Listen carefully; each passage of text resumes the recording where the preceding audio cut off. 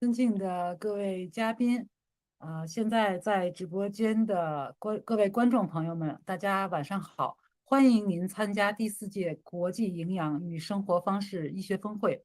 本次峰会的主题是生活方式抗衰老的新思路。我是本次峰会的主持人陈韶丹。其实我相信看了我们全天这个白天直播场的观众朋友们啊，肯定你们有很多想说的话哈，因为我一直在我也在听那个专家们演说的同时，其实我有时候也会浏览大家的评论，非常的感动啊，很多人真的是除了收获了知识，他们也收获了改变的勇气和信心啊，也特别鼓励大家，不仅把我们学到的知识啊，我们要把它用到我们的生活中啊去实践。包括下午的答疑场啊，也给我们奉献了精彩的互动啊。其实我们每一位嘉宾都是各领域的专家啊，他们把自己的这个研究成果啊奉献给大家啊，也特别感谢我们本届这个峰会的第1天的所有嘉宾们啊。我们晚场的嘉宾呢，实际上是我们的国际场啊，3位来自国际的生活方式医学专家。为大家带来这个生活方式改良和抗衰老的一个新思路。然后这3场呢，其实都是非常非常的精彩啊，既有我们第一次来到我们峰会的汉斯蒂尔教授，也有莅临我们每次峰会的尼尔巴纳德博士，还有我们89岁高龄的坎贝尔教授将在今晚压轴出场，其实大家是可以去期待的。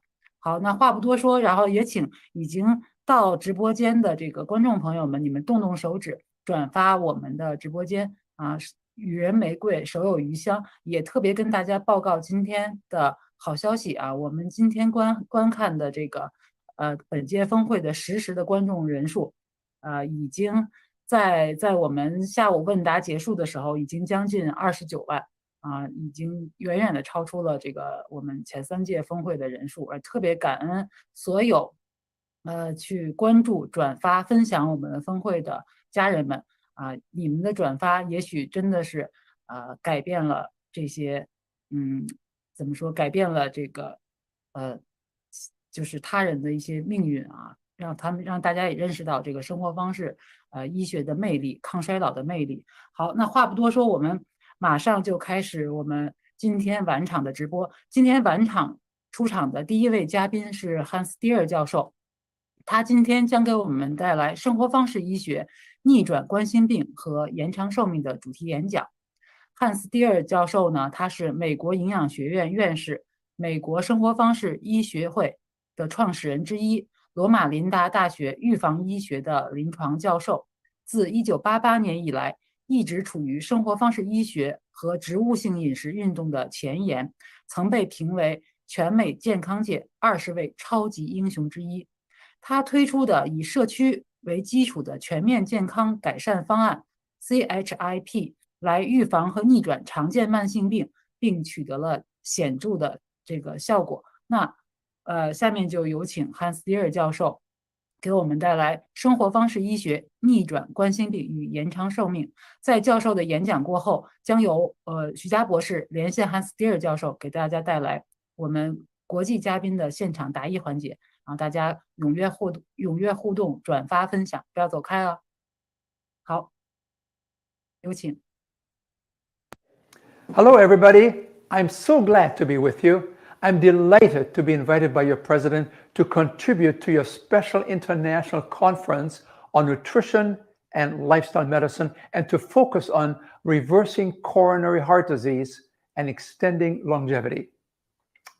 Among many thoughtful questions raised about a diet and heart disease relationship, 2 key questions have emerged. Number 1, are fork and knife complicit in the cause and cure of circulation-related modern killer diseases? And number 2, is there a diet and lifestyle that could add life to your years and years to your life?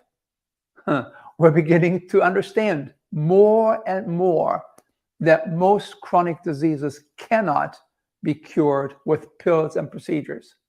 This is one of the main reasons why we have seen the emergence and explosive growth of the lifestyle medicine movement, the fastest growing medical specialty in North America, and now found in 42 countries in the world. Why the emergence and energetic expansion of lifestyle medicine?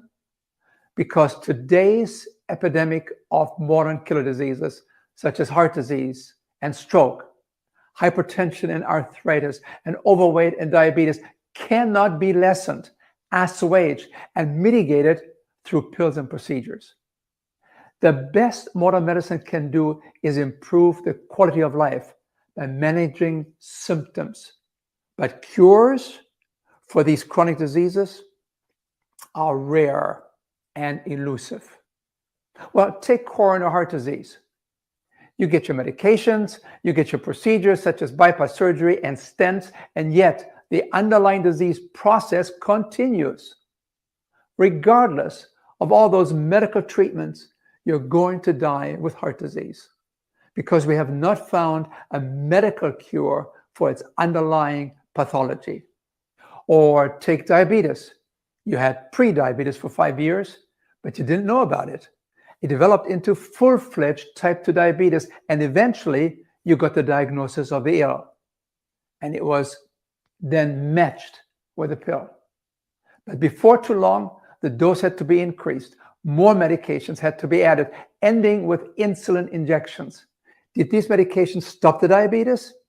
Did these medications protect you from the cardiovascular complications of diabetes, like blindness, amputations of toes and legs, or renal deterioration, stroke and heart disease, and impotence in men? Despite more pharmaceutical interventions, diabetes today continues unabatedly because we have no medical cure for diabetes. On the other hand, the scientific evidence points out that our modern killer diseases, such as heart disease and diabetes, can be successfully treated, reversed, and cured. And how would you do that? How would you cure heart disease or hypertension or diabetes? How would you cure arthritis? Check the board-certified medical specialty of lifestyle medicine. They'll tell you you have a great chance to do it with an enlightened, health-promoting lifestyle. You do it with intelligent self-care. This prominently involves a simple, more traditional diet of foods as grown. It involves also consistent progressive exercise and sufficient rest and sleep, avoidance of alcohol and tobacco, and becoming a kinder and nicer person. These are the pillars of lifestyle medicine, health-promoting habits that will activate the body's innate ability to begin to heal itself. Well, let's briefly review the role of fork and knife as weapons of mass destruction in the etiology of common chronic diseases. Did you know that most of our modern killer diseases were difficult to find some 100 years ago in the United States? Look at Dr. William Osler's book published in 1928. He reported that heart disease was so rare that one was lucky to find one heart attack a year in a hospital in an average-sized town. But look at the change. Today, we register some 3,000 heart attacks a day, with cardiovascular disease in America now being responsible for 30% of all deaths, with the percentage of cardiovascular deaths also having steadily increased over the last 30 to 50 years around the world. Look at the change in the width of our chairs in America. From 1900 to 1970, over a period of 70 years, the width of the average chair hardly changed, from 43 to 45 centimeters. But then, suddenly, we're now at 61 centimeters. America has emerged larger than ever, so that now 74% of the adult population is either overweight or obese. And with obesity, you must be concerned about diabetes, which has increased by 300% within 30 years, doubling every 10 years. And with obesity, you must also be concerned about high blood pressure, heart disease, arthritis, asthma, sleep apnea, and certain adult cancers, which are all promoted and fueled by excessive weight. Look at the increase in the incidence of breast cancer. In 1960, 1 in 20 women would develop breast cancer in a lifetime. That has now increased to 1 in 7 women, a 300% increase within 50 years. The question then is, with all the advances in medical technology, in diagnostics and in emergency care, and advances in dealing with episodic diseases such as most infectious diseases, why do we have such an unprecedented increase in these chronic diseases, especially during the last 50 years? Could it be related to the dramatic changes in the American food supply, where palate titillating taste sensations have become the envy around the world? Look at the changes in the macronutrients, where fats and refined carbohydrates and animal protein have substantially increased. Take a look. Along with the increase in the national gross domestic products, the income of a society, the diet composition of a society begins to change. Potatoes turn into potato chips. Corn turns into corn chips. Beans turn into burgers, and oats become Oreos. Whole grains then become refined flour for pizzas, donuts, cookies, and cakes. And water is replaced by Coca-Cola and other soda drinks. And to enhance their flavor and the level of addictiveness, common and traditional foods have become adulterated with excessive amounts of salt, sugar, and fat, and affecting the pleasure centers of the brain. The outcome has been the globalization of the American diet composition that you see on the right-hand side of the graph, mostly consisting of fats, the red and pink colors, and sugar, the yellow color. At the same time, over time, you see a significant increase in protein, that's the blue color, mostly from animal sources, and a decline in whole food starch, that's the green color, which has dwindled precipitously and has been largely replaced with refined white flour starch. And to unpack this major change in the American diet composition, we need to look at two major dietary shifts. Beginning with the 1970s, whole foods became industrialized products, stripping them of their nutrients and fiber while increasing their caloric density. We shifted from slow foods to fast foods, and from eating at home to eating out. A new industry came into full bloom devoted to the refining, processing, and engineering of new foods. This created new flavors and titillating tastes. And backed by creative marketing efforts, all this dramatically increased the number of empty calories. Now, empty meaning with little nutritional value. These empty calories, largely coming from sugar and refined oils and fat, now account in America for at least 44% of all the calories eaten. Empty calories, overfed and undernourished. But don't overlook a second dietary shift, and that has been the increase in meat consumption, especially in processed meats, from a total of 56 to 91 kilograms per person per year over a period of 100 years. But also look at the increase in the consumption of cheese, an addictive, engineered food very high in fat and salt.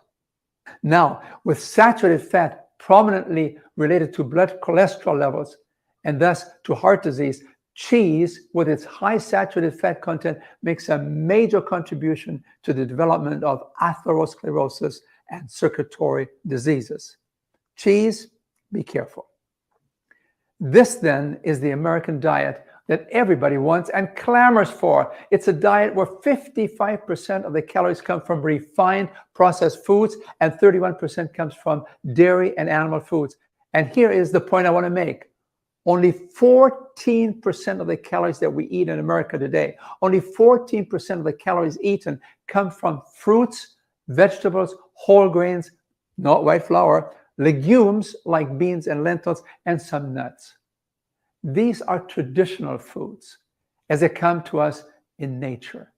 Let me emphasize my point once more. Only 14% of the calories we consume today come from foods as grown, from traditional foods as they come to us in nature. And what is the impact of these dietary changes taking place around the world?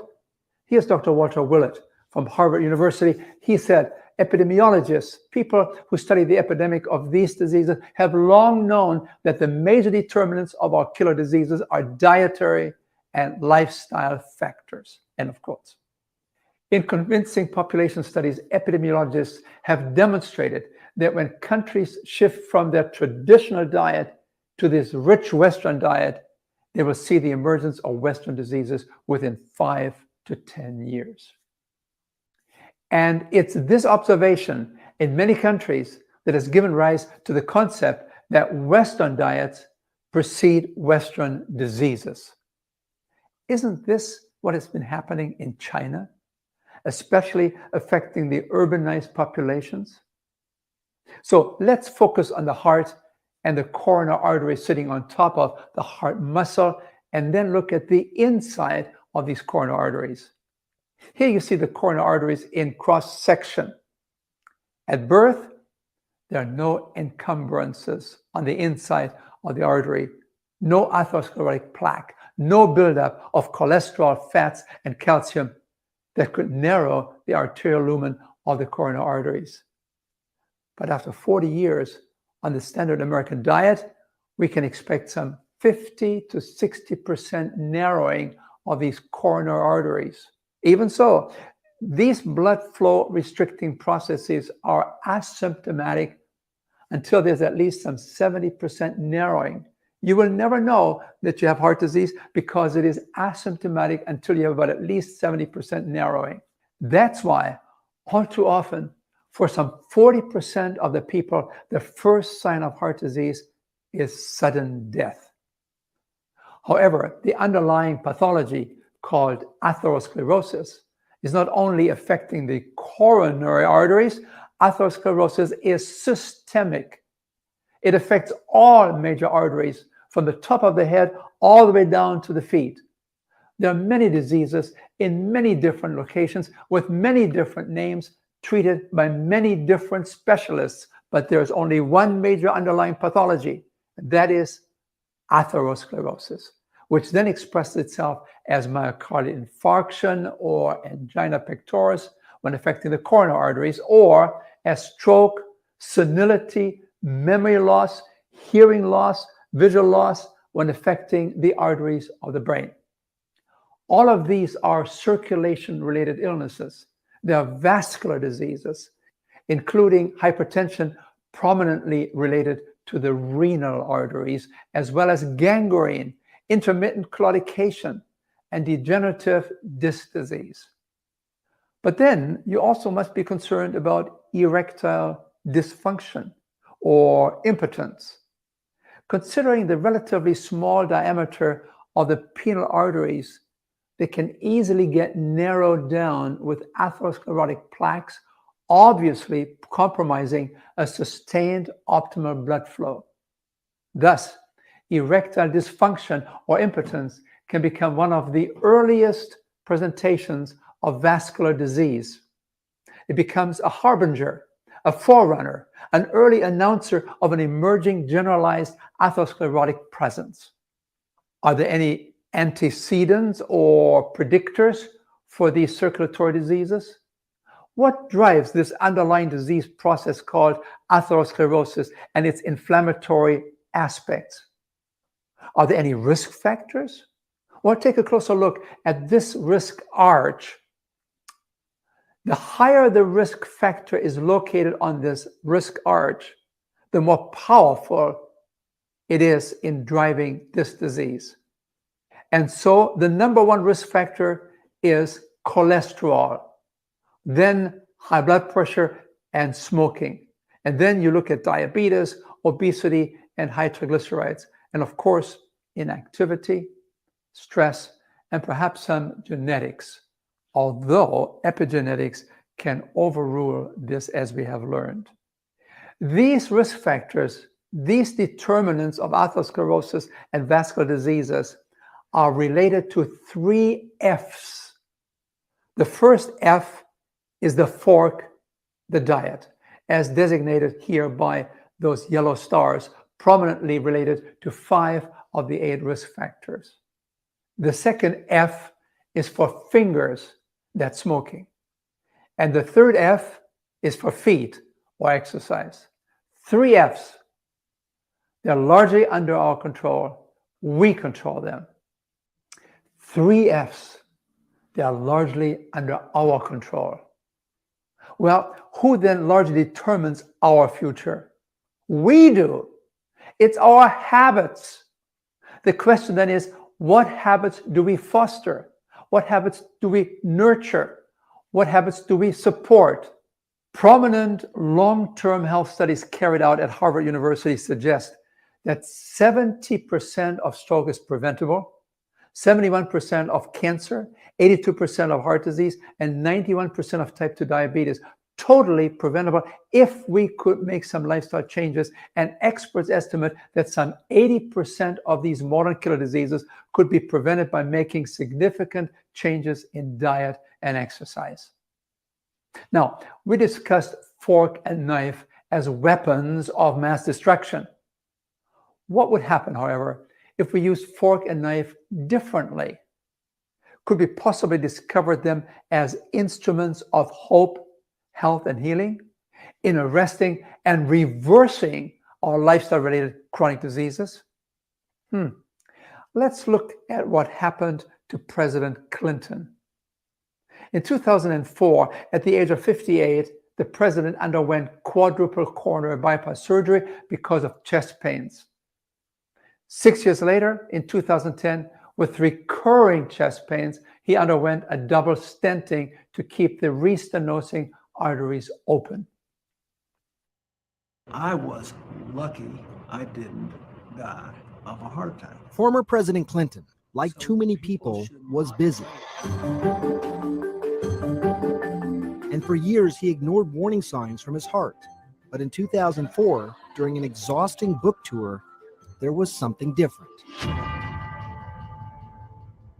I had a real tightness in my chest when I was getting off the airplane, and it was the only time I'd had it unrelated to exercise. We're here outside New York Presbyterian Hospital. In just a couple of hours, President Bill Clinton, former president, is scheduled to undergo surgery. So I immediately went down to our local hospital, and they did a test. They said, "You got real problems." They hustled me down to Columbia Presbyterian, and they confirmed the determination that I had serious blockage and needed the surgeries. The doctors immediately knew options were limited.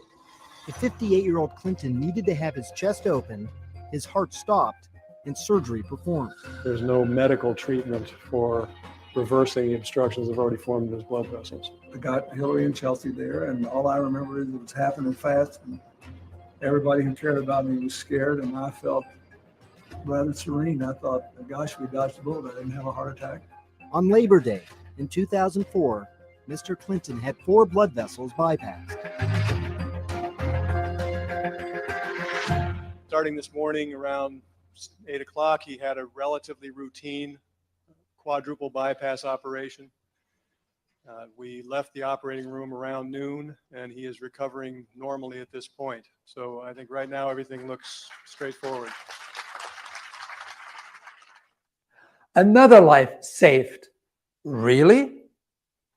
Do we have a cure for heart disease?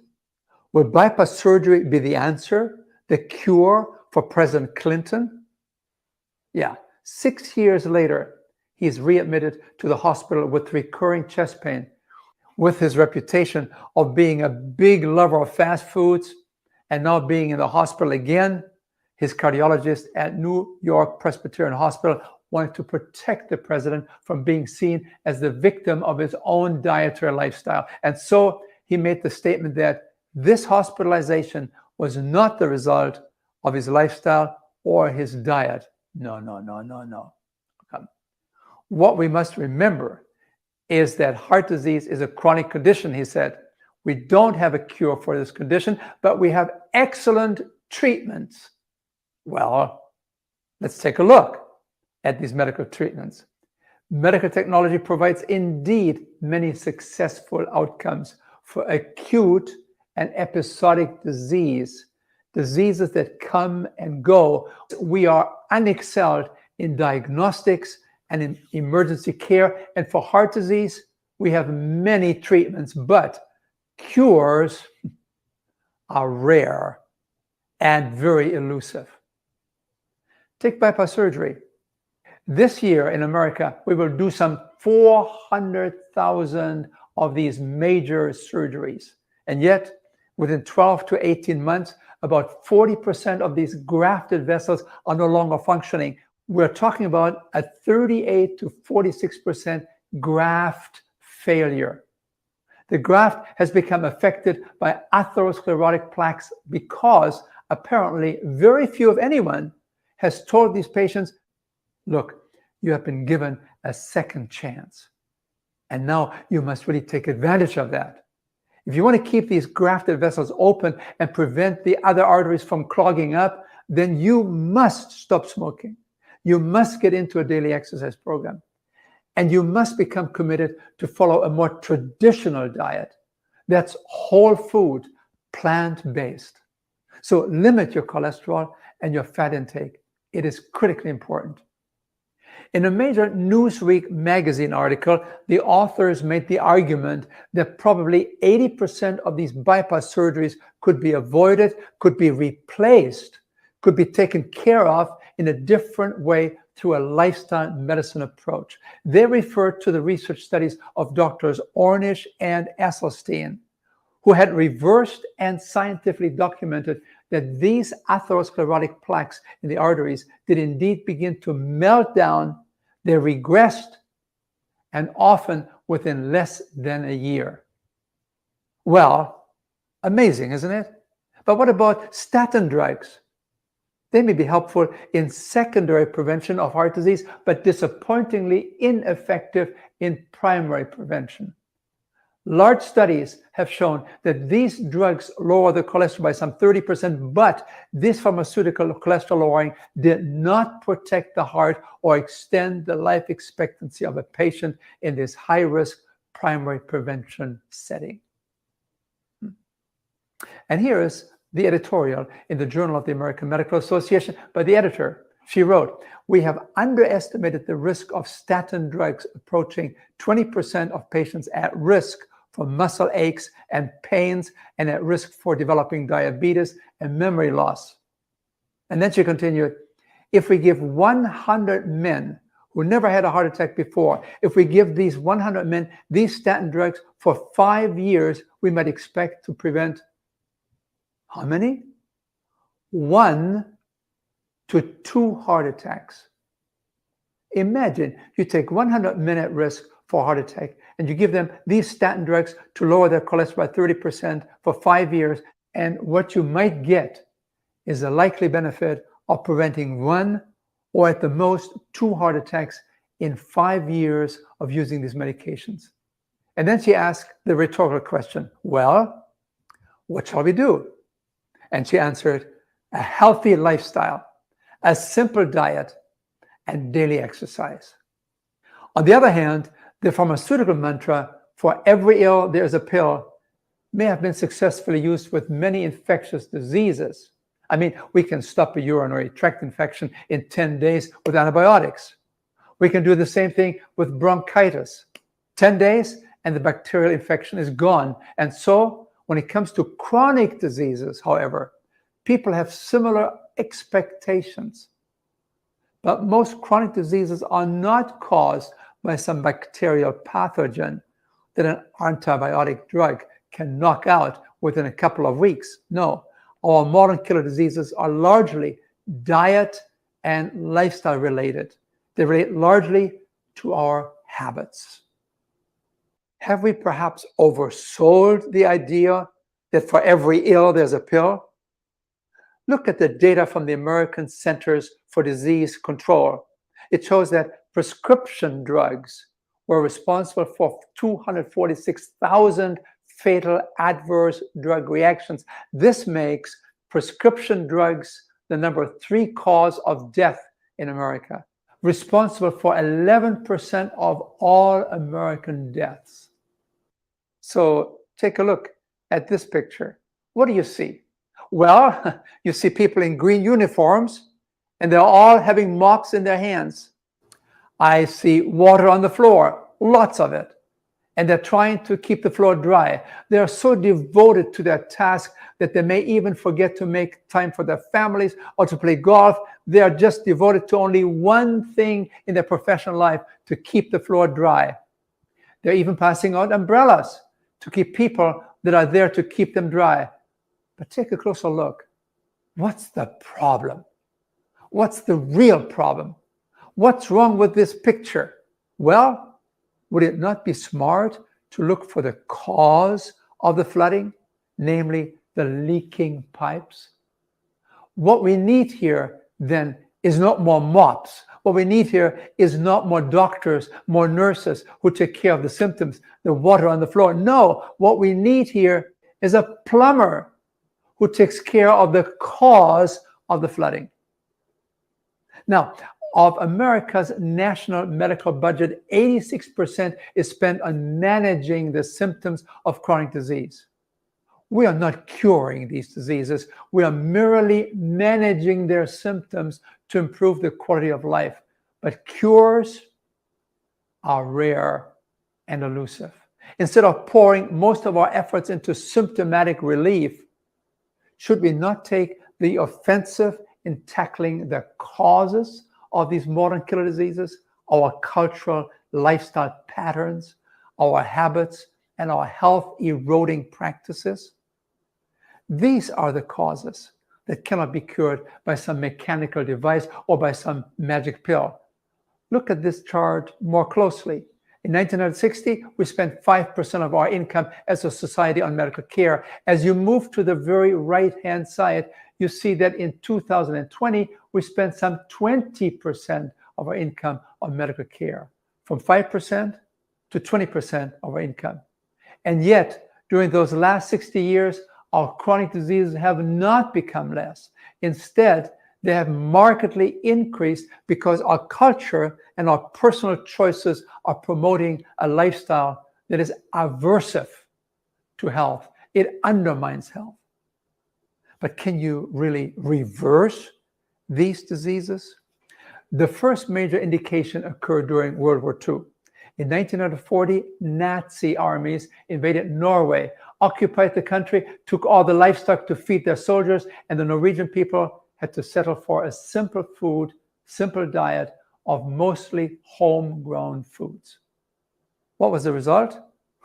With all the fears and worries and anxieties, with all the stress of the war, one would expect an increase in heart disease, right? Not so. Restricted in their diet to simple, mostly homegrown foods, the coronary death rate rapidly dropped.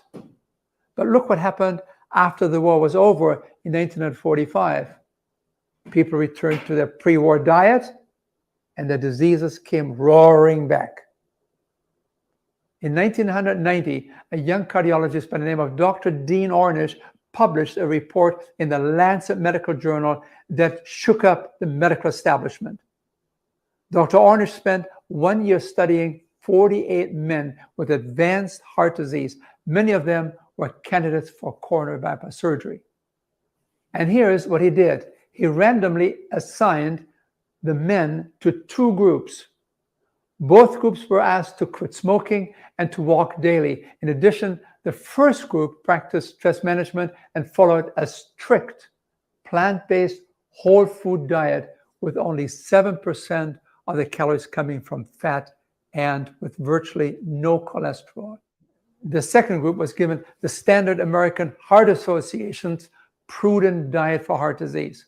This diet allowed 30% of calories as fat and up to 300 milligrams of cholesterol a day.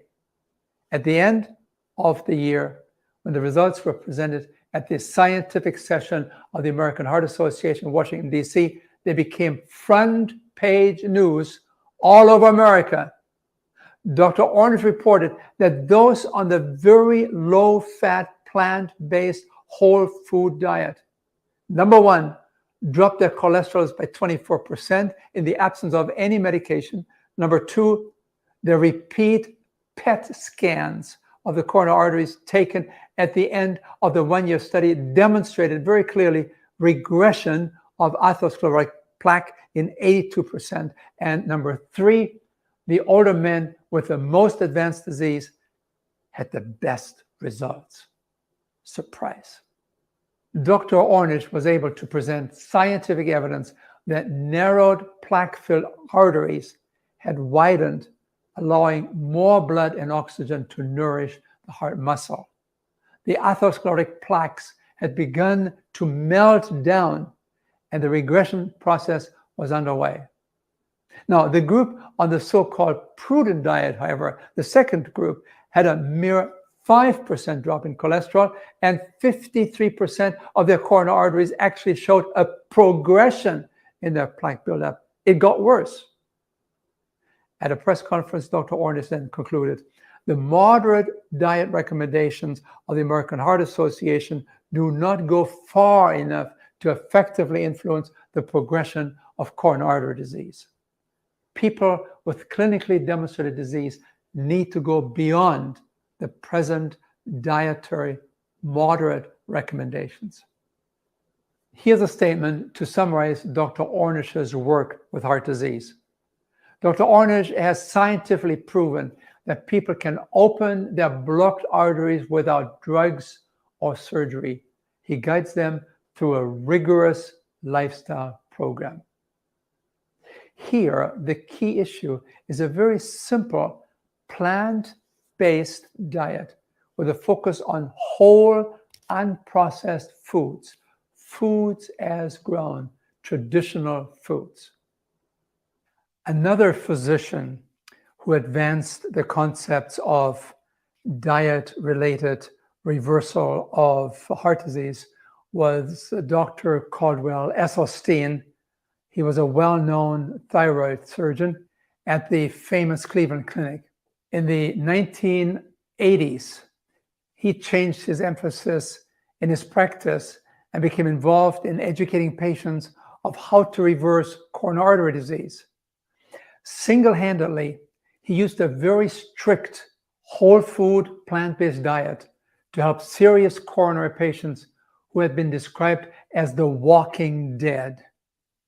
Before joining his dietary study in 1985, 18 coronary patients in the previous 8 years were under excellent cardiological care at the famous Cleveland Clinic, suffered 49 cardiovascular events while at the same time sustaining an average cholesterol of 6.0 millimoles per liter. So these 18 coronary patients are being seen at the famous Cleveland Clinic. Nevertheless, in 8 years, had suffered 49 cardiovascular events. Then they came to Dr. Esselstyn and they said, look, we don't know what to do. We have seen the finest cardiologists. We had all the surgeries. We had all the medications. There's nothing your surgical colleagues can do for us anymore. Can you help us with your dietary program?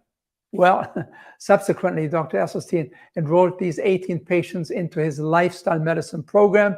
And over the next 5 years, the cholesterol levels dropped from 6.0 to 3.5.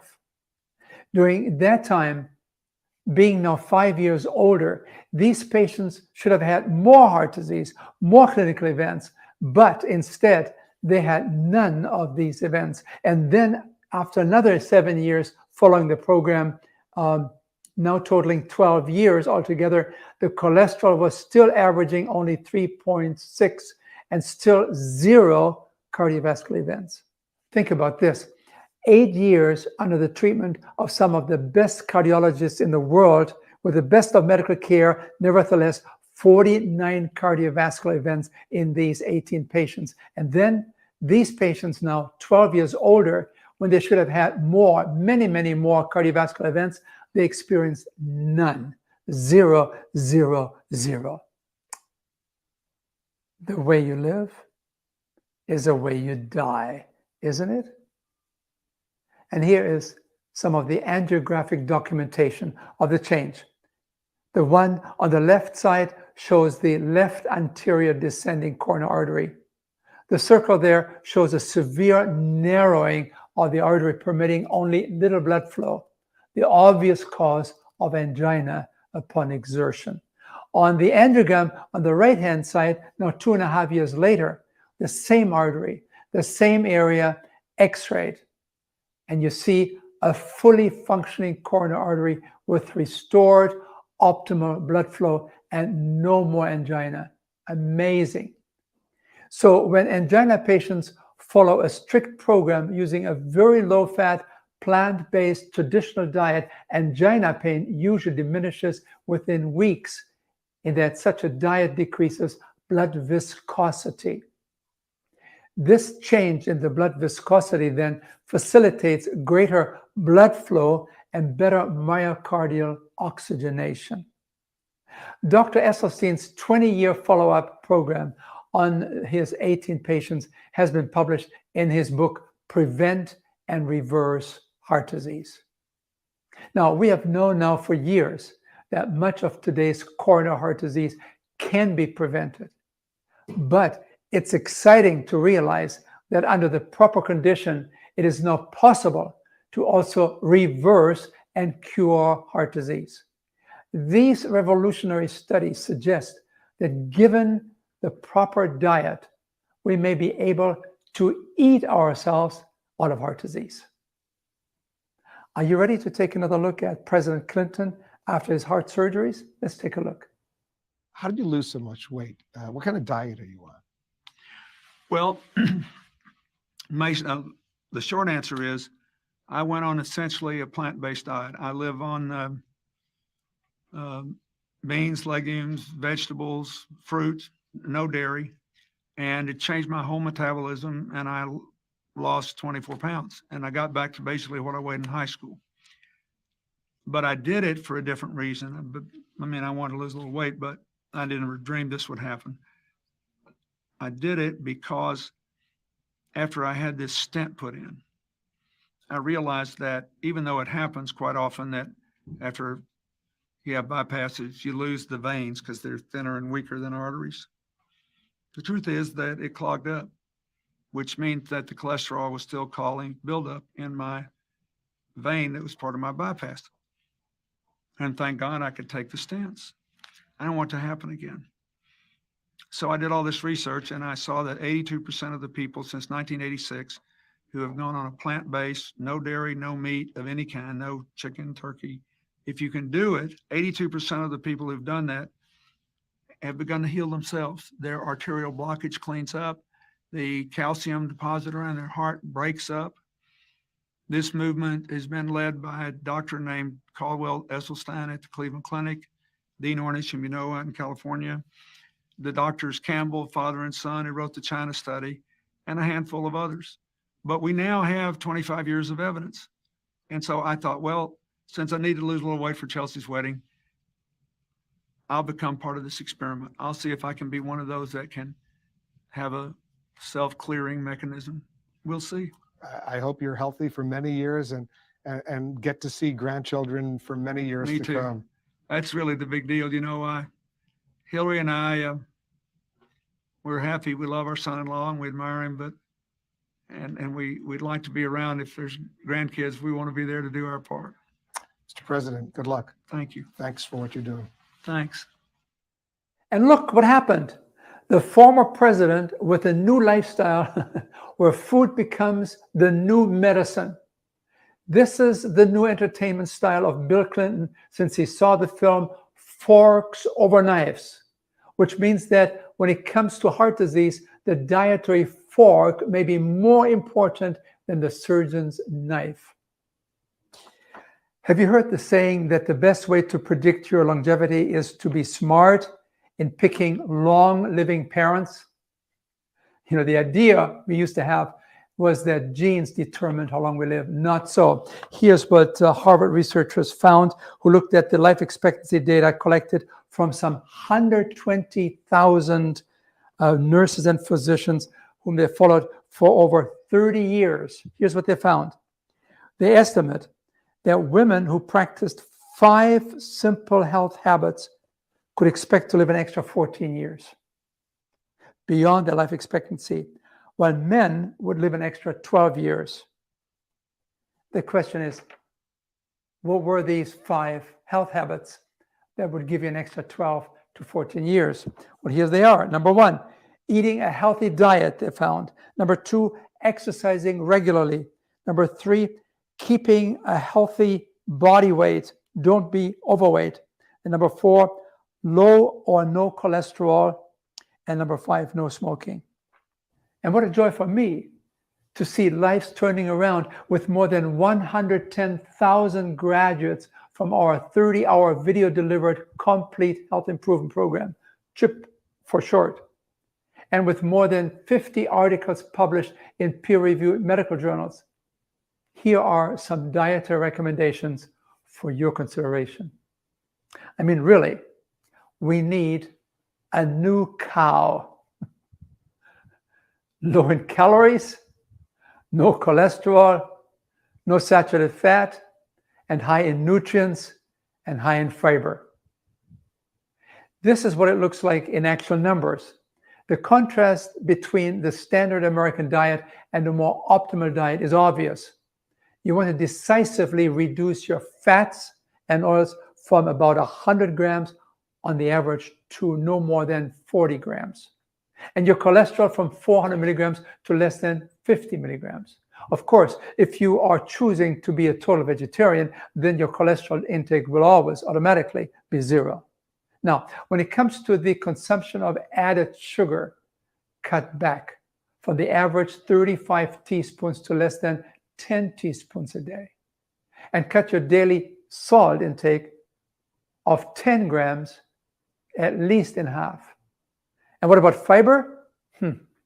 With all those refined and engineered foods, most Americans only get about 10 grams of fiber. A more traditional Chinese diet, however, may contain 40 to 60 grams of fiber. With that, a lot of constipation would disappear almost overnight, and our immune system would be much stronger. Now, when it comes to water, well, drink more. So a more optimal diet then would focus on a wide variety of plant-based whole foods. These foods are low in calories but high in nutrients, and they're best eaten without all the added fats and oils, sugars, and salt. It's a diet that is respectful of traditional Chinese foods that keeps refined, processed, and engineered foods at a minimum. And if you insist on eating animal products, it's best to use them only as a seasoning or as a condiment in small amounts rather than as a main part of a dish. Now, for some of you who may have already left behind your traditional Chinese diet, it may be almost too hard to make that big jump all at once to return to your more traditional diet. Well, I understand. I do. On this red and green graph, you have on your left side the typical American diet: meat, dairy, eggs, processed foods, alcohol, and caffeine. At the same time, you also have listed here at the top the worst health outcome and the shortest health span and the shortest lifespan. These are the American diseases, the chronic diseases. But then, as you move towards the right hand of the graph, towards the full green triangle, you begin to eat less and less of the foods in the red triangle, and you begin to eat more and more foods in the green triangle, where the emphasis is on a more traditional Chinese diet with plenty of fruits and vegetables, whole grains, lots of beans and tofu, and some nuts and seeds, and plenty of water. And when you look at the top on the right-hand side, that's where you will also have the best health outcome and the longest health span and the best longevity, especially as you couple this with daily exercise and stress management and the avoidance of risky substances like tobacco and alcohol. Here's Dr. Dean Ornish. He wrote, "What's good for you and your health is also good for our planet, and it's good for the animals."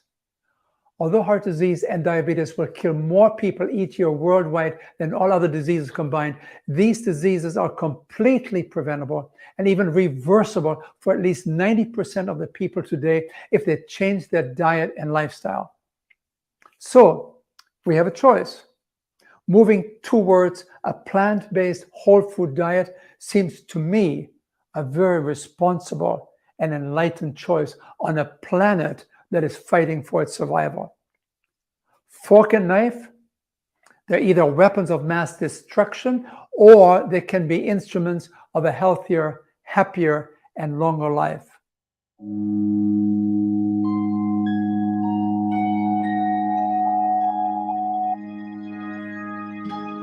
What will your last 10 years look like? Will you be quick enough for a game of tag with your grandchild? Strong enough to embrace every moment?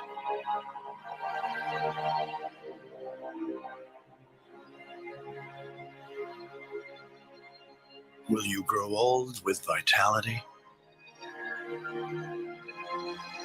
Or get old with disease?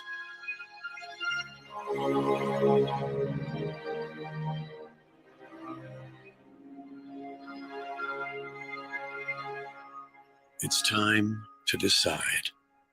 The average Canadian will spend their last 10 years in sickness. Change your future. What are you putting at the end of your fork? So, blessings on you, good health, and a long life.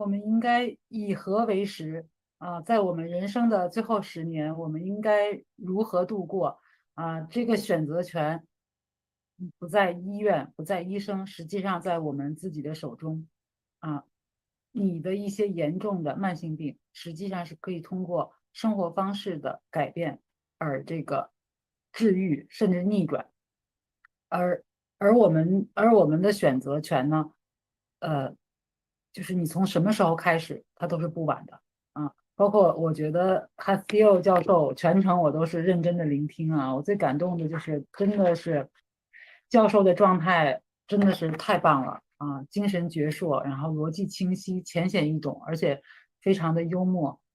然后我们也学到了生活方式的很多干货，然后截了很多的图那个蔬菜的牛那个擦地的图，我相信很多接触过这个植物基饮食的伙伴们都非常熟悉，是吧？我们的徐佳博士也曾经给过我们一样的图如果我们开着水龙头去拖地的话，那这个地真的是能不能拖干是值得思考的问题虽然你可能换了强力的拖把生活方式永远是我们的第一线的一个手段把握我们的健康，把握我们的未来，让我们能够活得更长我觉得这是非常好的。好，那我们连线徐佳博士这会儿应该可以了。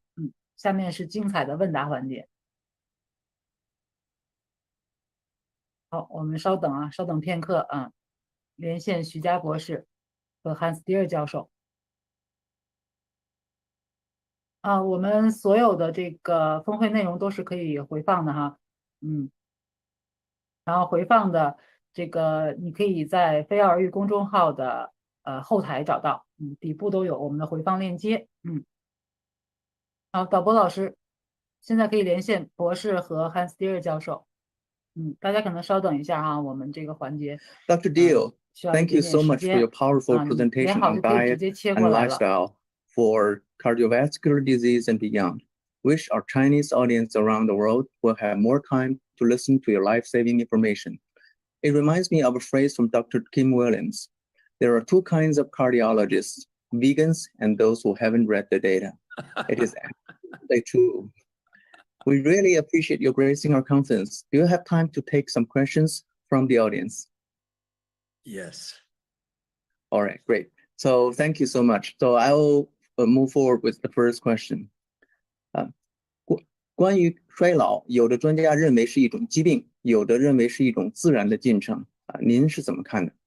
Some experts consider aging as a natural process. Others think it's a disease. How do you think? Well, aging is something that is part of our existence. There's a gradual diminishment in our function. And so this is not really a disease, but diseases can shorten the lifespan, obviously. And we know, go ahead. Diehl 博士呢，他是这么讲，他说呢，就是我们的就是这个衰老是一个自然的过程，它是慢慢的一个弱化的一个过程。但是呢，我们的疾病它会使我们的这个衰老加速。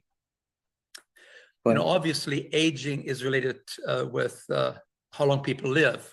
So life expectancy and aging are related. 老化呢是与我们能够活多长有关系所以说我们的这个生命的预期是与这个衰老是相关的。Just to give an illustration of how our lifestyle can affect aging and our life expectancy, Harvard University released a major study 2 years ago, and they showed that men and women can live 12 to 14 years longer if they practice certain lifestyles. 我想通过一个最近的一个哈佛大学的一个研究呢，来给您展示一下这个生活方式与衰老之间的这个关系。哈佛大学这项研究发现如果我们采取正确的生活方式，那么男士和女士呢分别可以延长12到14年的寿命。The Harvard study identified 5 contributing factors that make up the lifestyle of a long-living person. 哈佛大学的研究呢，他发现了5种与我们的生命的长度有关的这个生活方式因素。5 lifestyle factors can add 12 to 14 years of life. This is exercise, normal weight, minimal alcohol, no smoking, and let's see, what was the other one? Healthy diet. 那个哈佛大学的5个因素呢，包括运动保持一个良好的一个体重另外就是戒烟戒酒以及健康的饮食。So we have a pretty good idea that aging and lifespan can be directly affected by how people choose to live. Our lifestyle is a major determinant of aging and longevity. 所以说我们非常确定我们的生活方式可以直接影响我们的寿命而且呢对 Okay, thank you. The next question. 现代人肉吃的越来越多，平均的寿命和过去相比却在提高这怎么解释在长寿的人群之中，他们多采用什么样的饮食习惯？ Modern people eat more and more meat, but their average lifespan is becoming longer and longer. How could we explain this? What dietary habits do longest living people have? Well, so the question is, we are consuming more meat, and we also observe that people live longer, right? That would be a strong promotional aspect for eating more meat. But this is a very tricky question, really, when you think about it, because the longer lifespan in societies that consume meat, they're also surrounded by many, many other factors. This is a multifactorial environment. I'll give you some examples. You can find in societies that live longer and may also be eating more meat, they also have better medical care systems. They also have better public health systems. And that's a very major point. I want to give you an example. When we talk about life expectancy, we usually refer to it the life expectancy of a born baby, right? Yes. So a baby born in 1900 in America could expect to live 49 years. A baby born today in America can expect to live 79 years. So you have gained how many years? 30 years. We're living longer, don't we? Yes. You want to translate that? Yes. Dr. Diehl 说呢，就是说长寿呢，其实上它有很多因素，不光是饮食比如说我们的环境因素、我们的医疗保障以及我们的公共卫生的条件他指出那么我们在计算一个人的这个生命期望的时候呢，我们是通过他刚刚出生的那个婴儿在那个时候他能够活多久之前像美国之前呢，大概五几年的时候，那时候大概49岁。而现在呢，达到了79岁。那么这说明呢，我们的总体的这个寿命呢，增加了30年。So when we talk about life expectancy, we always say the expectancy of a baby born. However, remember in 1900 here in America, every 5th baby died before the age of 1, which then lowered dramatically the life expectancy for the whole life. 但是呢，在1900年的那时候美国的婴儿每5个出生就有一个新生儿死亡。那么这种新生儿死亡，它极大程度呢就拉低了那么当时的人的生命期望。So since infant mortality plays a major role in how long people live, we need to ask the question differently. We need to ask the question, does a person at 60 years of age that lived in 1900 live any longer or shorter lives than a person that is today 60 years of age? 好，所以说呢，Dr. Diehl 呢提出啊，我们因为新生儿死亡那时候呢，就可以死亡率很高，极大的拉低了我们的寿命，所以我们的问题应该改成，在1900年的时候，一个60岁的人他能够活多长啊？比较现代一个60岁的人能够活多长？ There's a common conception that people didn't live very long 100 years ago, but today we have this large expansion of our lifespan because of modern technology, medications, and maybe meat. 人们一直有这么一个比较流行的一种认知啊，就认为我们现在人的这个寿命的延长啊，它与我们的技术的发展、与我们的医疗的发展有关系，也许呢，甚至呢与我们吃的肉有关系。 I wondered how I could figure this thing out some years back. And so I went to cemeteries. I was in England and I looked at cemeteries where people were buried in 1850 and 1870 and 1900. And I looked at their lifespan. I was shocked. These people lived 60, 70, 80, 90 years. I thought they all died at 49. 那个博士他说了一件事，他说曾经他去参观一个英国的墓地，他呢很好奇说当时以前的人都活多久，就是从墓地的墓碑上他看到他们活到60岁、70岁、80岁甚至90岁，他没有想到过去的人也能活这么长，他以前认为他们只能够活到49岁。 But then I came to a different portion of the cemetery and I found the grave sites of where the babies had died. 1 year of age, half year of age, 3/4 year of age. And I began to understand, there was a high infant mortality in those days because of infectious diseases. And that's then apparently shortened the lifespan of the average life expectancy. And we don't have to worry about this anymore because our babies today, we can save them. I mean, the infant mortality today is minimal. 然后呢，他又到了另外一块墓地的另外一个地方，发现那里面都是埋葬的是婴儿，发现他们的活得多长呢？大概就是半岁、1/3岁啊，3/4岁。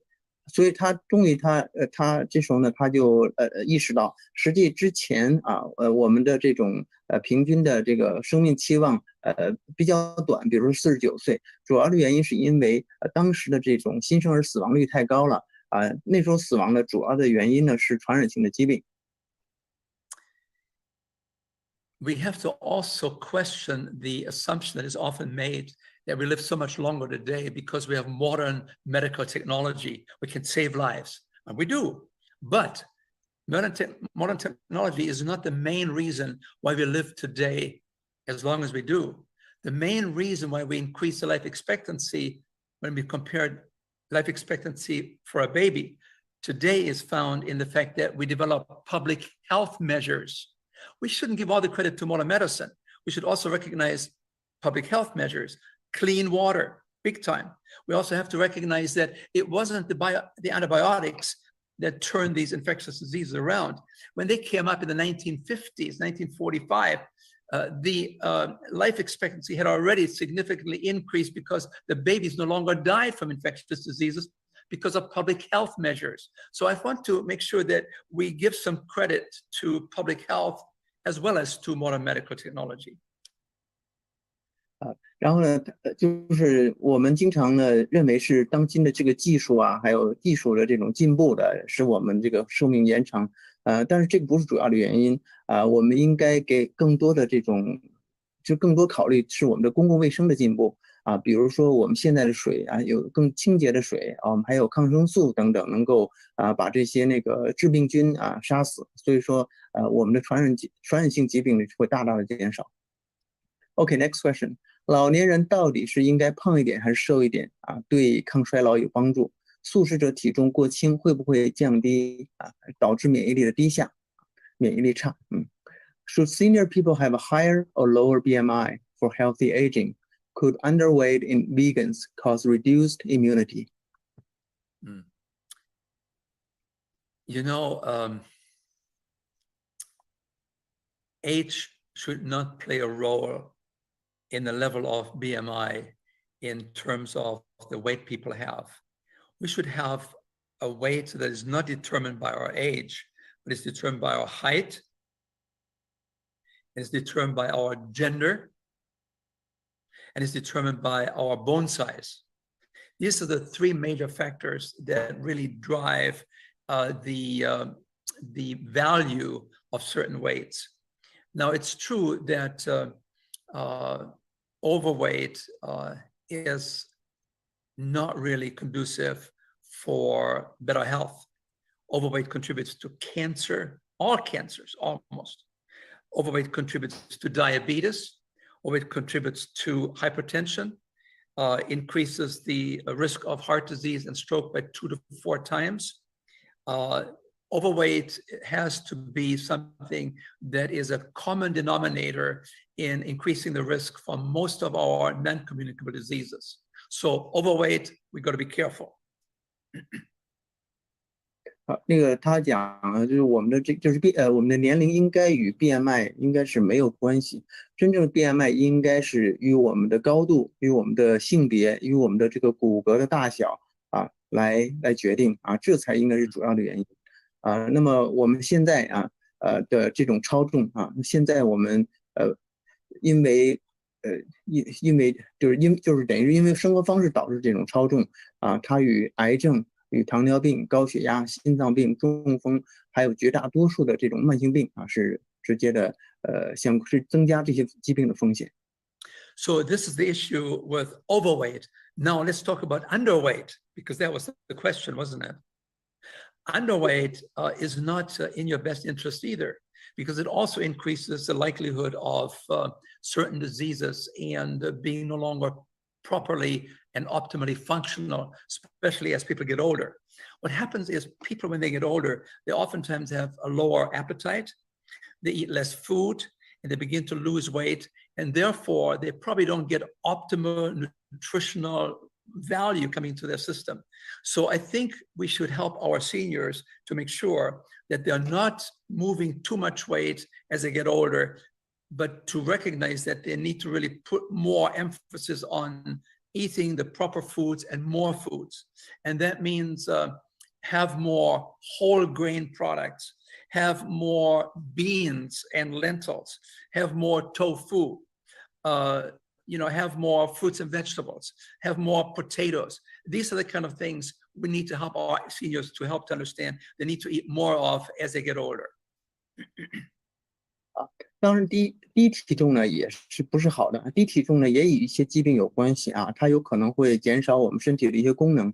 那这些低体重呢有可能与我们的食欲减退有关系，食欲减退有可能导致我们的这个营养结构不合适，导致营养的不足那么所以说对于那个老人呢，我们应该适当的要增加这些就是这些合适的营养、合适的食物，比如说全谷物、豆类、豆腐蔬菜、水果以及土豆等等。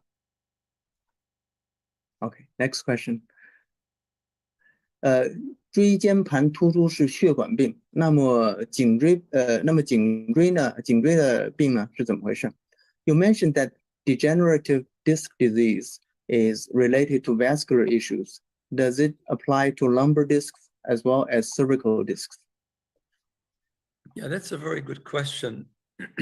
I think the emphasis here is probably on the lumbar disc area, because that's where more pressure is being exerted and where these discs can actually become compressed and the content can begin to leak out, it bulges out and can put pressure on the nerve. And this is giving you then the pain that you experience, which is much, much less so with the cervical discs. So I think the lumbar disc situation is much more prominent. And again, we have to think in terms of a vascular blood supply that can be diminished by atherosclerotic processes as well as inflammatory processes.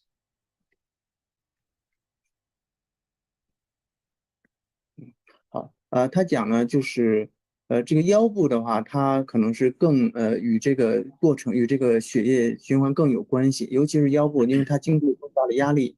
那么在压力之下，那么如果我们的这个腰椎间盘营养不足啊，它的内容会被挤出来，然后最后呢压迫神经导致疼痛。而在颈部呢，因为它在上面它没有这么大的压力啊，所以这种情况呢相对呢比较少啊。但是呢，仍然我们需要考虑啊，就是血液的供应以及炎症啊等等方面的因素。Okay, next question. 老年人不适合于吃素，因为吃素会导致肌肉的萎缩比较快，而且肌肉丧失会导致衰老更快，是不是这样？老年人的肌少症怎么改变？ It is said that veganism is not suitable for older persons, as plant-based diet causes faster atrophy of muscles, and loss of muscles would cause faster aging. Is that true? What should we do to combat age-related sarcopenia? That's an excellent question. Some of that has to do with the assumption that we make that protein that you eat will build muscle, because muscle is also, to a large extent, protein. So people make the assumption, eat more protein, therefore more protein in your muscles, and you can become bulking Mr. Schwarzenegger. 他说这个呢是非常好的一个问题啊。他说这个主要的问题呢，它是假设就是在我们吃更多的蛋白质，那这些蛋白质呢会被转化为这个肌肉啊，就像那个施瓦辛格那样，我们吃更多的蛋白质，我们变成施瓦辛格。But let me just put it in one sentence, and that is, muscles don't grow in kitchens. 他说我们必须要了解到啊，那个肌肉不是从厨房里长出来的。Muscles grow in the gym. Muscles grow when you exercise these muscles. That's how you develop muscle, not with eating more protein. When it comes to food and muscle building, what you need is not more protein, contrary to the assumption is being made. How you build muscle is to get more calories into your system. Because when you spend an hour in the gym, or 2 hours in the gym, or 3 hours in the gym, and you burn 3,000, 4,000, 5,000 calories, you need to have more calories coming in, but the calories don't have to come from protein. The calories have to just come from food. 所以说呢，这个肌肉实际上是应该从健身房里面长出来的，而不是而不是通过吃蛋白质。那么在健身房里面，我们健身，比如2个小时、3个小时，我们需要很多的卡路里，需要很多的热量，而这些呢所以说我们需要增加我们食物的热量，来驱动我们身体来做这个健身啊，而不是通过蛋白质。I don't know how it is in China, but here in America, young people, they want to develop. They don't look good. I mean, they want to impress the young ladies. They want to have some muscles, and they go and see trainers. And these trainers are totally committed to the idea. You need to have protein powders. You need to have a big steak. You have to have 3-4 eggs a day. That's how you build muscle. And it's a misconceptions out there. It's very difficult to die. No matter how much science you give to these young people, somehow they have this idea. But my trainer knows. He knows. And he tells me, eat more animal protein. 我不知道在中国是不是这样，在美国是这样。那些男士为了看着更好看，所以他去锻炼肌肉他们都找到这些教练。那么这些教练呢，有一个非常顽固的错误的观念就是说你的这个你要多吃吃那个蛋白质，尤其是动物的这个蛋白质才能够长肌肉那不管我们有多少这种新的科学发现告诉我们不是这样的，但是这个观念一直是根深蒂固。After the age of 45, we begin to lose increasingly muscle mass. That's how it works. And that's why we need to do everything we can to increase systematically and progressively the amount of strength building exercise that we do. And that's why I suggested that we might need to help our seniors to do some exercises like strengthening the muscles, lifting weights, doing some push-ups, doing something that they can regularly engage in. And you have in China some of these special, what do you call these special exercises where you,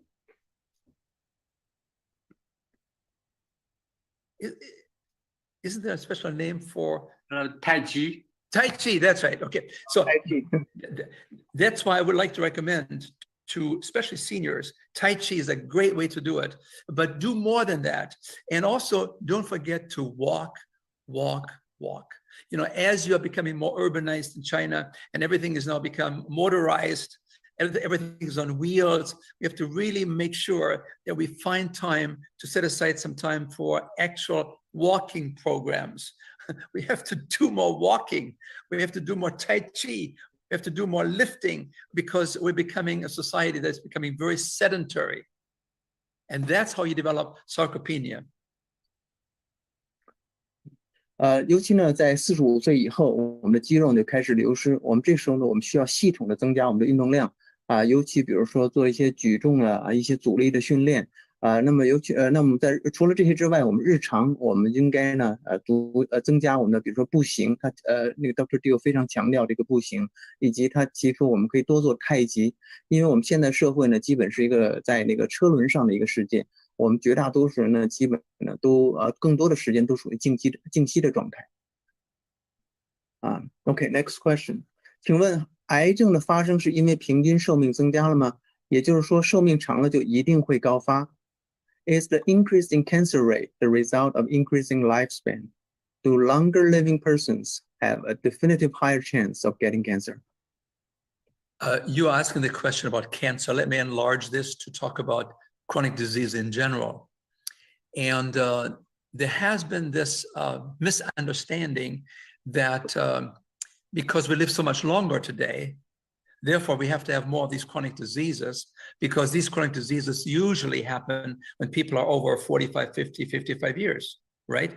And so we used to think of heart disease and cancer and arthritis and diabetes as diseases of aging. Okay, and we became then, we came to the conclusion that since we're living so much longer now, well, you have to die of something. That's why these diseases happen. Well, we already talked about that earlier, that we have always lived to be 60, 70 years of age. The very best we can say is that 60-year-old people that lived 100 years ago, when compared to our time today, maybe they lived 5 or 6 or 7 years shorter than what we do today. We may have increased our lifespan for adults, maybe by 5, 6, 7 years, not by 30 years, as we sometimes hear, right? And yes. So we need to recognize also that these chronic diseases are not strictly limited to the older people. I mean, breast cancer is not restricted to people over 60. Diabetes, when I went to school, we were taught if a person is 60 years of age and overweight, check for diabetes because it's age-related, right? Really? Well, today, as you know, we're looking for diabetic patients that are not 60 years of age, but 16 years of age. So this is not necessarily related to age, but when it comes to diabetes, it's largely related to the diet that we have, and particularly also to the overweight that promotes these kind of chronic diseases. So I think the answer would here be that this is not strictly, these are not diseases of aging, and this is no longer true that, well, we're living so much longer, therefore we have to die of something. Well, no. These diseases are afflicting us throughout the lifespan, although it's more common, obviously, in people over 50 years of age, because the lifestyle accumulation is beginning to clinically make itself known. Yes.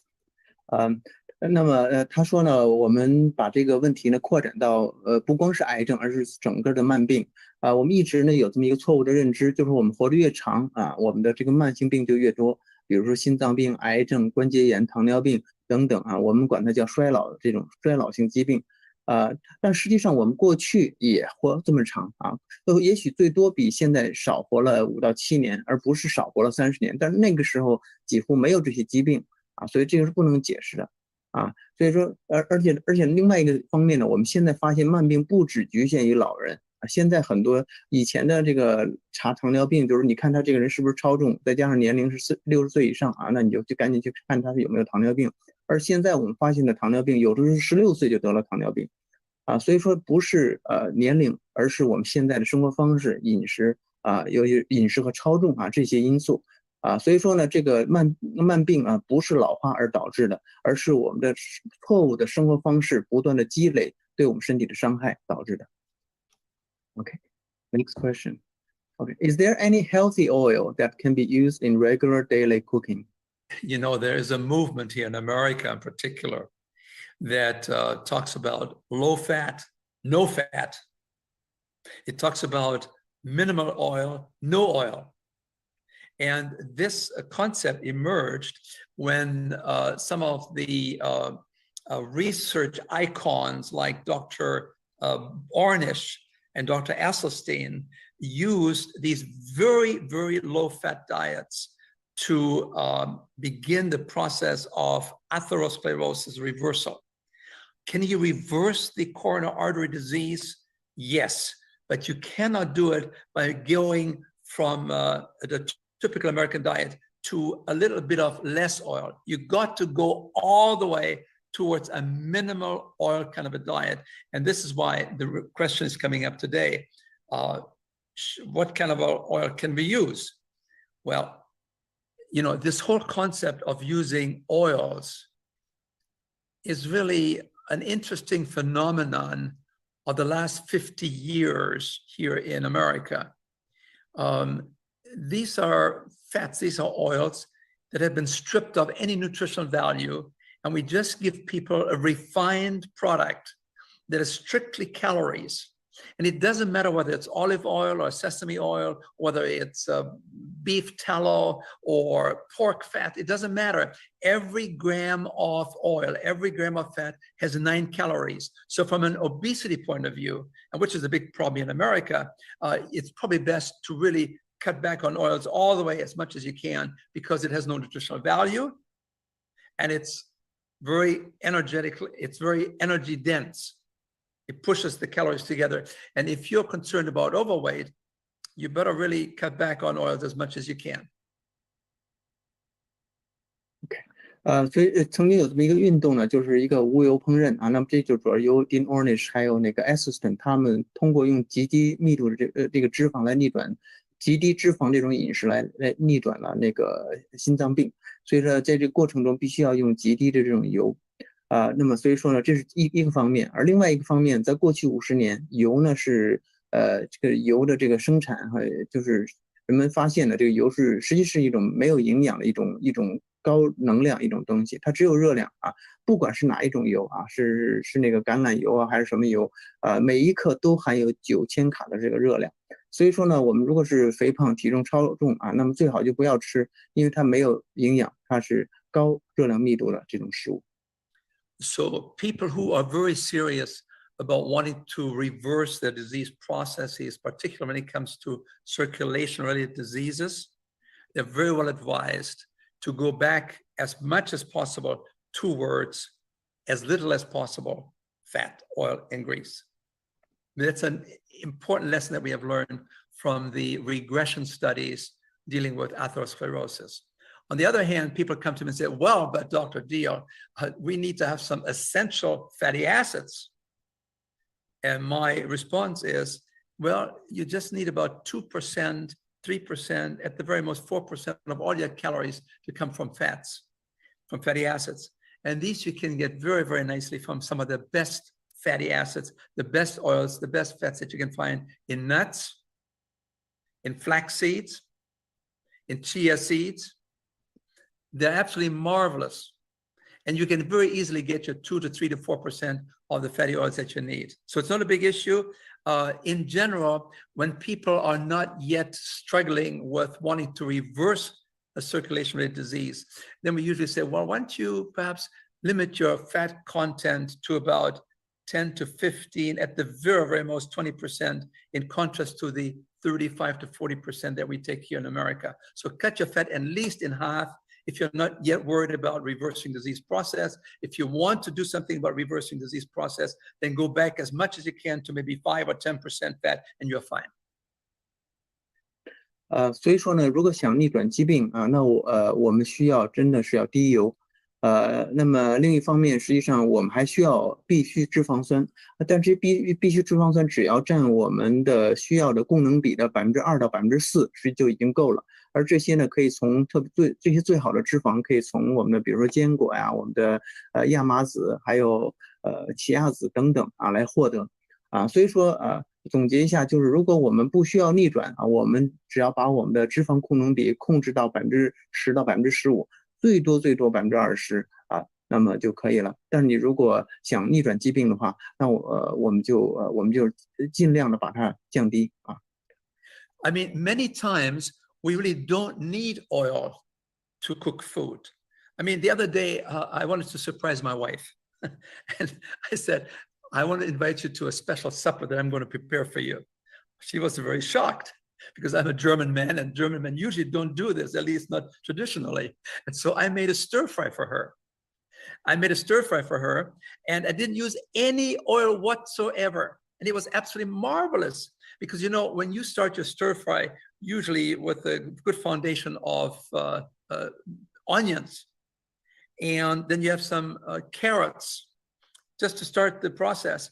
You put on very high heat, and there is a lot of water in the onions and in the and especially in the the carrots, so that you don't have to worry that it's burning or browning, and you do it very as a flash kind of a thing, and you have the most wonderful stir fry, and you have a wonderful wife afterwards that says, aren't you a husband that needs to be really praised?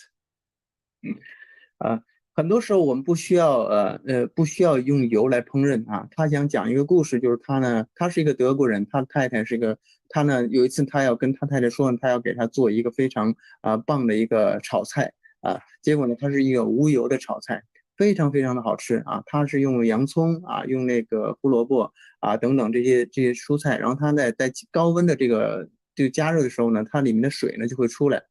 那么这里的水呢，它就不会使你造成这种糊锅啊这种现象。只要你炒得足够快，那么最后呢，得到这个菜呢，就是非常好的一种炒菜，无油炒菜。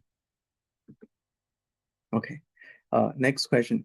Let's call it the last one. 生食或者果实是不是更健康的饮食方法？能不能防癌、抗癌和致癌？ Is raw diet or fruitarianism a healthier way of eating? Could it help treat cancers? That's a loaded question, especially the second part. I think there is some wisdom in introducing more raw foods in our diets with minimal cooking. It makes it easier. It sustains the original value of the phytochemicals, the nutrients that are there. On the other hand, I need to also point out that some foods, when you cook them, actually open up the nutrients much better than if you keep them raw. So I think it probably is wise to recommend to people that want to have a better health span and a better lifespan, so longer healthy, longer life, it probably would be wise to say, move towards a diet where you have about 2/3 or so of the food to be raw foods, and maybe 1/3 is cooked. That probably would be a good, sensible approach, and it takes us out of the fanaticism that sometimes creeps in here, where people say, you just have to have fruits. And well, no, I think we need to be a bit more balanced there. Okay. 那个 Dr. Diehl 回答，他说呢，现在就是现在有一种有些人就追求这种多生食少烹饪啊，那当然这种饮食呢，它有它的好处啊，它比如它可以保持这个原始这种营养，但是相反呢，实际上有些情况下啊，我们的这种烹饪可以帮助食物营养的释放啊，所以说我们不应该那么极端啊，那么他呢就建议我们如果想使我们有一个很长寿健康的这种身体的话，我们可以考虑2/3的生啊，1/3的熟食啊，而不是那么极端的这种情况。And when it comes to the question about cancer, this needs to be further explored. We know that animal protein increases the risk for certain cancers. Whether we should use a raw food diet to treat cancer, we don't really know all the answers yet when it comes to how to treat cancer. We have some ideas what we can do to prevent cancers, to slow down, to reduce the risk for cancer. But how to treat cancer, we need to keep our eyes on the science and our ear to the ground to see what happens to come up in the scientific community. OK， 关于是否生食可以帮助我们治疗癌症，他说我们的动物蛋白，我们现在有一些了解到，就是我们的动物蛋白会增加一些癌症的风险。那是否生食可以帮助我们治疗癌症，我们不知道。我们需要了解更多的数据。那么我们现在可能了解一点点关于预防癌症，甚至减缓癌症发展的这样的数据，但是关于这个治疗癌症数据还是非常的少的。I'm going to go back to my Chinese wife now, and I will tell her that I've not heard so much Chinese in 1 hour as today from Dr. Chia. Thank you very much. Thank you. 他说他回到他的中国媳妇那里，他说他好像从那个徐博士这里呢学到了很多的那个中文吧，就是这意思啊，感谢。Okay, thank you so much. Thank you. That's it. That's it for all the questions. Dr. Diehl, please accept my deepest thanks for all you have done to support our conference. I believe the critical information you have provided will help our Chinese and global audience make life-changing decisions about their diet and lifestyle, which health is no longer a luxury and life regains its sparkle for all fellow humans. Thank you so much. You know, my father-in-law, being a full-blooded Chinese, would be very, very proud of his son-in-law today to reaching out to a Chinese population. I feel very honored that you asked me to make perhaps a small contribution to the success of your program. Thank you. Thank you. Dr. Diehl 刚才说他的岳父他一定会非常的高兴，因为他的太太是中国人嘛，非常高兴他能够通过我们这个峰会能够来帮助咱们那个中国人的社区来就是能够对他有贡献啊，他非常感谢我们。Thank you so much, and that's it for tonight. For today. Thank you. Thank you. Bye bye. Bye bye.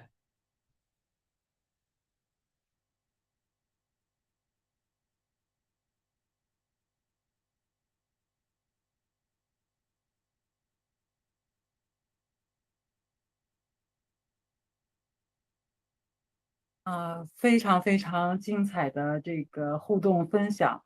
我看到底下的留言也特别感动哈，说是2位智者之间的对话也感谢Hans Diehl教授和徐佳博士给大家带来这么精彩的问答我感觉如果是在现场的话，肯定是笑声不断因为Hans Diehl教授也非常幽默博士的翻译更是精准到位这些问答呢也给我们带来了非常珍贵、非常宝贵的生活方式方面的建议我觉得我会回看一下特别很可爱的2位老师都是非常的精彩幽默风趣。好，那我们下一位的演讲嘉宾呢非常熟悉可能经常参加我们峰会的朋友们都非常熟悉的尼尔·巴纳德教授，他今天将给我们带来的分享主题是以营养保护认知功能。我先介绍一下巴纳德教授，美国心脏病协会院士，责任医师协会主席，华盛顿特区巴纳德医疗中心创立者，乔治华盛顿大学医学院兼职医学教授。巴纳德教授领导并主持了美国国家卫生研究院资助的1型糖尿病饮食干预的开创性研究，担任临床医生营养指南的主编，转写了100多本的科学出版物和20本专著，获得了哥伦比亚特区医学会的杰出服务奖。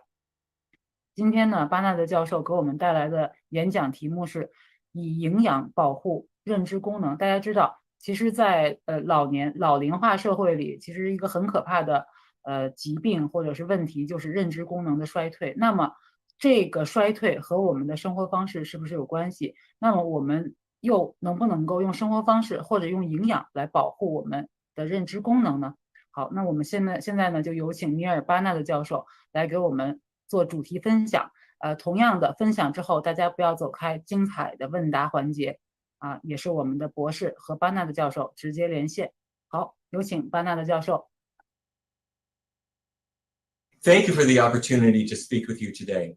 When we're talking about nutrition, there is no topic more important than how nutrition may affect the brain.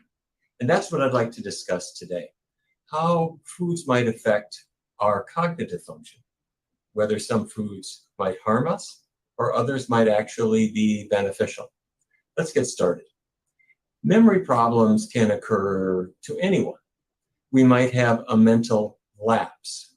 For example, you see a friend and you're having trouble remembering their name, or you're thinking of a movie actor and can't remember the name, or a word drops out of your memory. That's normal.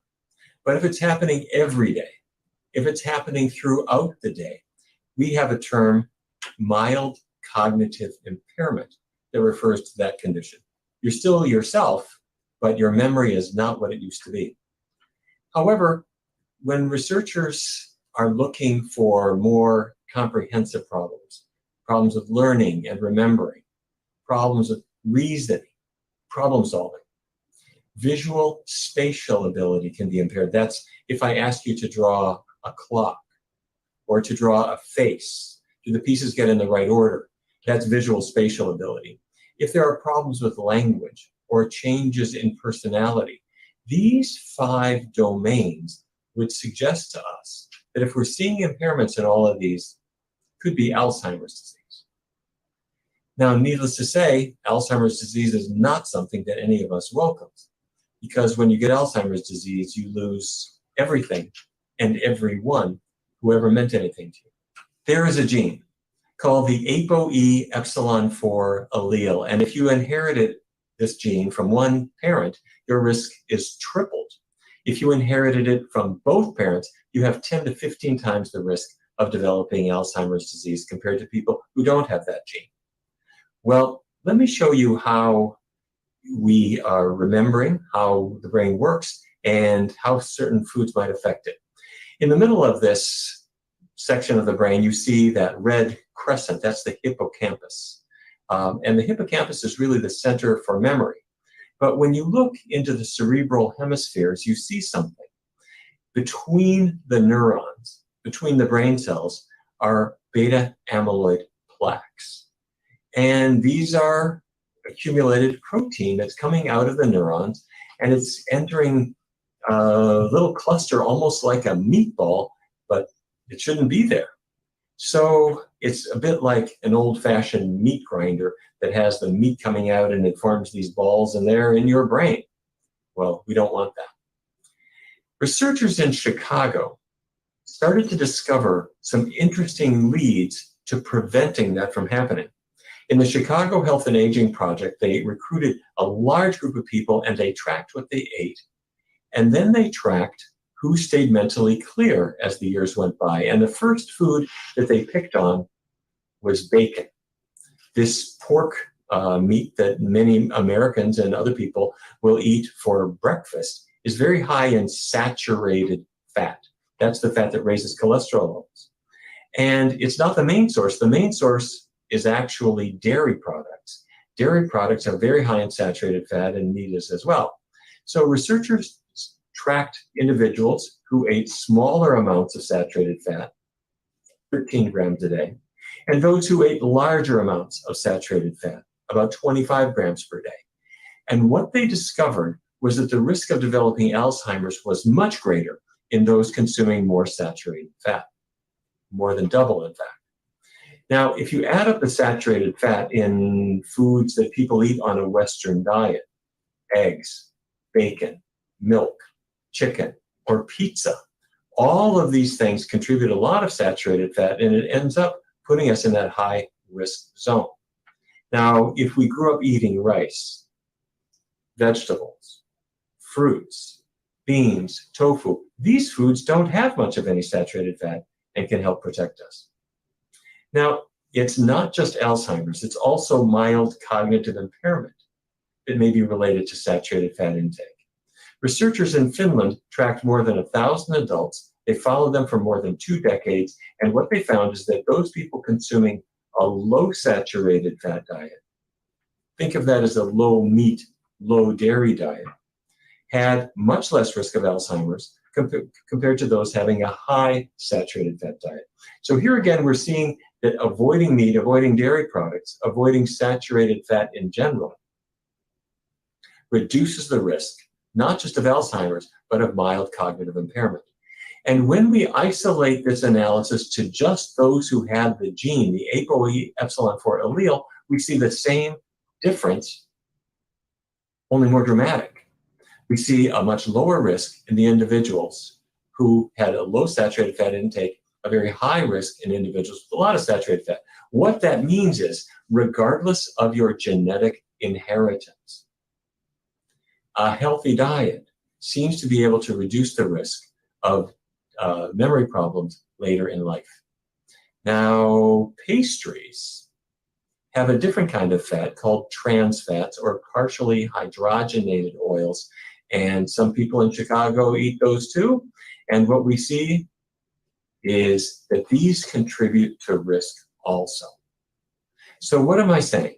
I'm saying that a diet that's high in meat products, dairy products, or fatty pastries can all increase the risk of Alzheimer's, and turning it around, avoiding those foods is likely to be helpful.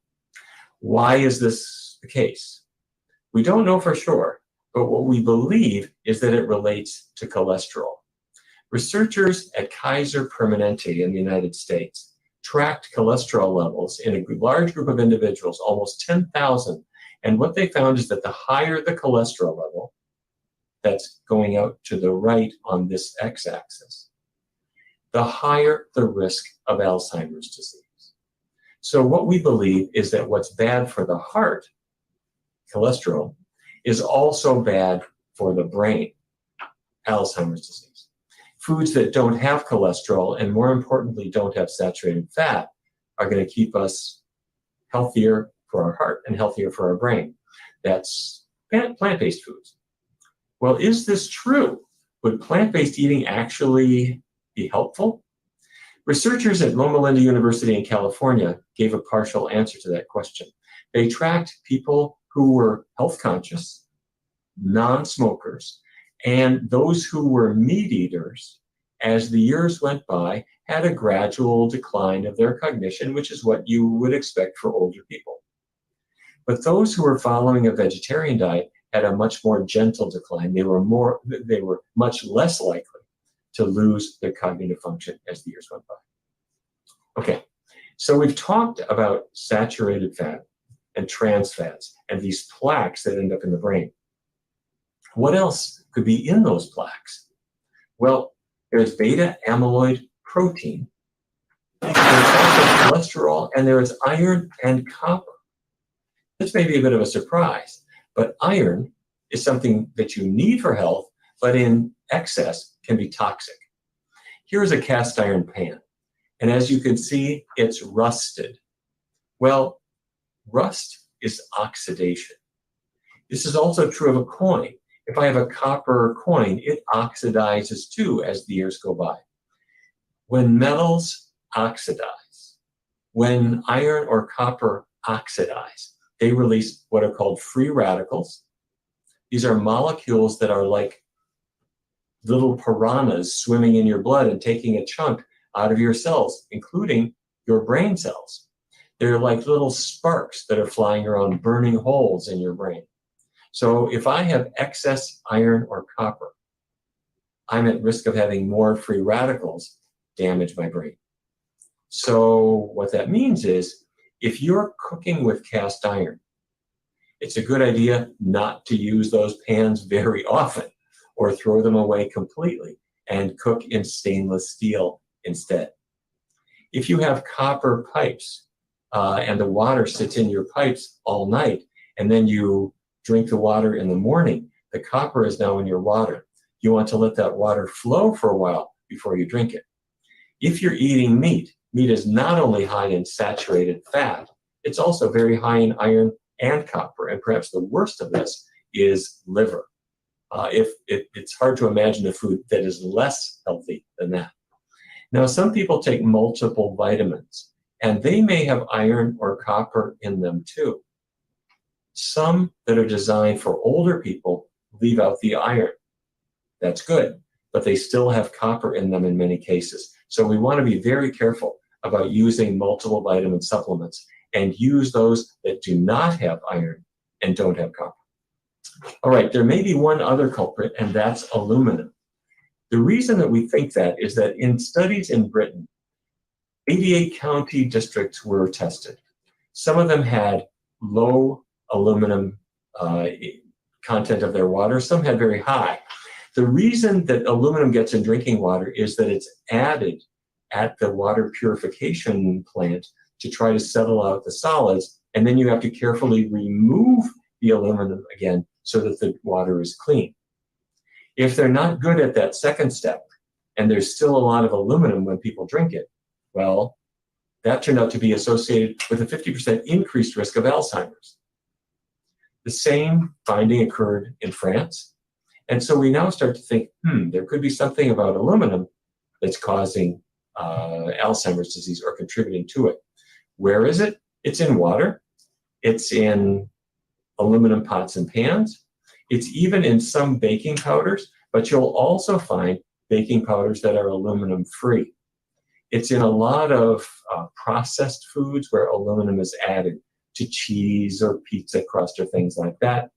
In single serving salt containers, it's often added to keep it from caking when it's humid. And in some antacids, there is aluminum, in others, there's not. You want to simply look at the labels and see if there is or not. The same thing with deodorants and antiperspirants. Typical deodorants are aluminum free, but antiperspirants have aluminum added. If you read the label, you'll see. Now, let me be clear. Some neurologists say that aluminum is really not an issue. We shouldn't worry about it at all. However, I'm concerned about it for several reasons. We know from industrial accidents, when people are exposed to high levels of aluminum in factories, it's a cause of brain damage.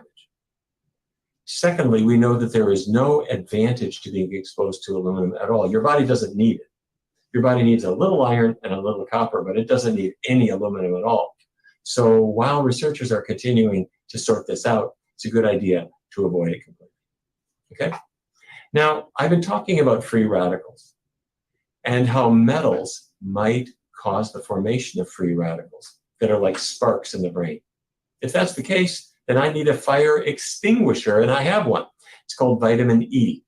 And vitamin E is something that's in a great number of foods, green vegetables and mangoes and sweet potatoes, and especially in nuts and seeds. Vitamin E is an antioxidant. What that means is it neutralizes free radicals and protects you. So what do I do? Well, first of all, let's look at the numbers. In the Chicago Health and Aging trial, those individuals who were low in vitamin E had more than double the risk of getting Alzheimer's disease compared to the people who were high in it. Let me put that the other way. For those people who had a lot of vitamin E in their diet, they cut their Alzheimer's risk by more than half. So it's a good idea to make sure you're getting enough. So where is it? It's in green vegetables and in many fruits, and especially in nuts and seeds. Now, should I just take a vitamin E pill? Well, foods actually have not just one form or two that you might find in a pill. Foods have 8 different forms of vitamin E, and you need the balance of all of them. So a supplement is not the same as getting vitamin E from foods. I would suggest not taking a vitamin E supplement, but having the vitamin E-rich foods. In Chicago, the amount that was helpful was 8 milligrams per day, and 1 ounce, or about 30 grams or so, of nuts or seeds would give you about 5 milligrams of vitamin E. That gets you a long way there, okay? All right. At Rush University, researchers began something called the Memory and Aging Project. And what they looked at now was not saturated fat or trans fats or iron or copper or vitamin E. They looked at vegetables. And if I have a lot of vegetables, will I be protected? They brought in almost 1,000 people. They were middle age and older, and they followed them for the next 5 years. And what they found is that there's a gradual decline in cognition, but those people who have more vegetables and fruits tend to do better. Their decline is slower. Now, surprisingly enough, if you have just 1 or 2 servings of vegetables per day, it's the equivalent of being 11 years younger than a person who avoids their vegetables completely. Now, it may sound strange that there's some people who really don't eat any vegetables at all, but here in America, we see this all the time. People who are eating burgers and fried fish and so forth, and they never have vegetables or fruits. Those people who have even modest quantities do much better than people who don't have them at all. And let's say you have 3 or 4 or 5 servings per day. That's better still, okay? So why is this? Scientists use words like folate and phylloquinone and lutein and beta-carotene. But the truth is you could just think about spinach and kale and collards and lettuce, the simple plant-based foods that bring us these benefits. Now, researchers have zeroed in on some specific compounds, and one in particular has caught our attention, and that's grape juice. It sounds strange, doesn't it, to think that grape juice could be helpful, but I'll tell you why this got on scientists' radar. They noticed that in some countries, people who drank red wine seemed to have some protection against Alzheimer's. And at first they thought maybe it was the alcohol. But then they realized, wait a minute, maybe it's not the alcohol, maybe it's the grape that gives us this benefit. So researchers at the University of Cincinnati brought in individuals who had mild cognitive impairment already. Their average age was 78. And they asked them to just have ordinary grape juice, about a pint per day. What that is, that's 1 cup in the morning, 1 cup in the evening, or whenever you want to have it. Just say, call it 2 small servings. And what they discovered is that learning improved in the grape juice group compared to a placebo group, and recall improved as well. Well, that's exciting. Let's think this through. Grapes get their blue color from what are called anthocyanins. And anthocyanins are powerful antioxidants. But do they really get into the human body? Do they really do us much good? And I think we need more research here. So the researchers in Cincinnati did another study, and this time with a different source of anthocyanins, this time blueberry juice. They brought in a new group of individuals, gave them a pint per day of blueberry juice, and found exactly the same thing. It seemed to help learning and to help recall. So what are we learning? What we're learning is that healthy plant-based foods are good for us because they don't have any saturated fat or almost none. They're free of trans fats. Some of them have a lot of vitamin E in them. They tend to avoid the excesses of iron and copper. And it's really a bit of a prescription for preventing Alzheimer's disease. Think about this as well. We're eating for color. Yep, the orange in a carrot, that's beta-carotene. Or in a tomato, that red color is lycopene. The purple color in grapes or blueberries, those are anthocyanins. Now, if you go into a market, you can see those antioxidants 100 meters away. You can see the bright antioxidants because your retina has the neurons that can allow you to detect antioxidants. That's right. You can see orange and red and so forth.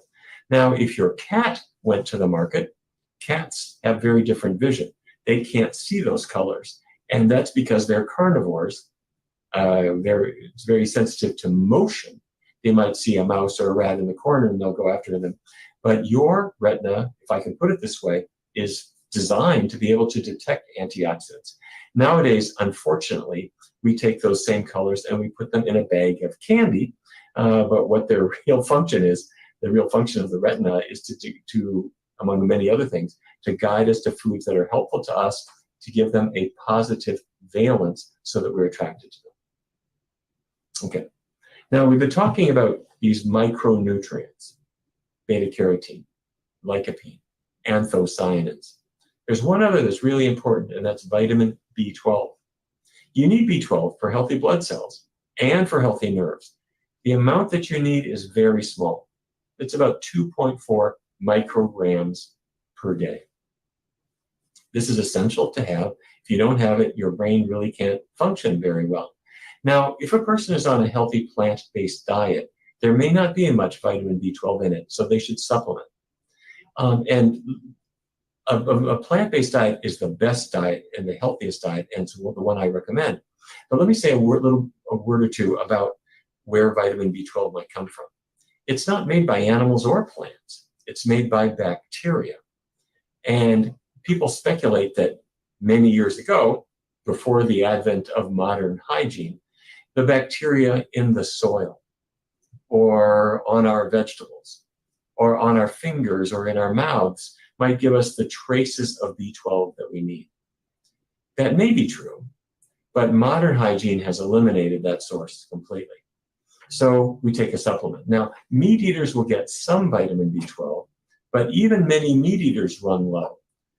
Medicines like metformin or acid blockers will interfere with absorption. And if you're over 50, you may not have much stomach acid that will allow you to absorb vitamin B12. So a supplement is actually good advice for everybody. And on a plant-based diet, it's essential. Okay, so we've talked about food, but let me focus for a few minutes on some other things. Physical activity. Researchers at the University of Illinois did an interesting experiment. They brought in 120 adults. They asked them all to take a brisk walk. That's it. Lace up your sneakers and go for a walk.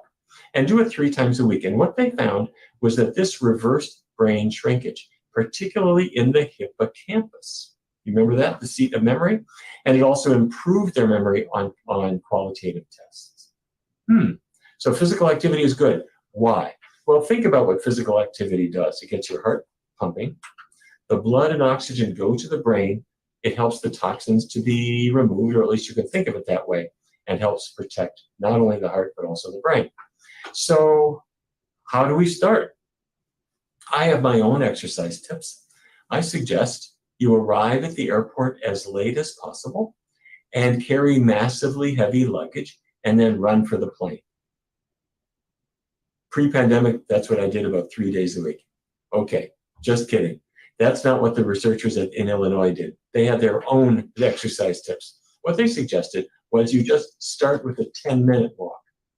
A brisk walk means you're not going too slowly. You're going fast enough that you can feel your pulse is increasing a little bit, but not so fast that you cannot speak. And do this for 10 minutes, 3 times a week. Most anybody can do that. And then the next week, add 5 more minutes. So it's 15 minutes, 3 times a week. And then 20, and then 25. And when you get to a 40-minute walk 3 times per week, that's it. That's the level that has been shown to reverse brain shrinkage. Now, you can do more than 40 minutes if you want to, but that's the level that's been proved in research to work. Physical exercise is helpful.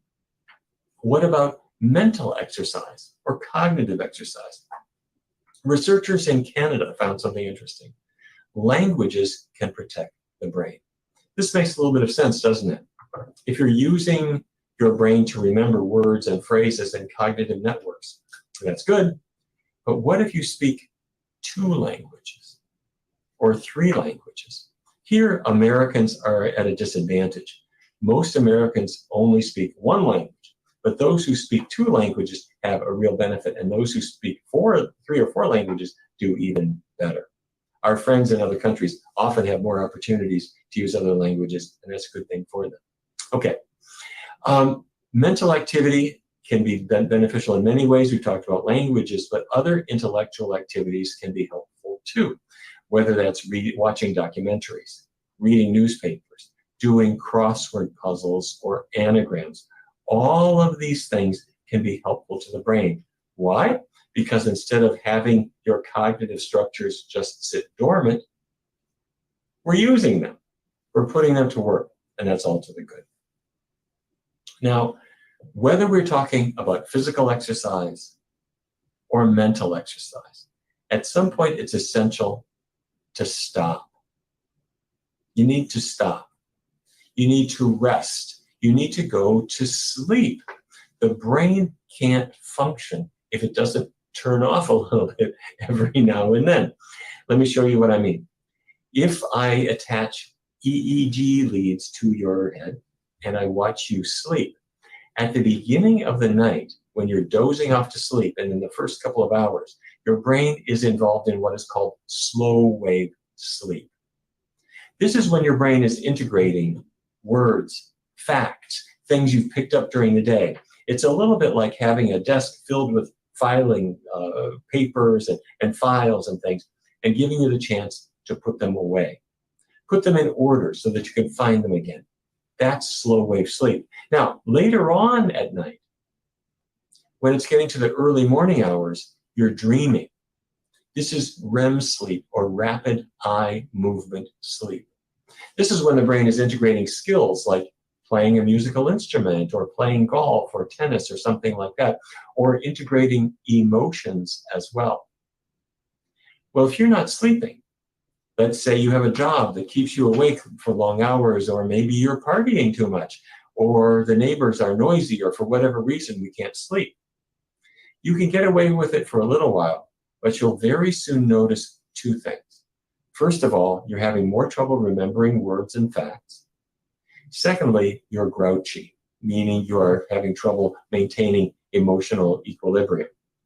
When you get back on a better trajectory with regular sleep, you're going to do better on both fronts. Okay? So we need activity. We also need to stop. Okay. The other beauty of getting some sleep is that amyloid production drops when you're asleep. Your amyloid production, these are the proteins that come out of the brain cells, that normally reduces during the night. However, if you are awake all night long, the amyloid production does not slack off.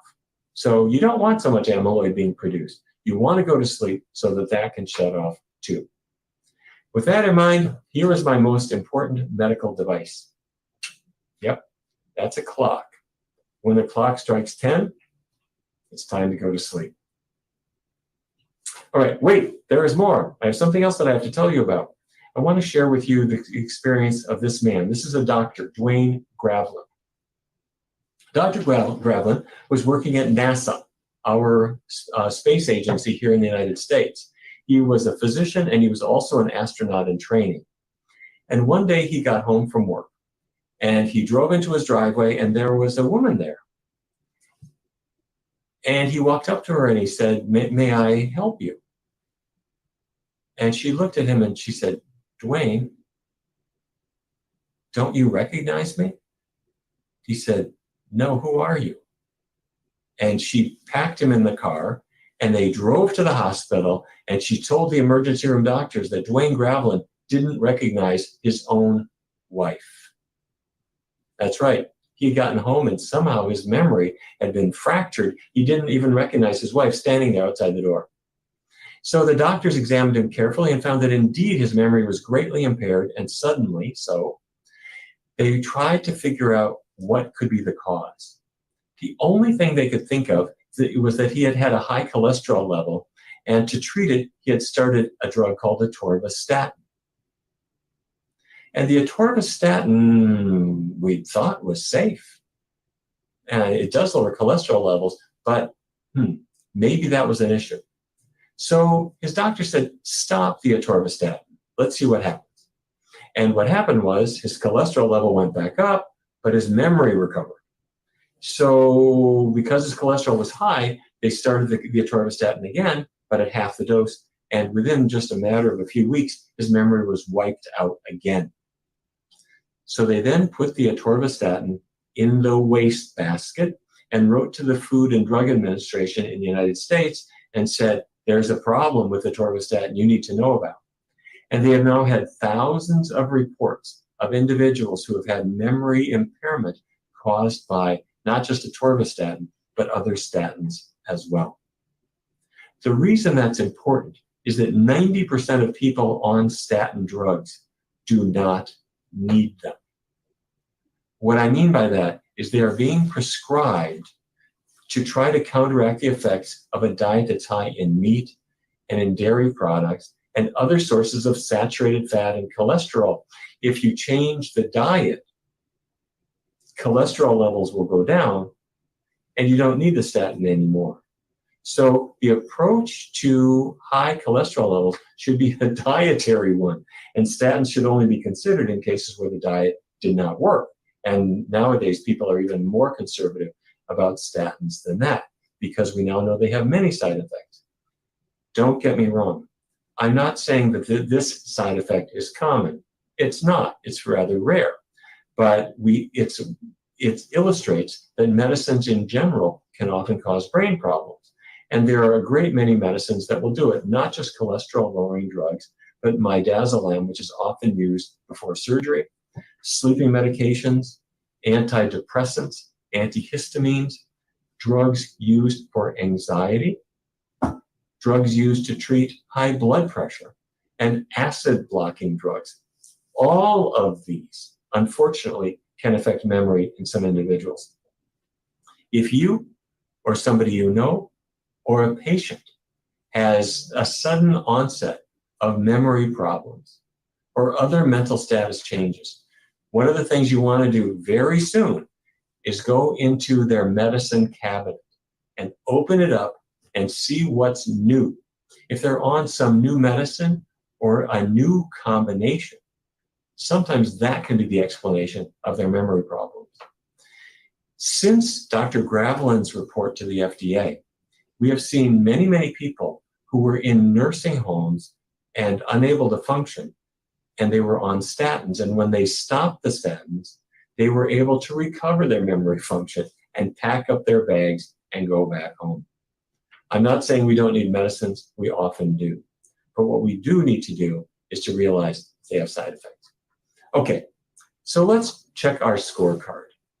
Can I avoid bad fats, like trans fats and saturated fat? Ask yourself that question, can I? Of course we can. When we avoid meats and dairy products, we're going to reduce those bad fats to pretty close to zero.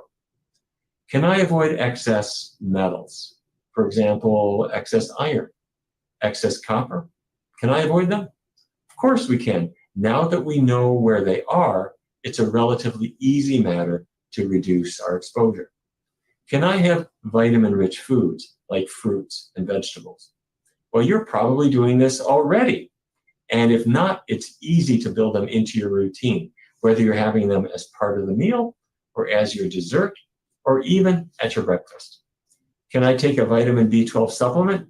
That's easy too. Everybody ought to be doing that. Can I get physical activity? This is one area that people tend to neglect because, let's face it, we're busy. But physical activity is a good idea, and the more often we include it in our routine, the better off we're going to be. Can I get mental stimulation? That's pretty simple to say. You're getting it every day now, and you're getting it at this very conference. So mental stimulation, pretty easy to do. Can I get sleep? Oh, that's much more difficult, isn't it? With modern life, it's easy to try to burn our candle at both ends. We don't want to do that. When the clock strikes 10, see if you can go to sleep. Try to get a good night's sleep. And finally, can I be attentive to medications? Absolutely. Here at the Physicians Committee for Responsible Medicine, we work with people to try to minimize their medication use. And what we found is that many people come in with sacks full of medications that they're taking now. Cholesterol medications that maybe they wouldn't need if they were on a healthier diet.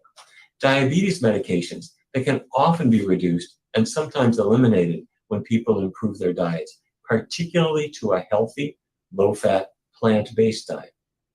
People who are taking medications for their blood pressure or acid stomach that they no longer need when they improve their diets. Now, we don't want to just throw our medicines away, but we do want to see if there are things that we can do to reduce them, because when we do that, we can protect the the brain. I want to say a final word of thanks to the organizers of this conference. I am so grateful to you for what you're doing. You're inspiring people, you're sharing information to educate people, and you're giving individuals a treasury of knowledge that they can share with others. Some of those people are caregivers who are treating other people. Others have family members that they are mostly concerned about. In either way, we're sharing potentially life-saving information, and you'll never know how many lives you've saved, but I guarantee you it's huge. Thank you very much. It's been a pleasure speaking with you today.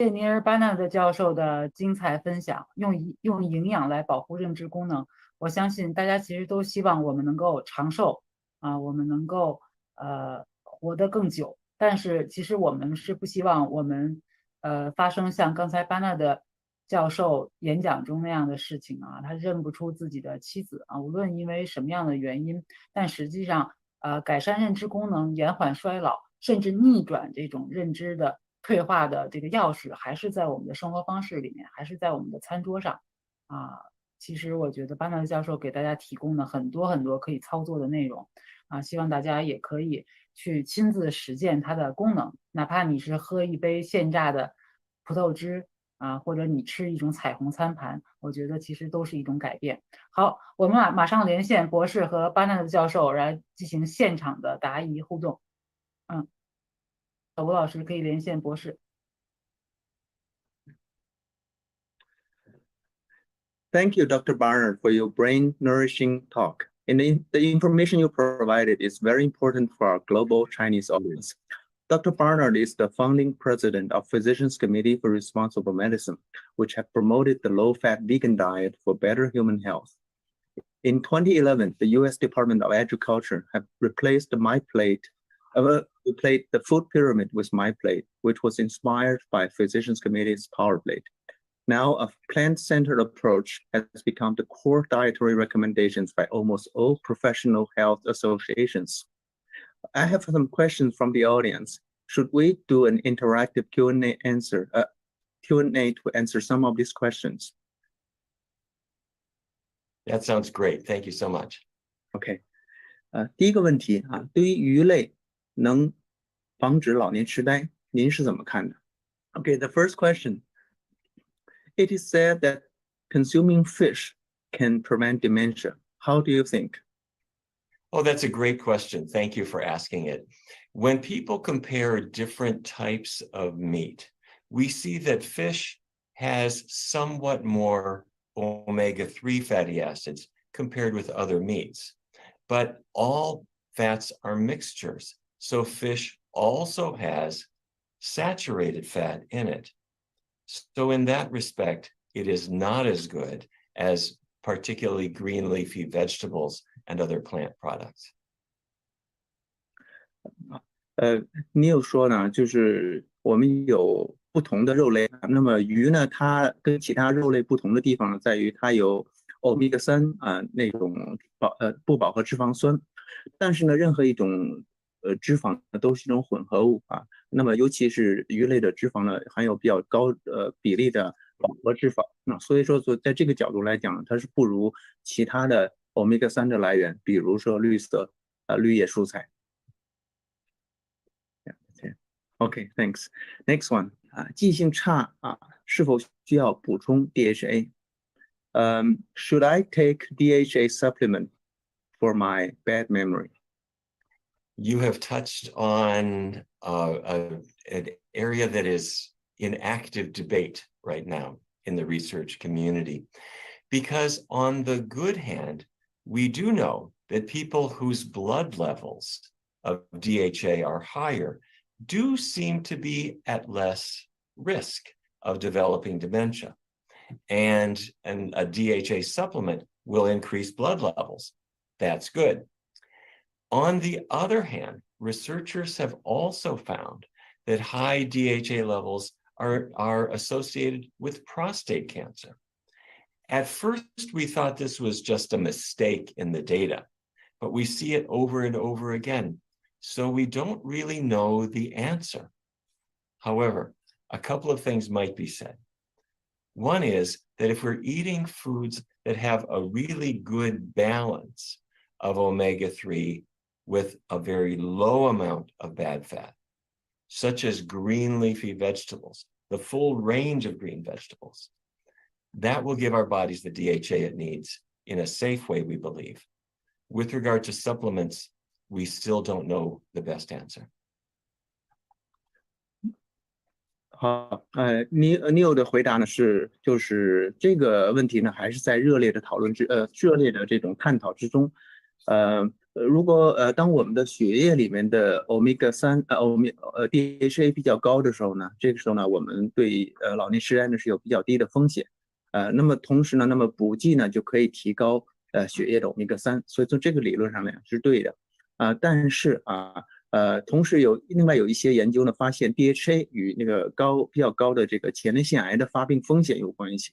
最开始呢，人们认为这个有可能是搞错了，但是呢，这个数据反反复复的就是反反复复的发现这同样的这种数据所以说呢，现在我们就在科学界呢也不太完全清楚到底是这个用不用这个补剂比较好。但是呢，比较平衡的这种omega-3这种情况，比如说通过绿叶蔬菜来获得这个 omega-3呢，应该是比较好。而但关于这个补剂呢，目前的话还不能够有比较合适的这种推荐。Okay, next question. 吃很多主食会不会容易得老年痴呆？Does eating a lot of grains lead to dementia? It's a great question, but the opposite seems to be true. When we have looked at overall populations, such as in the Chicago Health and Aging Project, grains were not a contributor to dementia.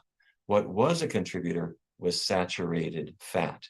So that's dairy products and meat, including fish.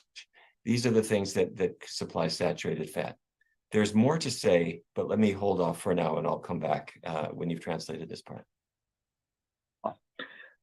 Neal 的回答就是那么实际上就是跟这句话这个陈述相反呢是对的也就是说就是吃太多的这个谷类呢，实际是不容易得老年痴呆这是根据芝加哥的这个一个衰老研究来得出的一个结论就是谷类呢它可以就是就可以预防老年痴呆那么这个相反而那个饱和脂肪尤其是来自于牛奶来自奶类肉类还有鱼类这样的食品中的饱和脂肪反而是与老年痴呆那个更相关。Many countries, particularly China and other Asian countries, have a tradition of a grain-based diet. The grain might be rice, and there are other grains as well. And when the diet is based on these foods, dementia is rather rare. But as diets have westernized with more meat and dairy products coming in, and grains are pushed aside, that's when dementia seems to be more common. Okay. 那么像中国等等的国家他们的传统的这种饮食呢以谷类为核心比如说像米饭等等那这些的国家呢他们的痴呆的发病率呢比较少或者叫失智的发病率比较少但是当他们的饮食西化以后那么谷类呢就被边缘化了这时候呢他们的这种痴呆的发病率呢开始上升。Okay, next question. 吃水果高果糖的摄入太多会不会有问题比如说导致脂肪肝Eating fruits leads to high fructose intake, and does it cause issues such as fatty liver disease? Oh, what an excellent question. Surprisingly, perhaps the reverse is true. Now, people are used to hearing about high fructose corn syrup, which is used as an added sweetener in many foods, particularly candy and sodas. And that's not healthy. But the natural fructose in, say, an apple or other fruits is combined with sugar, with fiber and the other healthy parts that make up that fruit, and is not associated with fatty liver. Quite the reverse. Our research team brought in individuals and measured their liver fat. We then used a completely plant-based diet, including lots of fruit, and found that their liver fat went down quite significantly. When that happens, other things improve, such as blood sugar levels.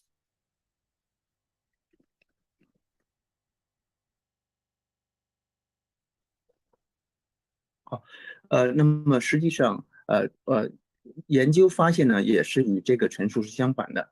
那么之前呢，人们有发现这个玉米糖浆等等这种就这种提纯的这种果糖呢，确实啊，对我们的对脂肪肝是不好的啊。那相反啊，这种自然的果糖，比如说存在于水果啊里面这种果糖，它同时含有很多的其他的营养素一起啊来构成一个来作为一个食物的话，那么它可以对脂肪肝反而起到一个什么抑制的作用啊。那么根据我们啊，这就是 Dr. Barnard 他们的研究，他发现当我们让患者采取这种全植物性的饮食，而其中吃很多的这种水果，包括很多的水果，那么他们的脂肪肝啊，他们的会得到改善，他们的血糖也会得到改善。Next question， 下一个问题。请问老年人用了很多的方法，比如说多吃谷类、增加运动等等，饭量呢也比吃杂食的时候大多了啊。那么经常呢吃得很饱，也稍微增加了一些坚果的量，但是身体的种种迹象表明就是吃不够热量，那怎么办？比如说还经常乏力、出汗、脱发严重等等。This is a longer one. I'm an older person on a low-fat vegan diet.I have tried many ways to increase energy intake, such as eating a lot of grains and beans, eating more nuts, increasing exercise, and consuming larger amount of food than an omnivorous diet. Often too full, but my body signs still points to not enough energy intake, such as often feeling lack of strength, sweating, and severe hair loss. What should I do? Okay, great question. Well, first of all, to go on a plant-based diet is a really good idea, and it's a good idea for everyone. And the first question is, are you getting enough energy intake? By that, we might say calories. Your best indicator is going to be your weight. If your weight is diminishing, and if your weight is too low, if you're not maintaining body weight, that's a sign that you need more calories. If, on the other hand, you're losing weight and you want to lose weight, that's a good thing. Let me stop there and I'll have more to say.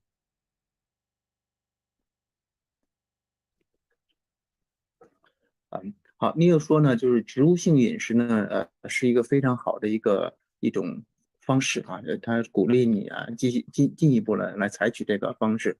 那么他进一步讲了，就是说，那么如果这对于热量来讲啊，第一就是就是这种饮食里面，植物性饮食里面最终需要重视的呢就是热量。那么有一些标识啊，比如当我们的体重下降啊，或者我们体重太低，我们不能够保持一个理想体重啊，那么这个呢就是一个说明我们热量确实有缺乏。但另外一方面，如果我们想减重啊，我们从比较高的体重减到标准体重，那是一个正常我们希望看到的现象。If a person feels that their energy is low, meaning that they are walking and they just don't feel like they have their normal strength or something like that, you might wish to look at the balance of your diet.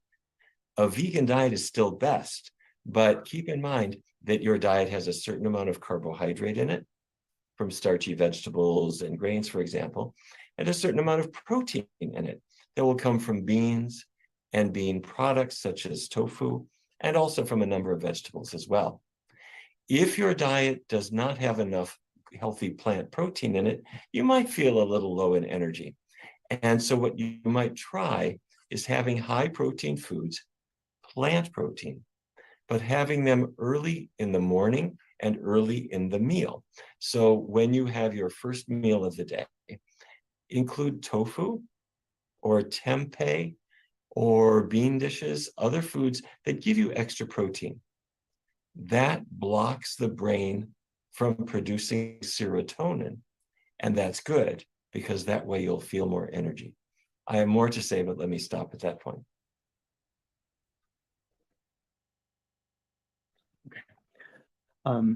Neal 继续讲啊，就是对，当我们我们感觉我们自己的能量比较低啊，比如说我们走路没有力量啊，等等等等，那我们要看，也许我们的饮食呢就不够平衡啊。那首先呢，就是纯素食这种饮食是非常好的。那么我们需要去看一下我们的饮食中啊，是不是有足够的这种糖类、淀粉类的这种食物啊，有没有足够的蛋白质类的食物啊，比如说豆类啊等等。同时呢，再加上一些比较好的一些蔬菜啊。那么这些呢，如果我们没有足够的蛋白质啊，那也有可能会导致这种无力感啊。那么所以说，我们应该尝试啊，我们可以尝试的是增加我们的蛋白质的摄入啊，比如尤其呢在一天之内呢，我们尽量去早餐时候多吃一些蛋白质。那一餐之内呢，先吃高蛋白的食物啊，那比如说像豆类啊等等等等啊。那实际上呢，这样的餐食呢，可以帮助我们抑制啊，那么血里面的血清素啊。那下面继续来讲。Let me finally talk about hair loss. Hair loss is usually a reflection of a hormonal change of some type. And that's why we see it in women after they give birth. Very often they lose their hair for a while, and then it all comes back. When people change their diets, sometimes their hormones adjust too, and you'll see some temporary hair loss. This is not common, but it can happen sometimes, and it just goes, the problem sorts out on its own. However, maybe 2 or 3 times in the past 30 years, I have heard of people who were losing some hair, and they found that their answer was to increase plant protein. So this is the same answer I gave before, increasing tofu or tempeh or beans or other protein foods, and that seems to solve the problem. 好，知道了。另外呢，他现在想回答就关于这个掉头发的事情啊。他说掉头发呢，主要是与荷尔蒙啊这一类的这种问题是有关系的。当女士生孩子啊，她之前呢，她会脱发啊。她有些女士啊，在生孩子之后呢，有可能会有这种脱发啊。这个发生不多啊，但是有这种情况。但是呢，经常呢，就是过一阵时间呢，就被就变好了啊。那么就已经就可以恢复回来啊。那么另外呢，我们在饮食改变的时候呢，也有可能啊，这个几率发生的非常的小，也会有可能会出现这种脱发的时候啊。那么但是呢，他们自己呢也是会慢慢的自己会好。但是非常偶尔也听到过一些这样类似的这个情况，脱发的情况。他发现呢，最终他们是怎么解决的呢？是增加了植物蛋白啊，比如说关于那个各种豆类啊，那种天贝啊还有大豆制品啊等等。Okay, next question. 低脂是指食物的低脂，还是达到身体体脂率的降低啊？对于健康长寿有没有帮助 ？Does low fat means low fat in foods or low body fat? Is it helpful for longevity? Both are important. Low fat in foods really means that you're limiting these high calorie parts of the diet. Fat is high in calories, so low fat will limit calories. In addition, when you get away from animal fats in particular, as well as coconut oil or palm oil, you're getting away from the bad fats, the saturated fat that can raise cholesterol and is linked to dementia. Let me stop at that point. I'll have a little bit more to say.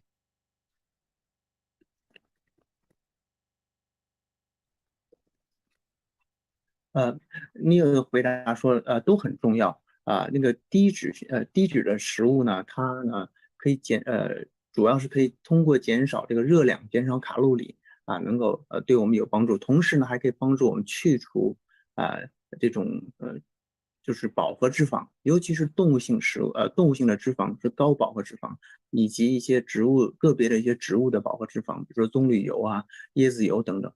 当我们去除掉这些不好的脂肪的话，我们的老年痴呆的这个几率呢会下降。And when we limit the fat in the diet, to the fats that are natural in foods, the natural fats that are in vegetables and fruits and grains and in beans, then typically because we are reducing dietary fat, that will also help us to reduce unwanted body fat. And that is important as well, because body fat is associated with certain kinds of cancer, such as postmenopausal breast cancer and many other forms of the disease, as well as being associated with heart disease and diabetes. So both are important, limiting dietary fat and also limiting body fat. One big caution though, this doesn't mean that we want to be extremely thin, too thin. We want to have our weight within the healthy body mass index range.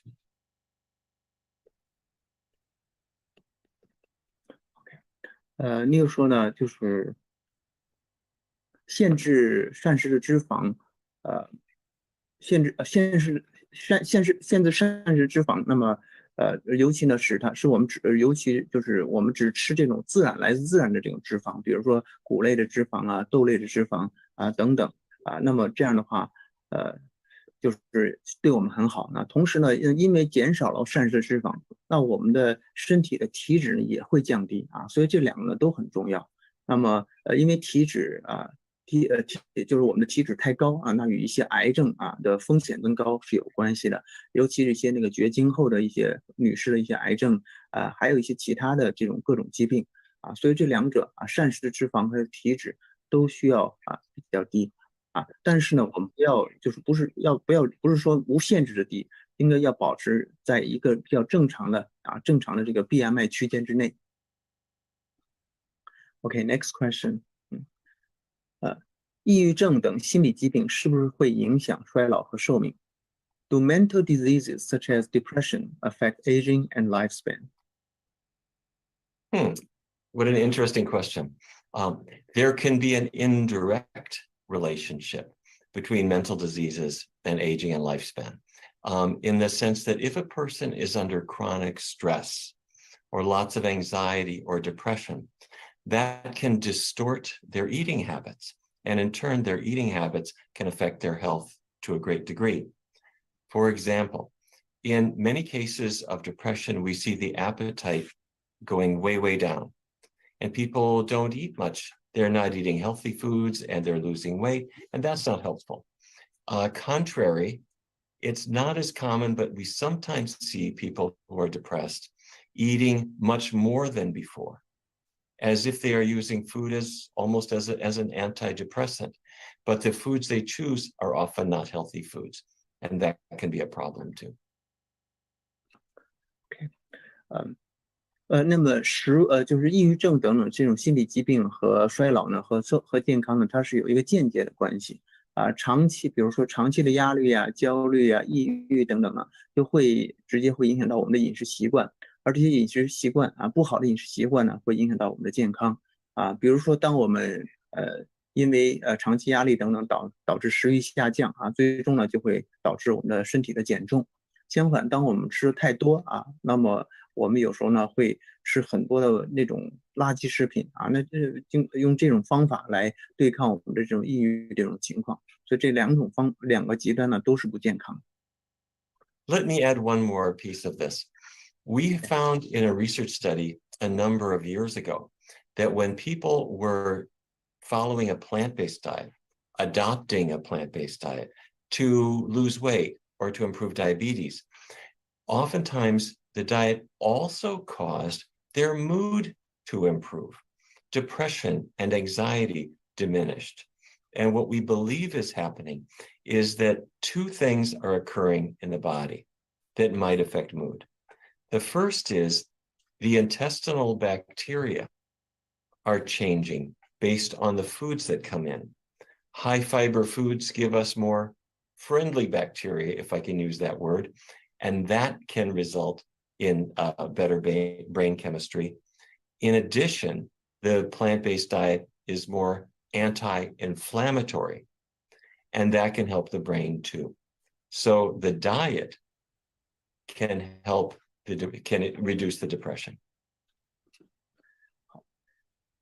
那个 Neal 呢又加了一点啊，他说呢有研究呢发现植物性饮食啊，当我们就是他们自己在做以前做的研究啊，那么就植物性饮食呢，在通过植物性饮食进行减肥啊来逆转糖尿病啊，这个同时他们发现呢受试者他们的情绪啊各方面压力焦虑呢也都得到了改善啊，那么他认为是有2个因素啊，在这后面的作用啊，一个呢就是我们的肠道菌群在采取健康的植物性饮食之后呢，它会呢改善啊，因为这是高纤维的这种食物呢，会促进这种益生菌啊，益生菌呢会导致我们的大脑呢有一种叫菌脑轴嘛，使这个大脑有一个非常好的化学的这种反应。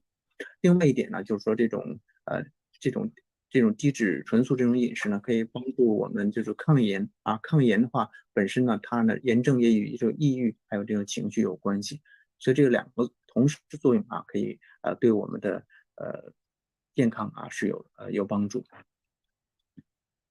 Okay, next question. 维生素 B12 超标会不会容易得癌症 ？Does a vitamin B12 level above normal range increase the risk of cancer? It's an interesting question. We had thought that vitamin B12 is safe even at high levels. A few years ago, a report came out, however, that suggested that people with very high vitamin B12 blood levels had a higher risk of mortality from any cause. It turned out that the high B12 level was what I'm going to call an artifact, a mistake, you could say. Because when a person is very sick, sometimes liver disease caused the cells to lose their B12 into the bloodstream.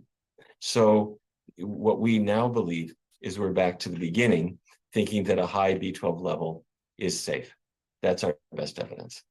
That said, there's no reason to have an extremely high B12 level. I'll come back to that in just a minute. 好，Neal 说呢，人们曾经认为呢，即使很高的 B12啊，也是很安全的。但是前几年有一个研究发现啊，那么当血清的 B12提高呢，会增加各种疾病的死亡风险。后来人们认为呢，这实际上是一种假象，因为当病人非常有疾病啊，或者是等于说这个病得很重的时候呢，他的肝脏会导致他的肝脏流失维生素 B12，于是呢，这个维生素 B12的血液的水平呢就会升高。The recommended dietary allowance for B12 is very small, 2.4 micrograms per day. Now, if a person is supplementing B12, that's a good idea. But once you're above about, maybe 3 or 4 or 500 micrograms per day, you're getting much more than the body needs. So supplementing is good, but it should be in modest amounts. 实际上，那个我们建议吃的维生素 B12 非常少啊，每天呢我们只需要2.4个微克啊，所以我们去按时去补充是很好的。但是如果每一天啊我们的补的这个 B12 的量啊高于300到500个微克呢，那就太多了啊。所以说呢，就是我们可以补，但是不要过量。Okay, the next question. 甲状腺结节不能吃十字花科吗？ Can someone with thyroid nodules eat cruciferous vegetables? The answer is yes. And just by way of explanation, cruciferous vegetables are common and healthy. These are foods like broccoli, Brussels sprouts, kale, cabbage in many forms. These are healthy foods, but some evidence has suggested that if people eat very, very large amounts, it might reduce the incorporation of iodine into the thyroid. However, it turns out that within any kind of normal diet, that's not a problem. So you can enjoy your vegetables.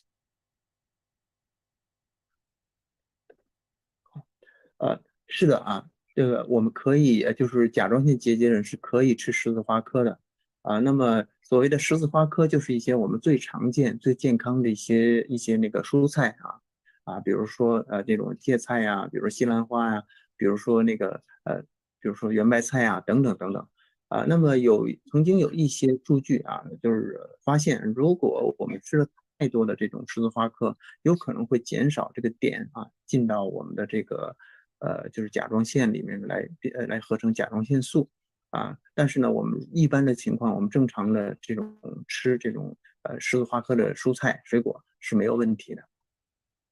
Okay, next question. 吃有机食物是不是能够抗衰老？ Could organic foods help slow aging? In theory, if we are eating harmful chemicals, such as pesticides, they could harm our health. And that would, of course, affect the aging process too. So in that sense, organic foods are a good idea. However, I have two other considerations. Let me stop, though, and I'll share them with you in just a moment. 那么就是从理论上来讲，我们如果吃一些有害的化学物质比如各种化肥农药等等那么对我们身体呢是不好的。Go ahead. If a person is afraid of non-organic vegetables, and that's all they have in the market, and instead, if they're eating meat, that could be harmful for them because meat has bad fat in it, and it often has the chemicals that the animal ate. So we want to make sure we're having vegetables emphasized in the diet, whether they are organic or not. But organic is still a good idea. The second thing I would want to add here is that there are certain foods where buying organic is especially useful. And those are foods where we eat the peel. For example, if I eat an apple or a grape, I eat the peel along with the fruit. So any chemicals on that peel, I will ingest. But if I eat a banana or an orange, I discard the peel. And so the chemicals are not going to be part of what I eat. And in that sense, organic versus non-organic is not so important.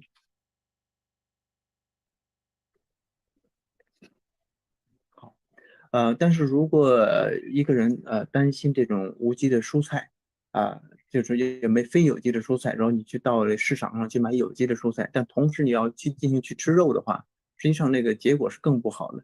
那么这个肉类它不光含有各种脂肪有害的东西，同时它还会富集到很多的这些化肥农药，因为动物本身它就会吃到这些化肥和农药，所以说你反而会摄入的更多这些有害的物质所以说呢，我们要更强调是吃蔬菜而不是吃有机。那当然呢，你如果又吃有机又是吃素的话，那么当然是最好的另外呢，有一些食物比如说那个水果水果的皮上有一些那个就是会比如说要喷了这个药，那在这时候你如果把皮那个去掉的话那么那就可以把它去掉。但是呢，你如果保存这个你要吃苹果皮的话，有可能会吃到这些农药。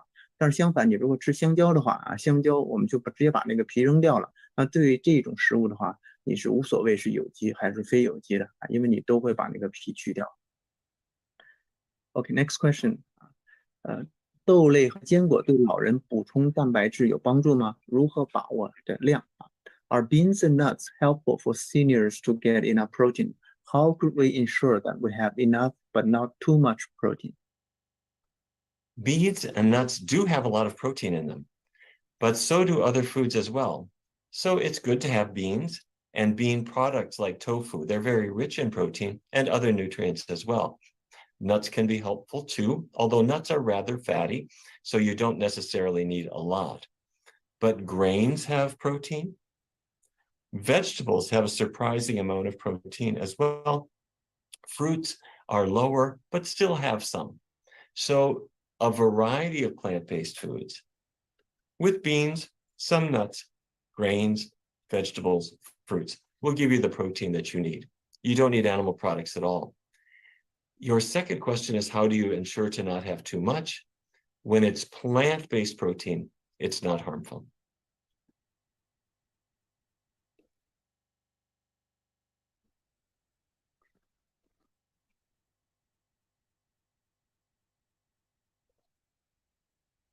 Okay. 就豆类和坚果啊，都是含有蛋白质的啊，比如说我们吃各种豆子啊，以及豆腐啊等等啊，但是你坚果呢也含有蛋白质啊，但是呢不需要吃很多，因为坚果呢它本身呢它的脂肪含量比较高。那么除了豆类、坚果之外，实际上谷类甚至蔬菜都含有很多的蛋白质水果的蛋白质含量少一些，但它仍然也含有蛋白质。所以说，只要我们吃各类的这种植物性的食物啊，我们就可以获得充足的蛋白质。我们不需要吃动物来获得蛋白质。那么如何把握量的话，我们就是吃植物的这种无害这种蛋白质啊，那么我们的摄入量呢就是 OK 的。OK, next question. 吃益生菌来改善肠道菌群对于抗衰老有没有帮助啊 ？Are probiotics helpful for anti-aging? I'm sorry to say, I don't think they are. Probiotics are supplements that are often given to people as healthy bacteria to add to their own intestinal bacteria. They're sold in capsules or they're added to yogurt. However, the amount of healthy bacteria that you're adding is extremely small in comparison to the amount of bacteria in your digestive tract overall. Let me stop and I'll have more to say. Neal 说他不这么认为，他说呢，补剂呢，它可以这种补剂的这种形式的益生菌啊，它可以提供一些健康的细菌给人体，通过胶囊啊等等形式。但是很遗憾，我们吃入的这种益生菌，比起我们肠道里面本身有的这个益生菌呢，这细菌的量呢是非常的少的。Yeah, go ahead. Some people have suggested that after taking an antibiotic, that perhaps a person might need probiotics to repopulate the gut with the bacteria they've lost. It turns out it doesn't really help, that the bacteria will come back on their own even without a probiotic. Let me stop at that point and I'll have more to say. 一些人建议，当我们吃了抗生素之后，我们可能需要补充益生菌啊，来帮助我们那个肠道的菌群的重建。但是人们发现这个并没有什么帮助。实际上我们肠道的细菌会自动的会长回来的。What matters most is the overall diet. And if you have a diet that's high in healthful plant fiber, that allows healthy bacterial populations to flourish in your digestive tract. If your diet is high in meat, dairy products, and oils, then you're not giving the healthy bacteria what they need. So what really matters is the overall diet, and that will allow you to have a healthy gut bacterial population. 好，有一些人建议OK， 最重要的呢是我们的整体饮食啊。如果我们的整体饮食里面是一种高植物性的纤维，那么它呢就会帮助我们的益生菌的生长。那相反，如果我们的饮食呢是这种多肉的多油这种不健康的饮食，实际上我们的身体里面的健康的就是益生菌呢是没有食物所以它们也不可能在我们的肚子里能够生长起来。所以说最重要的是一个健康的饮食。Okay, we have the last question. 如何通过生活方式来调节我们的自己的免疫力 ？How could we improve our immunity through lifestyle adjustment? Oh, what a great question. The science is still progressing, but it's good to remember what immunity means. In your bloodstream, with all the red blood cells that are carrying oxygen, there are also white blood cells. And the white blood cells are the soldiers that make up our immune system. Now, they don't work very well if they're not getting good nutrition themselves. So if you're eating fatty foods, the white blood cells function is diminished. Getting away from fatty foods can improve immune function. There is also some evidence that diets rich in vegetables and fruits can boost immune function as well. I think we need more research. While the research is ongoing, it's a good idea to avoid the animal products and the added fats, and to eat the healthful foods that give your white blood cells the nutrition that they need for good immunity.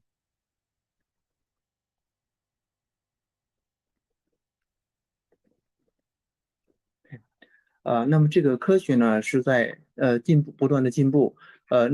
首先我们要了解什么叫做我们的什么构成了我们的免疫力啊？我们的血液里面呢有红细胞，还有白细胞，而这个白细胞呢实际上是我们的这个免疫系统的这种构成我们免疫力的这个主要核心力量，就是我们管它叫这个战士啊，就像我们的战士。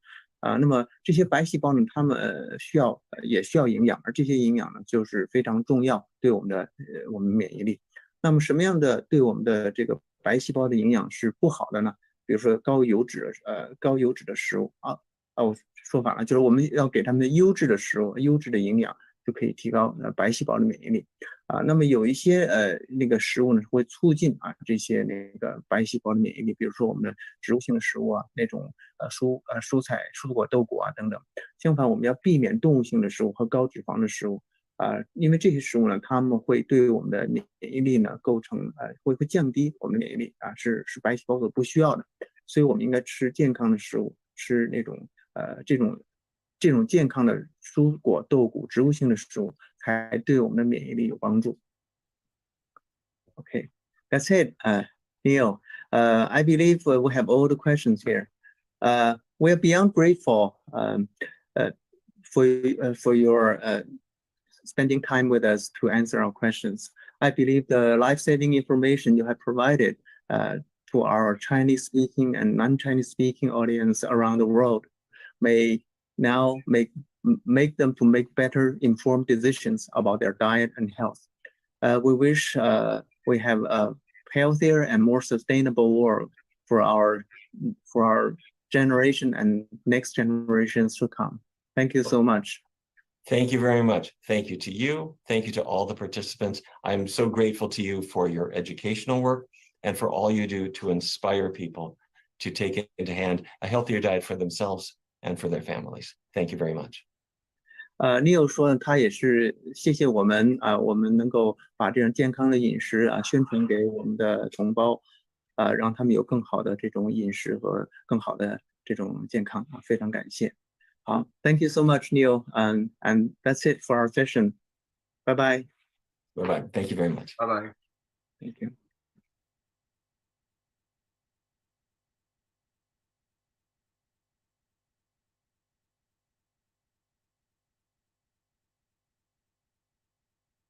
非常感谢 Neal Barnard 教授和徐佳博士的精彩的问答我往往看到问答环节呢都非常的感动。我觉得无论是刚才的 Hans Diehl 教授，还是 Barnard 教授，还是我们压轴出场的Colin Campbell 教授，以及我们的博士，其实他们自己都是健康饮食和生活方式最好的代言汉斯博士他是80多的高龄，包括我们刚才演讲的这个 Neal Barnard 教授也是70多岁，还有我们压轴出场的坎贝尔教授89岁高龄已经连续3次来到我们的峰会，为大家的这个福祉然后再去传播健康。包括刚才最后博士和Neal Barnard 教授他们互相祝愿的都是对方能够做更多这样利益他人的工作，传播健康的这种理念我就真的是看到这里，我真的是特别感动，同时也觉得他们的工作是非常非常伟大的。好，那我们今天虽然时间很晚但是我依然是满怀期待我们今天最后一位的出场嘉宾是科林·坎贝尔教授。今天呢，坎贝尔教授将给我们带来膳食蛋白质人类与地球健康的主题演讲坎贝尔教授是美国康奈尔大学终身教授，曾任美国食物与药物管理局科学家委员会主席，美国营养科学学会会员，美国癌症研究所高级科学顾问和主要负责人。坎贝尔教授被誉为世界营养学界的爱因斯坦，合作主持并转写《救命饮食：中国健康调查报告》。该报告被《纽约时报》报道为流行病学研究的巅峰之作。坎贝尔教授89岁高龄，然后他来给大家分享的题目是膳食蛋白质、人类与地球健康。在坎贝尔教授分享的后面，依然是我们徐佳博士和坎贝尔教授的现场问答环节，大家不要走开啊，非常精彩。好，有请坎贝尔教授。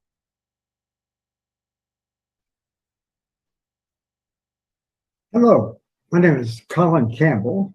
And the first thing I want to say, I'm really very appreciative of the opportunity of presenting again at the Lifestyle conference that's been organized by Dr. Shi and his colleagues. Again, I'm really delighted and thankful for that opportunity.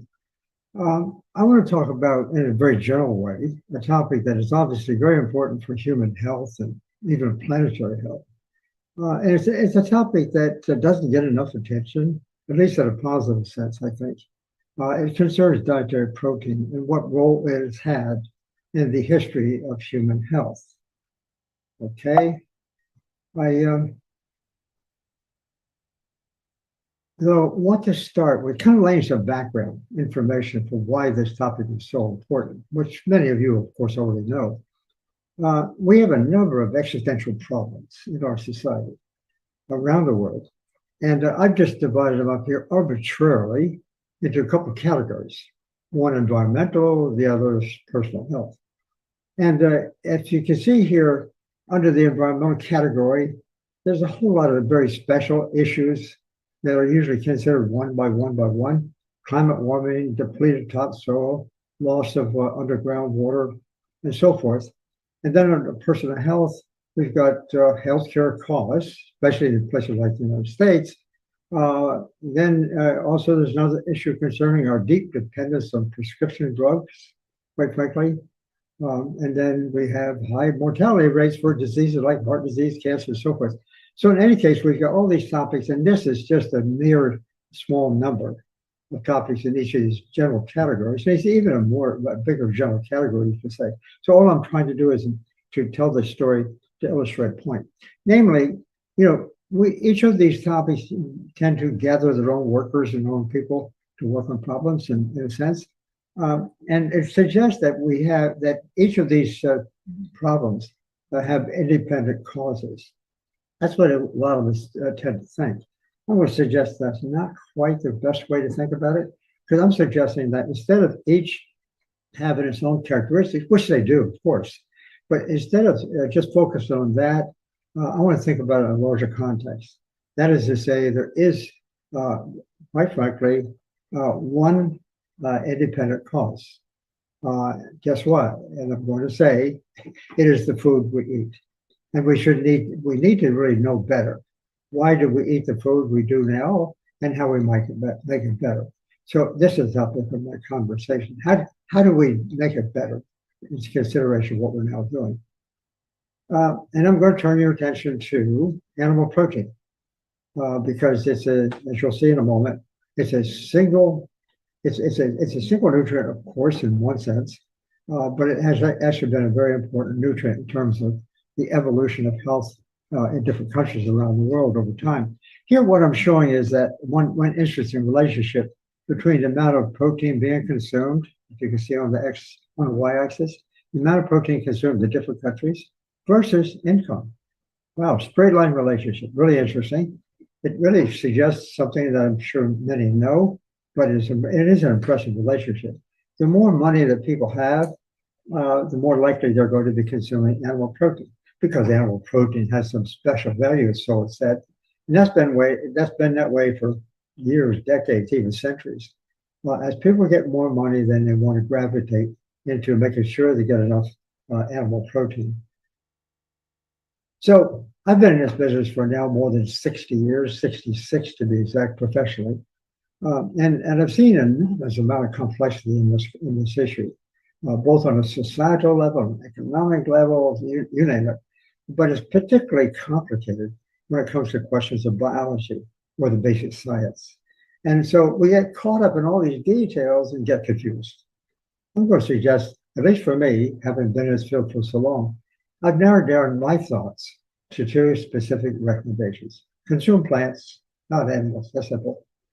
Secondly, consume food in the whole food form as much as possible, or as I say, in a way that simultaneously offers all its nutrients to the body more or less at the same time, because the body is always choosing how to break down food and what nutrients to use and so forth and so on, as you'll see.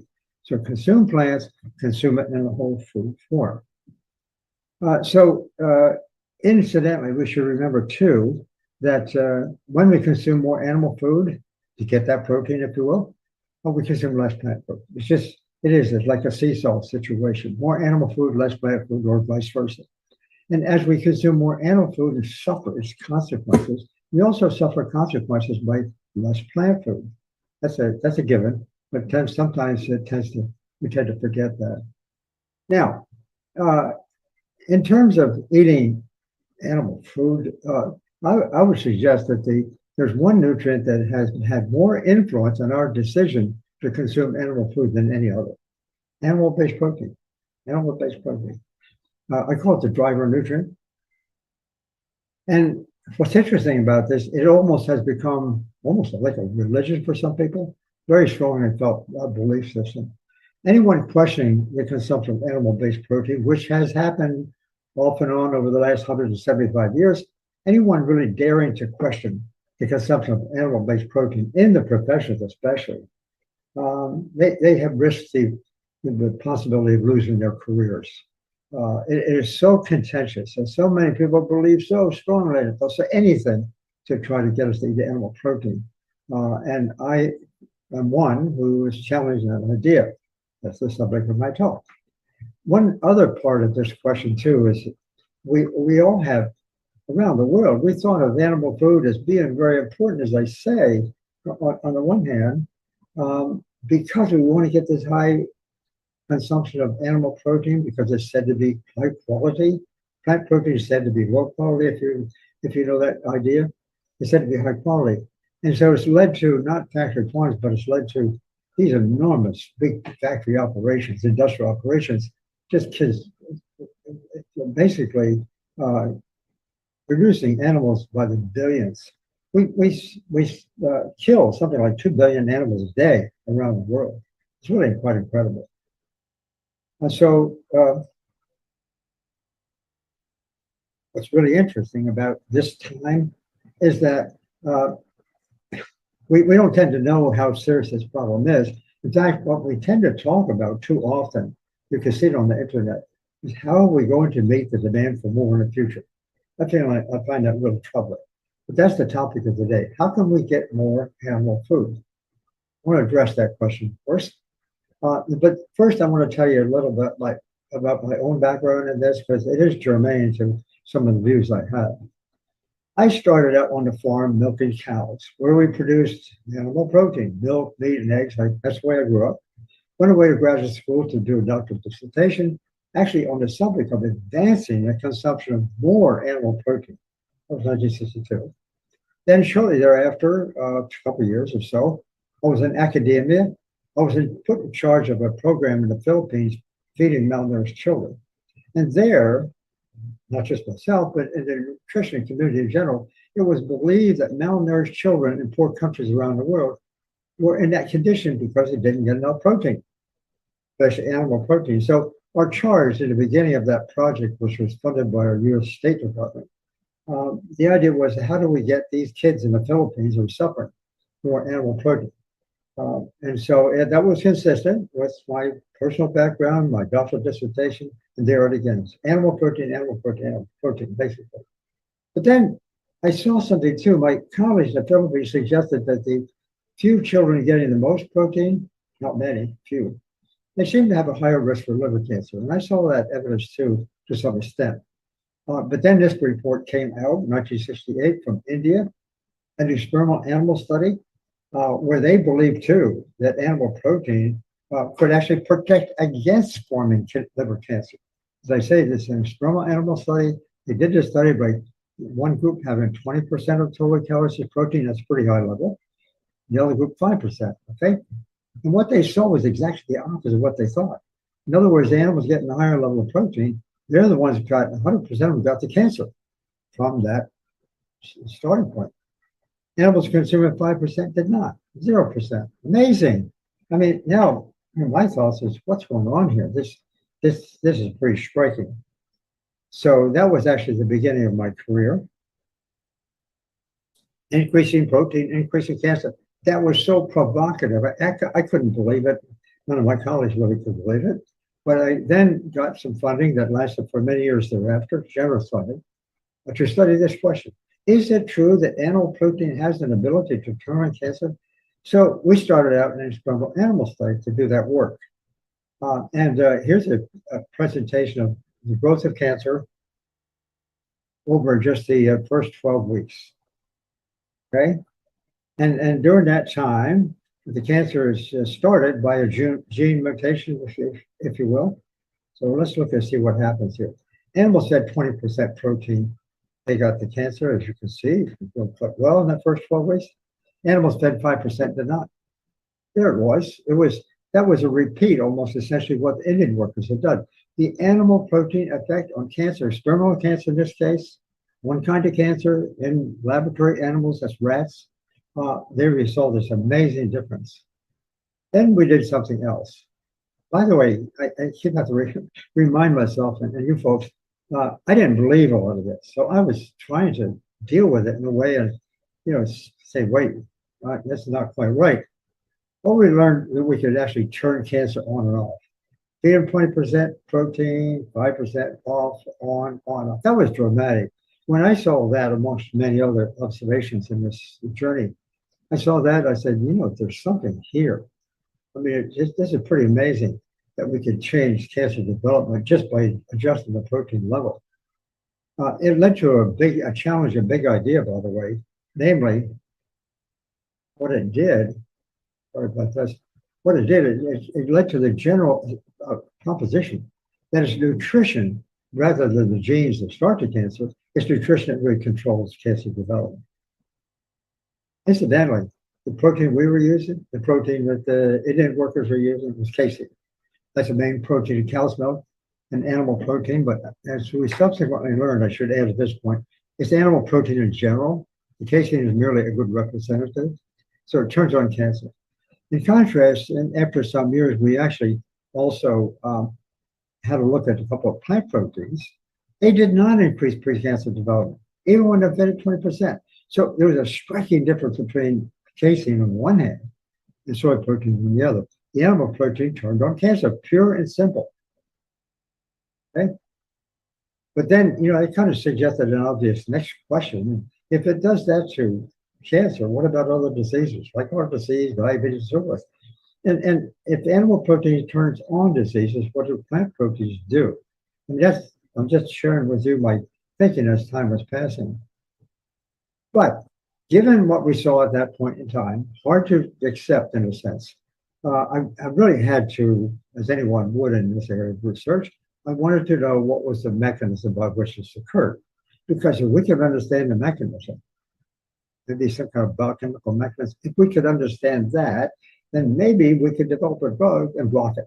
So we could keep on consuming our animal protein, if you will, and just take a drug on a regular basis and just solve problems that way. So here's what we did over a period of, 12 and 15 years, I think, something like that. I was fortunate to have a lot of graduate students under my direction, working usually on their PhD dissertations. And so each one of these tests of a possible mechanism was usually a PhD thesis. So here's the way we study cancer experimentally. It's divided into 3 phases. Starts out with an initiation phase, which is the phase during which the mutation occurs, the cancer starts growing.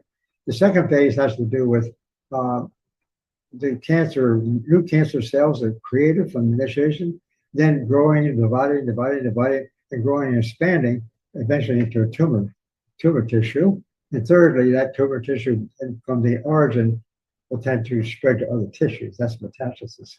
So we got 3 phases, more or less, just arbitrarily we got three phases in research when studying cancer: initiation, promotion, and progression. Okay, so we started to look to see what if this mechanism that I was hunting for might start right here in the very beginning. So we looked at a bunch of different mechanisms, if you will, with the high protein. Animals had the high protein diet increased the amount of carcinogen getting into the cell. That was a big thing. It increased the amount of carcinogen getting in the cell. So, oh, that's it. You could just block that, maybe we're home free. But we kept on looking. It also increased an enzyme that synthesizes, an enzyme that actually activates the carcinogen to create a product that binds the DNA, the genes, if you will. So the high protein diet increased the enzyme. In addition, it increased the amount of carcinogen get in the cell. Then thirdly, the animal protein altered the structure of that enzyme. It's called mixed function oxidase. It altered the structure in such a way that the ulcer structure actually also would increase the metabolism of the carcinogen to create this very reactive product. That product in turn then binds the DNA. That's the start of the mutation. That's how it happens. Carcinogens come into our cell, they're metabolized, and some of the products they create are very reactive chemically, and they combine to DNA. That's the start of the mutation. Now, we have normally in our system that works really well, millions of times more so than not. It works by repairing this DNA damage. That's what we have in our, we have a system. So that goes on all the time. We've got this DNA repair mechanism. Guess what? That's a good thing. The animal protein actually decreased this. That's a good thing we have. It increased all these, decreased that. And then in the second stage, promotion, notice that we're going, this is reversible, I'm suggesting here, based on the last slide I just showed you. And what we see there is, once again, a bunch of different methods. We kept looking and looking at it. It was hard to really sort of decide, if you will, which mechanism do we actually focus on to find ways to block it, if you will. And so here's what, in summary, we saw. The high protein diet increased 8 cancer mechanisms that actually promote cancer, when it should be the opposite. The high protein diet is increasing all those enzymes and so forth and so on that promotes cancer. And the two mechanisms we have to prevent us from getting cancer that nature provided to us, the high protein diet actually decreased them. So what do we have? We have 10 mechanisms, and it turns out all 10, there were no exceptions, all 10. I'm sure there's probably another 100 or 200, but whatever, in this period of time we had available to ourselves, I found it quite amazing. Of the 10 that we thought there might be a good mechanism to create a drug for, they all did the same thing. They seemed to work in unison. That was an exciting idea. I mean, finally, I came to this opinion after about 15, 20 years, something like that. It was clear that there is no such thing as the mechanism. There's a whole bunch of mechanisms all working together. That was really quite amazing, I thought. And so we don't have a mechanism to actually develop a drug to block it. I mean, which one of the mechanisms are we going to block? Or the other 100 or 200, whatever it is. So it really suggests that the whole idea of using drugs to solve problems is really highly questionable. When in fact nutrition, and just one nutrient in this case, one nutrient, creating all these mechanisms to work together in unison to create that response. Now, so that one to me was very impressive.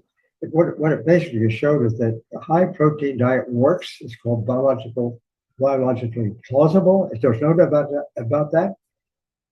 Here's another way of looking at the consumption of high animal protein. And here I'm going to show you some plots of studies done during the last 70 years by various authors. I actually knew most of these people. I think all of them actually. And I went back into the literature recently and looked at some of the results that they were producing in those days. Here's what I found. On the question concerning kidney cancer, it turns out that the higher the consumption of animal protein along this axis here, the higher the rate of kidney cancer. And these are compared to a bunch of different countries. And it turns out it's a very straight line relationship. It's really incredible. I drew that line on there. They didn't have it. They didn't think of it that way. But I drew a line on there just as simply putting, the various points on both sides of the line. It's obviously not perfectly accurate, but that's beside the point. It is a straight line relationship between protein consumption and kidney cancer. Wow, kidney cancer. And it comes right down here to the near the XY origin. Here's another one. This is heart disease deaths. That's one. This study was done in 1959. As the percent of animal protein increases along the x-axis, the amount of heart disease deaths increases too. And you can see here, this is pretty amazing too. It's almost the same thing we saw with kidney cancer, heart disease, kidney cancer, both with animal protein. And then there's been a bunch of other studies done over the years that have been, were not known to the researchers, and they kind of misrepresented them to some extent, in my view. Here's a relationship between consumption of low-fat milk, dairy, low-fat milk, and prostate cancer. And what they found is an increase in consumption of low-fat milk, which is nothing more than protein, basically. The higher the intake of that product, the greater the risk for prostate cancer. Now, the conclusion from at that time was, skim milk is not good for us. Okay, but in reality, there's a bigger story here. The low-fat milk is actually a protein drink. It's an animal protein drink, just like these other two. Here's one for breast cancer. In this case, this was a friend of mine back in the 1970s and 80s from Canada, who was studying the relationship between the consumption of saturated fat, which was said to be bad, and breast cancer. This is what you see here once again, this straight line relationship for all these different countries. The higher their saturated fat intake, the more breast cancer. Now, saturated fat, as you may know, is primarily only present in animal foods. So in a sense, that's just really representing animal protein too, you could argue. Then there's one here, really, this is significant too. Here's the relationship between consumption of cholesterol on the x-axis or y-axis versus heart disease deaths. It's another study compared to the other one. So anyhow, we have the highest death rate and the highest, consumption of highest intake of cholesterol. Now, cholesterol is only present in animal foods. So once again, the higher the consumption of cholesterol, right, from animal foods, there's a straight line relationship once again with respect to heart disease. That's pretty impressive. Here's one for meat consumption and colon cancer. There's one for uterine cancer. That uterine cancer, and in this particular case, is total fat. Total fat in international studies is highly correlated with animal protein consumption. So once again, it's the animal protein phenomenon. So what happened was that when you consider all these studies together, let's say this is not the results, this is not the findings of the interpretations, I should say, of the authors done in the last 50, 75 years. But it turns out that each one of these plots are linear in the relationship, and they all represent one thing, animal protein. And so I would argue that cholesterol intake, meat intake, total fat, low-fat milk, and saturated fat, they're all surrogates. They're substitutes, if you will, for animal protein intake. Now, here's one here from my old friend in Canada, where he did the one with saturated fat from animals, the straight line relationship. Here, he's looking at plant fat, which is unsaturated fat. I label it plant protein. You see no relationship. So here is something really interesting, and that is the animal foods, as they are increased, we see each of these diseases having this amazing increase, starting from zero level. Starting from zero level, we see increased risk at that point. Now, that's just a very brief description of some of my laboratory research, and of course, in addition to the research of others. So then I had an opportunity in the early 1980s to meet with some Chinese colleagues. This is when our two countries were finally getting together, talking to each other again.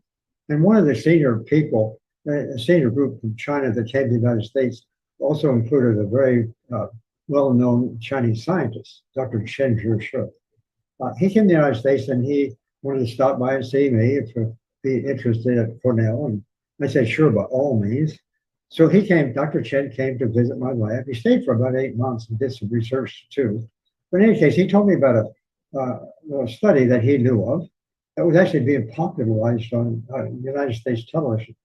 It was a study that had been released by the Chinese government in about 1981 It was an atlas of cancer mortality.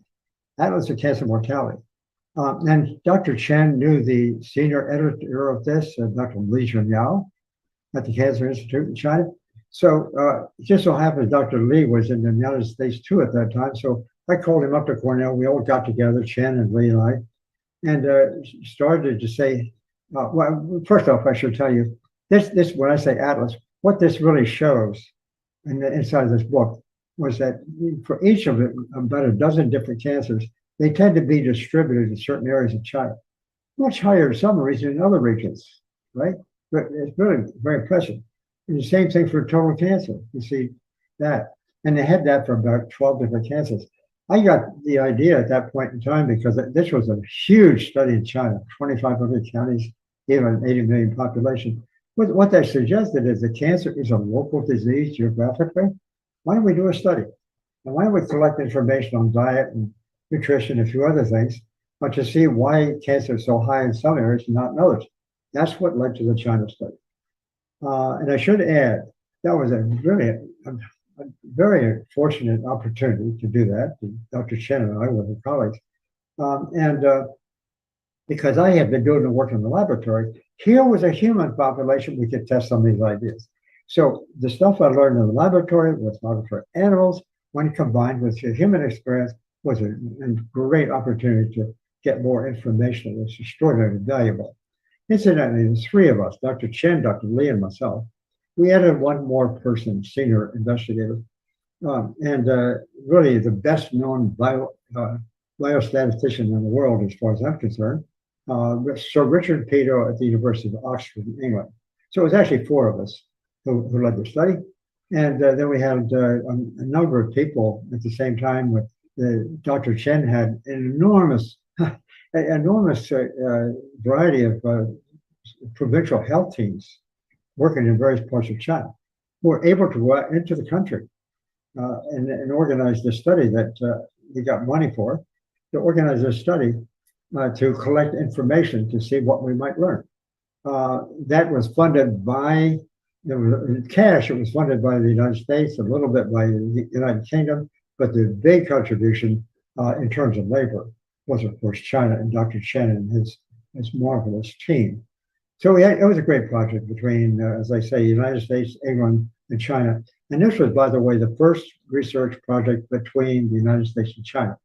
It started in 1983. It was published in 1990.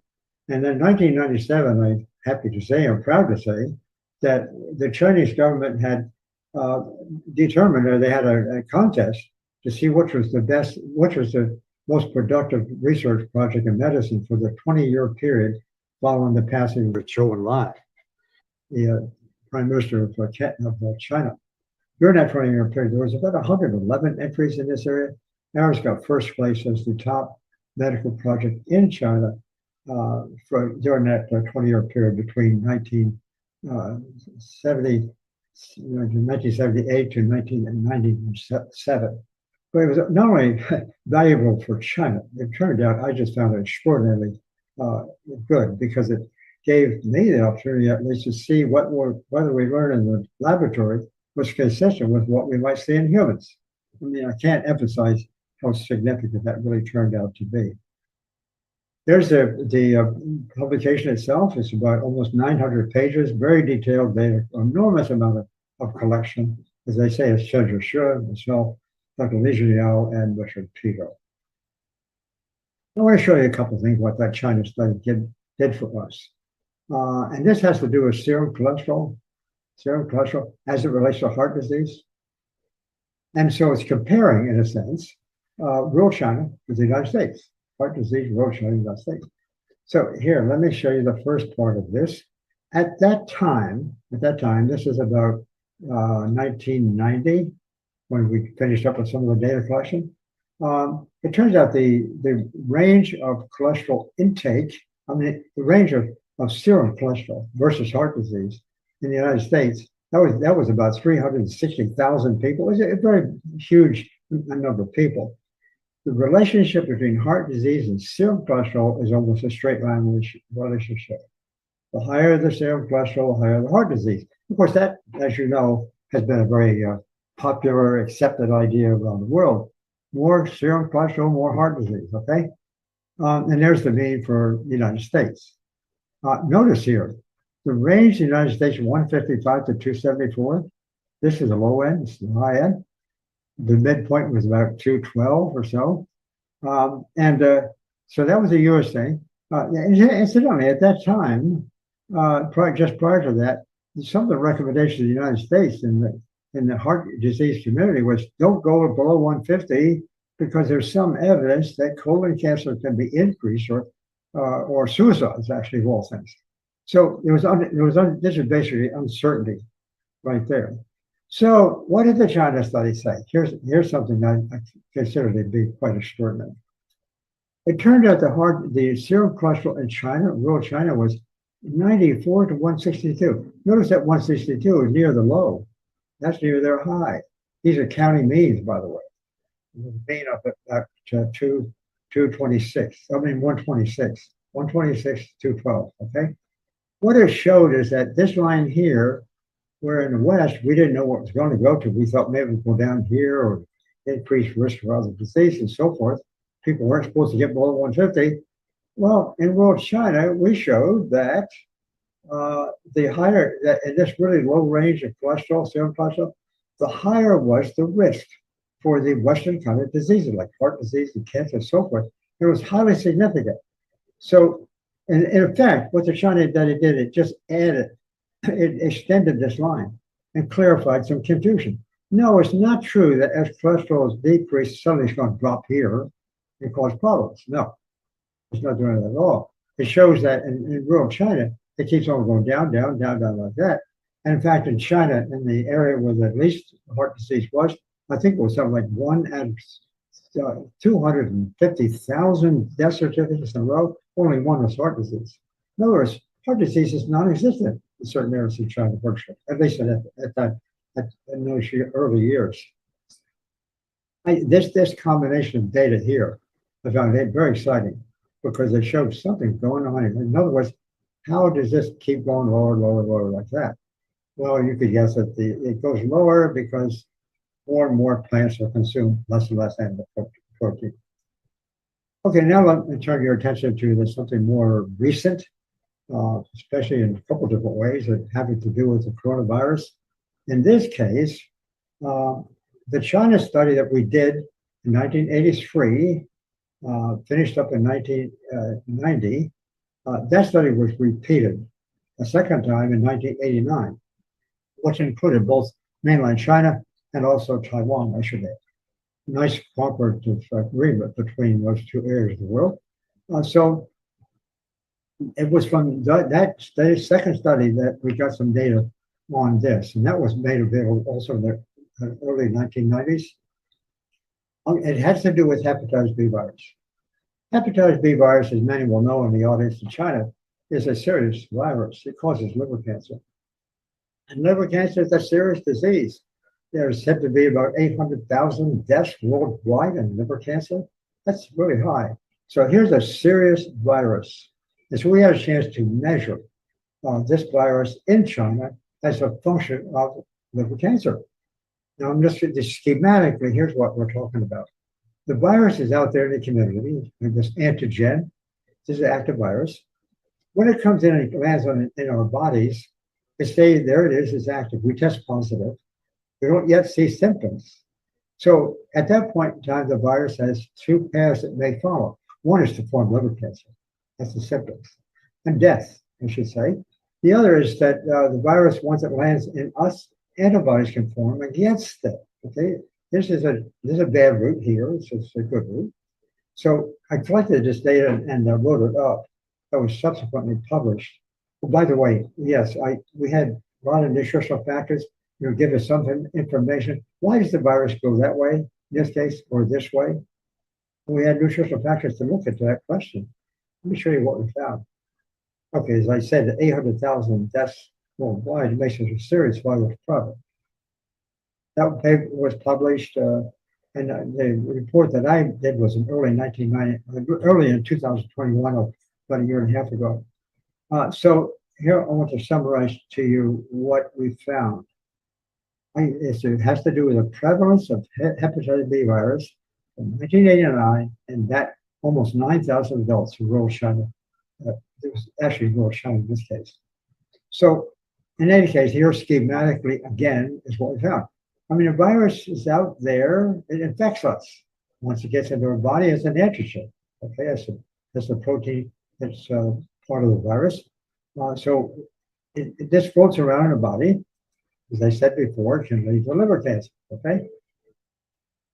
It turns out even a small intake of animal food leads to liver cancer. A small amount. This is highly, highly significant. I'll show you the statistical significance of this in a moment. So people who get the virus, if they're eating animal food, problems could be a much higher risk of liver cancer and death. In contrast, people in rural China, or no, this is, well, they're mostly rural China, but in any case, people consume more plant food when they get this virus. Here's what happens to those folks. Antibodies form, inactive virus. So people consuming plant food, the virus is not too much concern. Certainly not going on and causing serious disease like liver cancer. And it turns out, so people eating a little animal food, they're the ones that get the liver cancer. They're the ones activating the virus. People consume more plant foods. In contrast, they form antibodies and do not get the liver cancer. Striking difference. Striking difference. In fact, there's multiple ways for us to look at that question. There are altogether a total of 11 risk factor correlations, all significant at a very highly improbable level of 0.001. 11 risk factors all show the same thing. All those correlations converge to the same outcome to give us this conclusion here. Animal food causes liver cancer, even though people may be infected with hepatitis virus. Plant food, in turn, has sort of the opposite effect. It allows antibodies to form. And of course, given a reference here of that study, this is the second China study.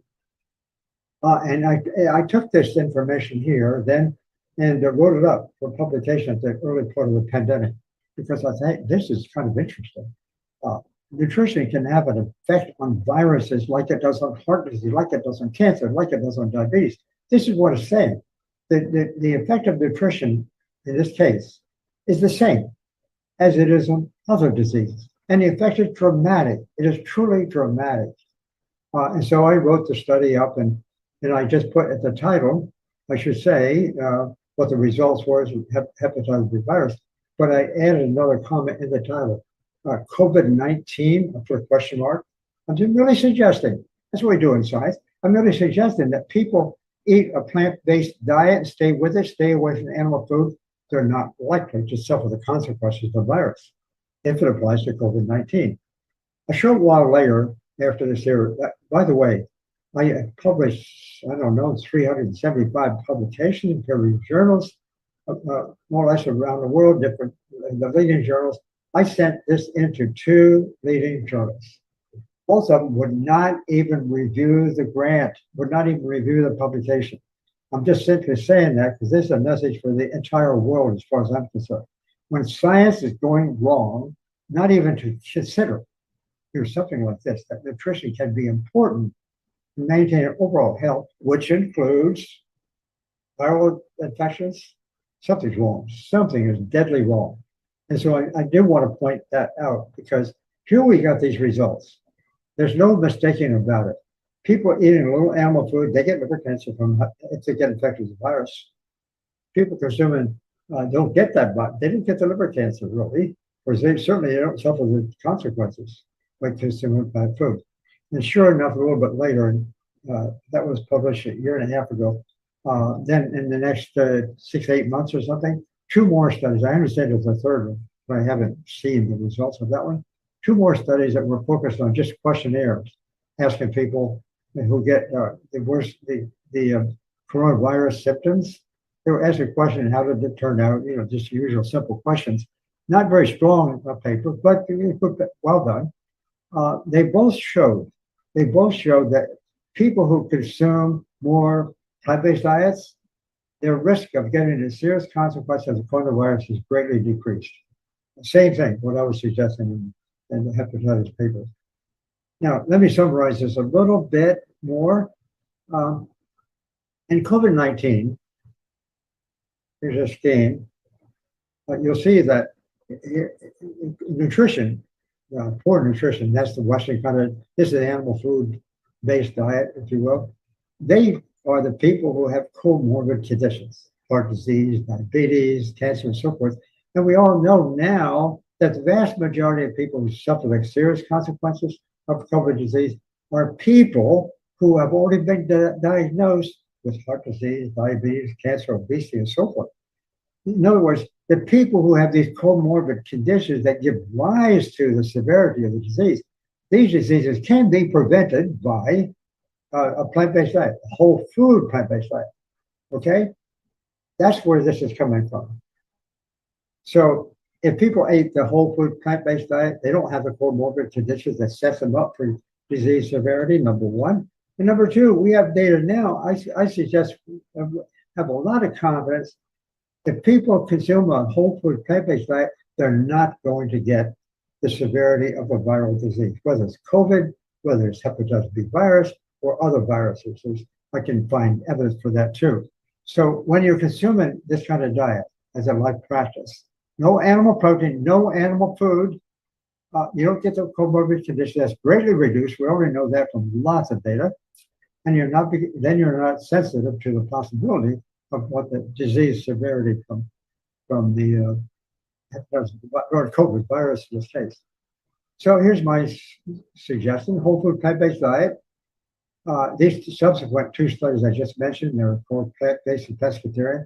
Not very perfect, but nonetheless, they saw a 73% decrease in those who consume a plant-based and pescatarian diet.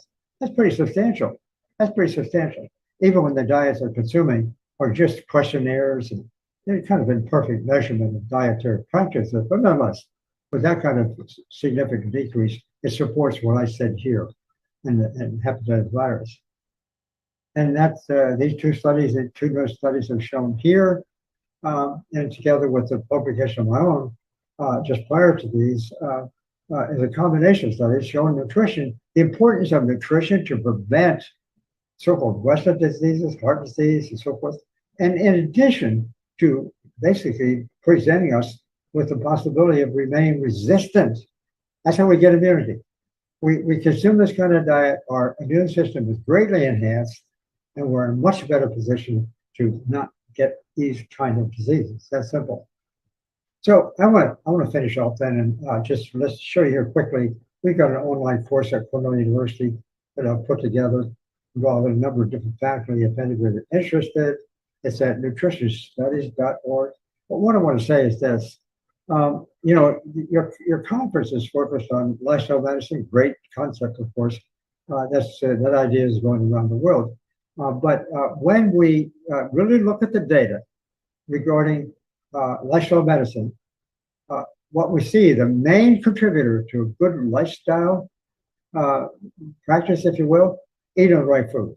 Eating the right food. I know lifestyle medicine includes obviously information on exercise and stress and a few other things like that. They're all important very clearly. But the major effect on personal health is the food we eat. The food we eat should be plant-based in the whole food form. That's a huge, huge, difficult story for many people in the world. It is the central component of lifestyle medicine. It is the central component. Unfortunately, in lifestyle medicine, this evolution of these kind of programs around the world are not, in my view, given nearly enough attention to nutrition, because the medical establishment has never given much attention to nutrition, and the extent to which it even is discussed or considered is basically a very poor version of lifestyle medicine. To me, a very poor version of diet or nutrition. So the real nutrition that has the really major effect is the nutrition that where we're consuming as close as possible to plants only, as much as possible the whole food form. There is a secret. It's almost a secret, but that is the solution to, in my view, they go a long way, I should say, to reducing human disease. And thereby, insofar as it's possible, when we eat more of that kind of food, we don't need the livestock, and that causes all the environmental problems. So we get 2 for 1, if not 4 for 5 for 1 for other considerations. Eat more plant-based, whole food, plant-based. It's amazing. The effect is amazing. I mean, our research started out with experimental animals, and then involved human studies, and there's many ways I tell this story, especially in the policy arena where I've been very much involved. It is the biggest secret there is, in my view, in the world. We call it lifestyle medicine. I don't, quite frankly, I'm not as enthusiastic for that term as many may be, because it's a kind of a substitute for preventive medicine, which never did well in medicine. I would like to suggest put the focus on nutrition and make that a major part of the lifestyle medicine equation. Again, many, many thanks to Dr. Shi and his group. I really appreciate this. I think that this is the 3rd year I've been involved with making this presentation, and I'm just so delighted. I spent, I think I was in China somewhere between 20 and 25 times for over a period of about 20 years. I just loved the opportunity of being able to work with my Chinese colleagues. I had many senior Chinese who visit my laboratory. We really, China's my second country, let's say it that way. And so I just thought this collaboration that we entered into with England, in this case, with Sir Richard Peter at the University of Oxford, it was amazing. And so I can't thank enough the organizers of this conference and giving me a chance to tell this story. Again, best wishes and thank you.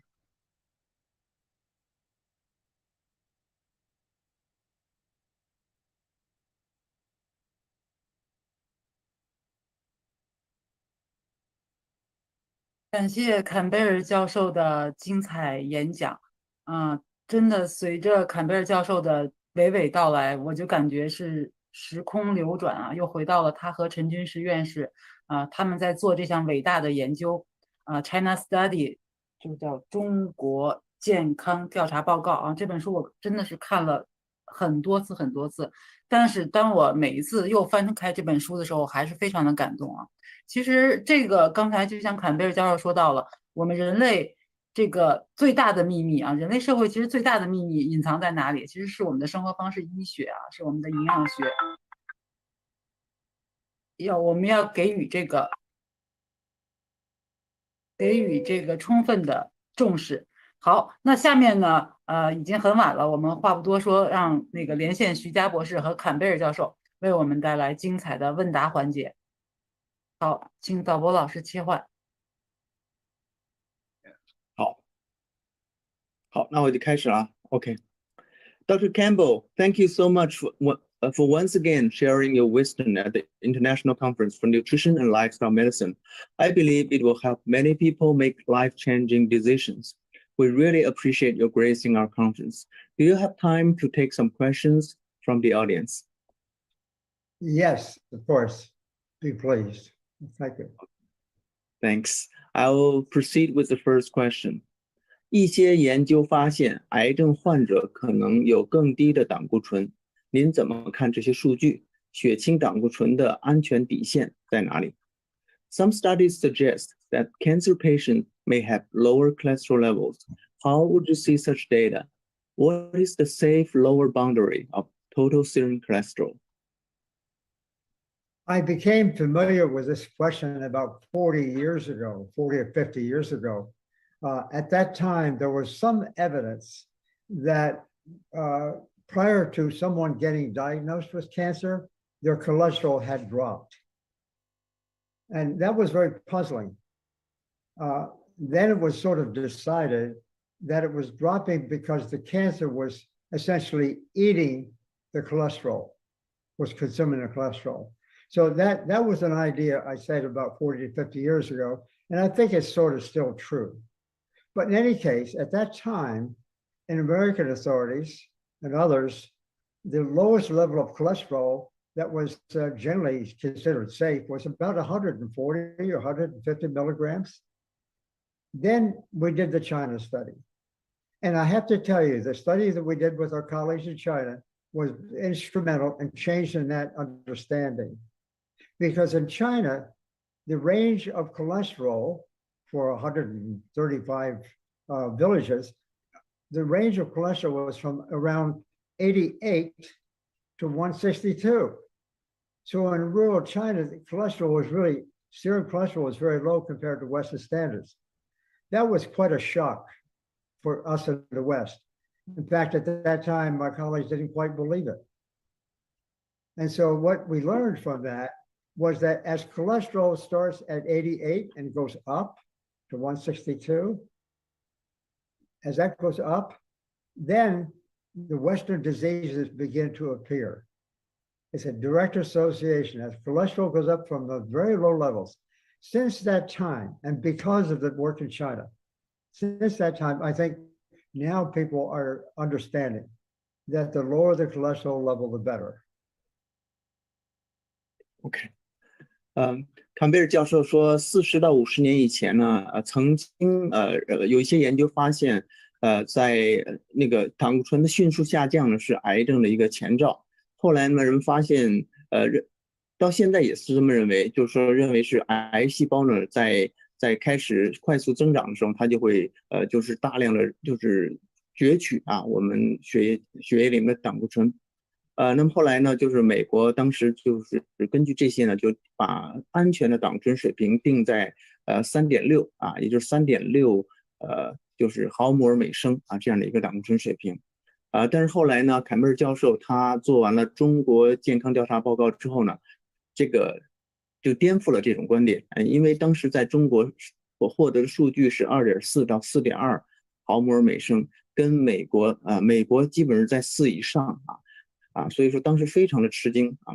后来呢，根据中国健康调查报告这个数据，后来呢，坎贝尔教授发现后来呢，人们越来越多的数据也去确认了这一点就是胆固醇从2到4之间越往上走再继续往上走，那么胆固醇越高，西方式的这种疾病就越高。Thank you. The next question.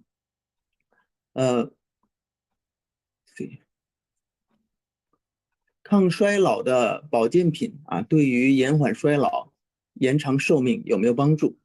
Are nutritional supplements helpful for extending humans' lifetime? I know of no evidence, no reliable evidence that vitamin supplements extend lifetime. In fact, we have quite a lot of evidence that some nutrient supplements do exactly the opposite than what is expected.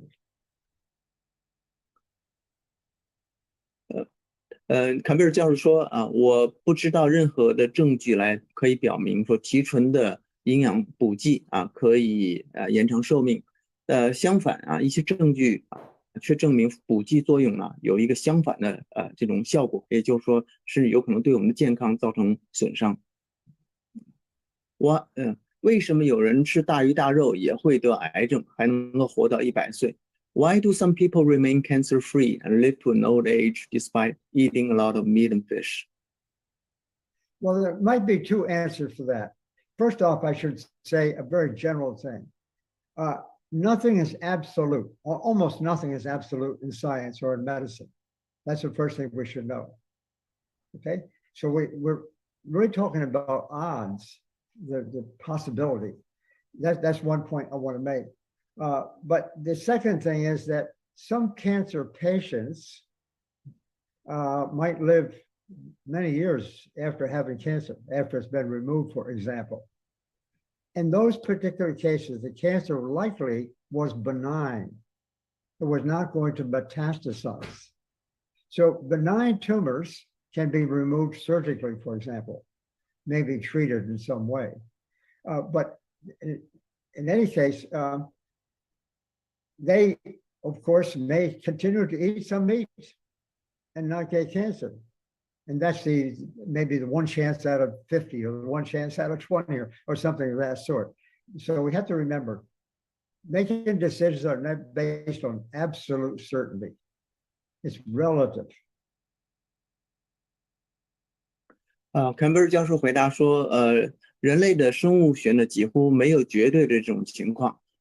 我们其实要用风险来评估一个事情，而不是用绝对的认知来评估。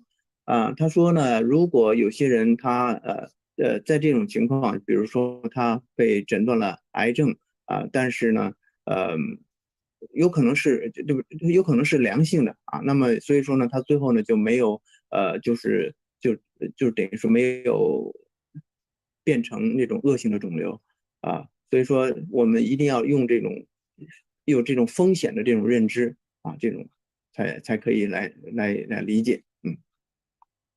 Can I say something? One more thing. I forgot, part of that question that had to do with mental stress. It is widely understood by lots of clinicians that mental stress probably has something to do with their susceptibility to cancer. That's true. But I don't know the evidence for that, any really hard scientific evidence. I believe it's probably true. So that is important to consider. And I think eating the right diet makes a better mental state, and so they survive. But mental stress can be important, I think. But from a scientific point of view, I don't know the kind of evidence that we would like to have to show that is actually true. 凯贝尔教授补充到，他说，就是心理健康呢，实际也可能与癌症也是有关系的。他说有一些证明可能感情的压力有可能会导致癌症和相关的这种疾病但是呢，他不太了解到底这种证据到底有多强。现在对 ，OK， the next question， 癌症病人可以吃黄豆和豆制品吗？例如乳腺癌患者不可以吃大豆和亚麻籽？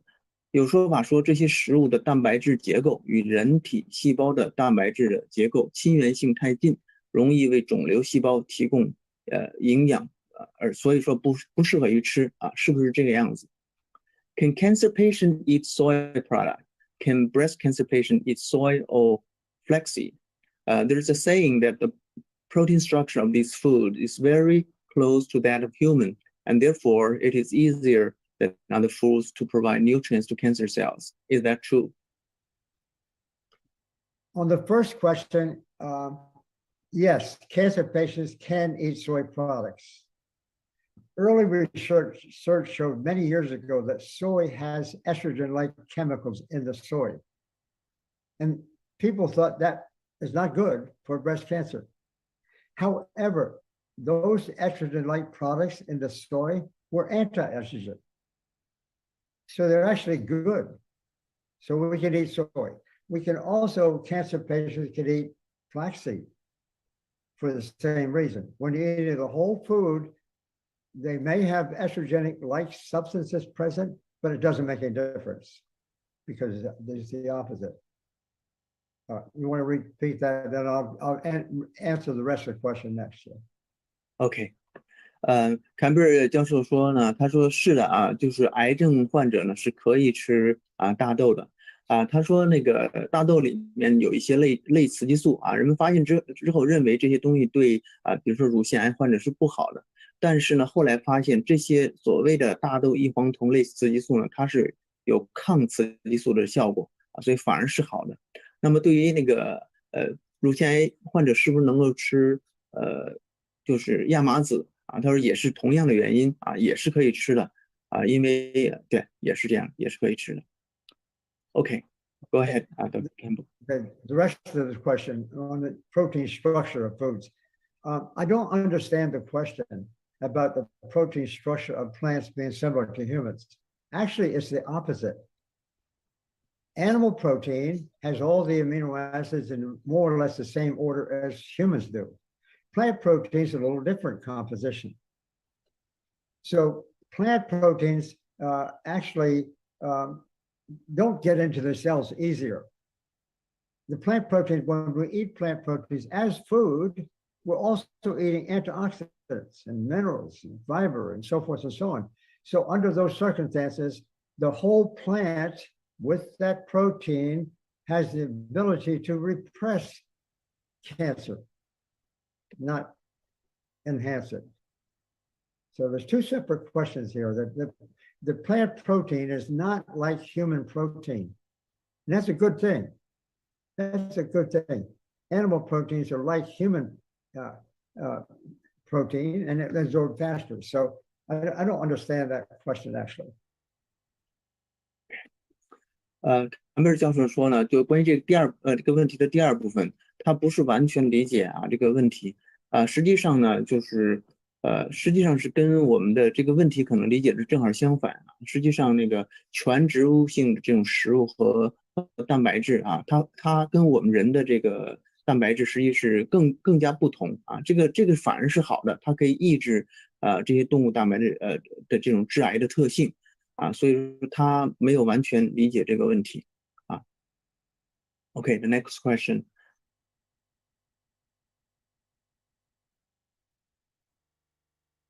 红肉是致癌物，一点都不吃的话，那么铁元素会不会缺乏 ？If we avoid all red meat, would we be deficient of iron? That was a popular impression in the West, I think also in China, when I was working with my colleagues in China.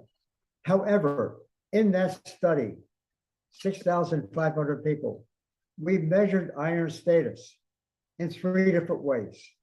Hemoglobin, red blood cell count, and so forth. We measured 3 different ways. We did not find any evidence in rural China that avoiding meat hurt the iron status. In other words, iron status was good in China, even when they're consuming low amounts of meat. The iron status question is more important, I think, for gastrointestinal diseases, parasite diseases. In that case, that's a little different. Iron status can go down, but in cancer, no evidence that iron status is limited by not eating meat. 坎贝尔教授回答说他说这种就是不吃红肉会有可能会造成贫血呢，曾经是一种流行的观念不管是在美国还是在中国。但是根据他所主持的这个中国健康调查这个调查涉及了6500个成人的队列而且他们用3种不同的方法来测量这个我们这个人的就是人体内的这个铁的水平。结果发现呢，不吃红肉不会导致铁的缺乏那么真正的造成铁的缺乏，我们需要担心的是那些消化道的寄生虫所导致的这种贫穷病所导致的。Okay, the next question. 植物性的饮食会不会造成蛋白质摄入的不足植物蛋白质的吸收力和完整性提供植物蛋白质吸收力和完全性能不能提供我们所需要的营养 Could a plant-based diet cause protein deficiency? Is the absorption rate of plant proteins good and safe enough to meet human needs? Plant-based diets do not cause protein deficiency. In fact, plants can provide all the protein we need. We do not need to consume animal protein or animal foods to get the protein. First. Secondly, on the absorption rate of proteins from plants, it's good. There's no problem. So 2 points. Plant proteins provide all the protein we need, and that protein can be absorbed very easily. 好，坎贝尔博士回答他说不会的他说植物首先呢是可以提供我们所需要的所有的蛋白质第二点呢就是说植物的蛋白质吸收率也很好。Okay, the next question.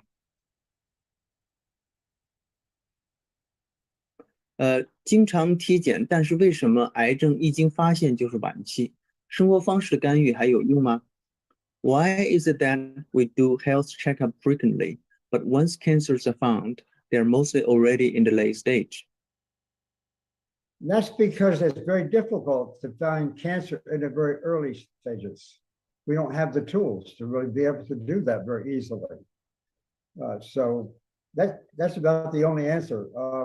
We can only see cancer after it's already present, mostly.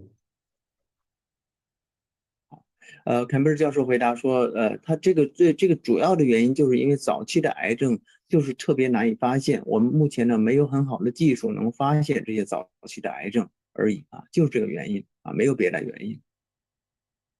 Okay, the next question. Okay. 为什么营养是生活方式医学的核心部分 ？Why is nutrition the central part of lifestyle medicine? Yes, we know, of course, we know there are many different parts of lifestyle medicine, having to do with sleep, with exercise, with stress reduction, and so forth, with food.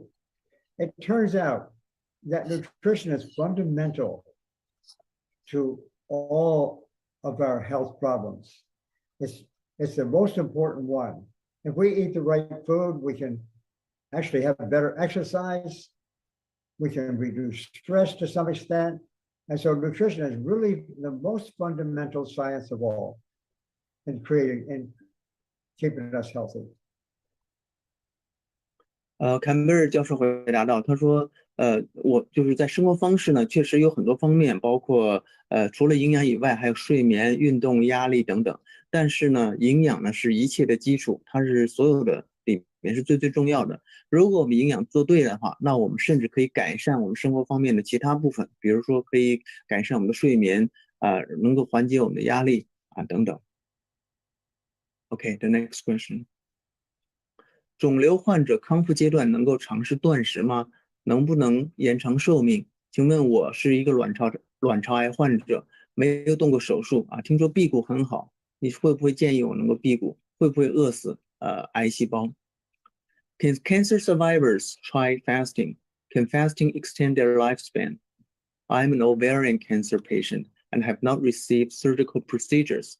It is said that fasting would help. What's your suggestion? Can fasting starve cancer cells to death? Yes, I like fasting. I've done it myself. I know of other people who've done it. I have a friend who has a clinic in California who has done thousands of patients with fasting. One thing that he has noticed is that for uterine fibromas, a kind of uterine cancer, of course, with fasting, he was able to reverse the uterine fibromas in 85% of the cases. Quite remarkable. Also, for liver cancer, I know of a patient with liver cancer tried fasting and it reversed it. We saw the same thing, by the way, more or less in our laboratory. So yes, fasting is a really good option, I think, under medical supervision. I think it's a good idea to do it under some medical supervision. By fasting, I mean only using water or maybe juice, but not whole food. It's quite remarkable what fasting can do with serious diseases. 好，坎贝尔教授说，是的，他非常喜欢断食这种方法，而且他自己也做过。他的朋友呢是在加州的一个朋友，他做过上千例的这种断食，对于子宫肌瘤呢有80%的逆转的效果，而且呢他还有看到过通过断食把原位的这种肝癌给逆转的。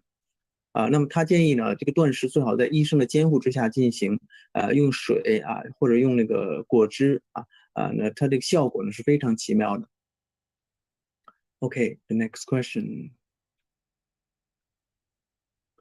请问对蛋白供能比怎么看？老年人是否需要摄入超过0.6到0.8克每公斤体重的蛋白质才能有利于保持肌肉？Should senior people consume more than 0.6 to 0.8 grams per kilogram protein to maintain muscle mass?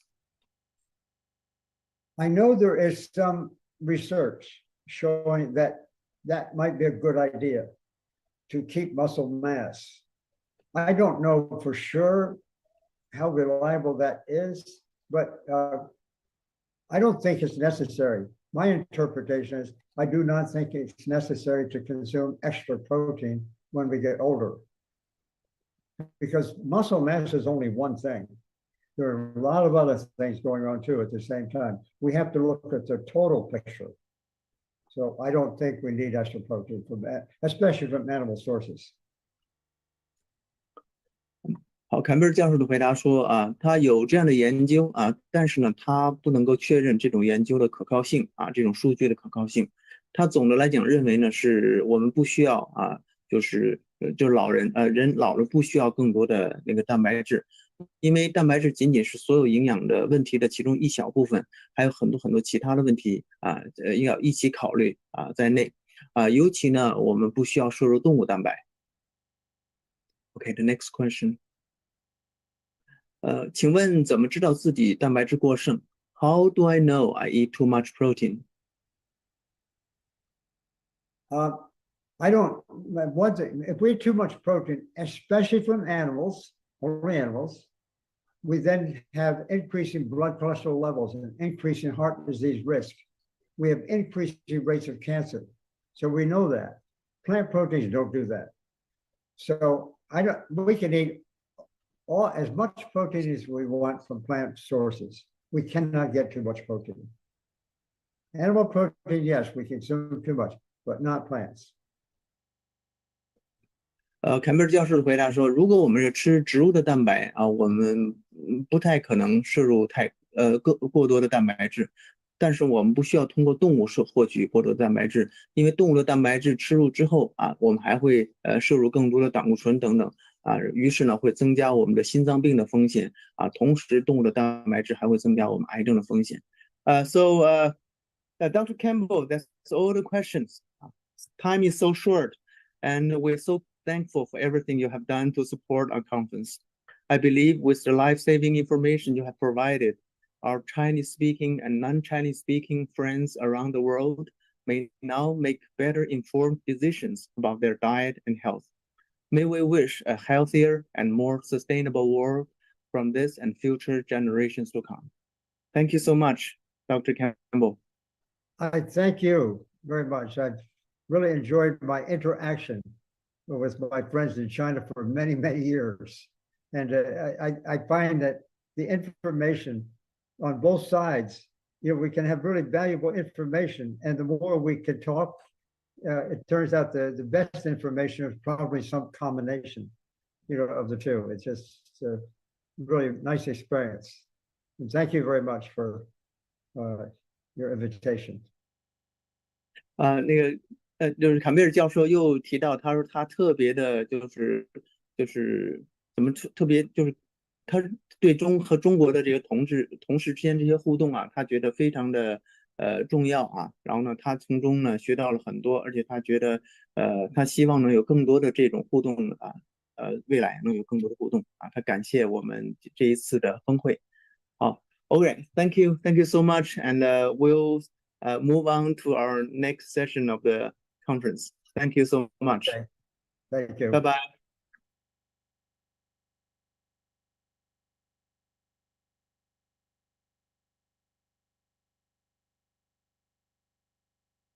感谢坎贝尔教授和徐佳博士的精彩互动。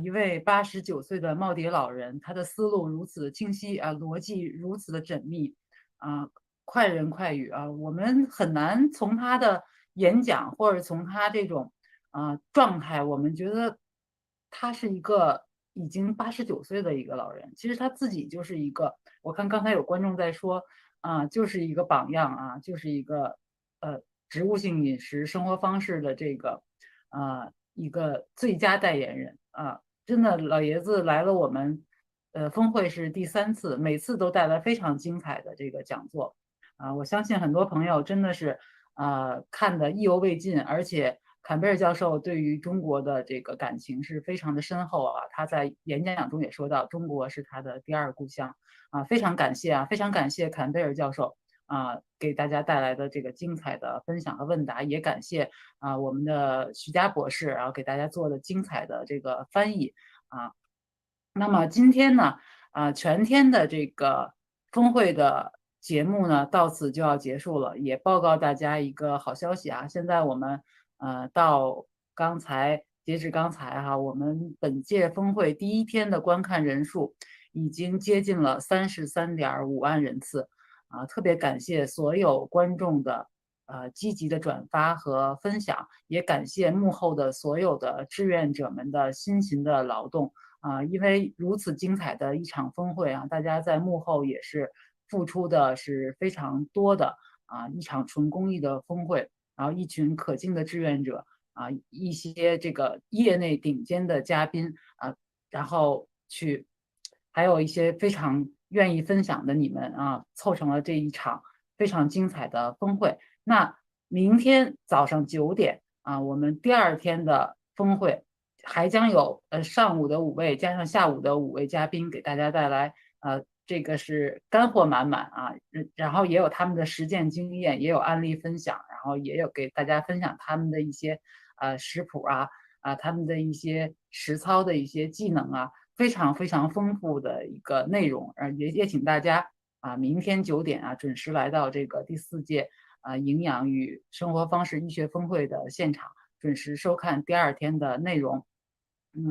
好的，那也是感谢现在还在直播间的朋友们你们是最棒的今天对于我来说也是一个饕餮之夜学习了那么多的知识我觉得就感觉吃了一场知识的盛宴一样。好，那就谢谢今天的演讲嘉宾谢谢我们合办的平台，然后也谢谢所有的志愿者感谢所有的直播间的观众朋友们，大家晚安，明天上午9点我们不见不散。好，大家晚安。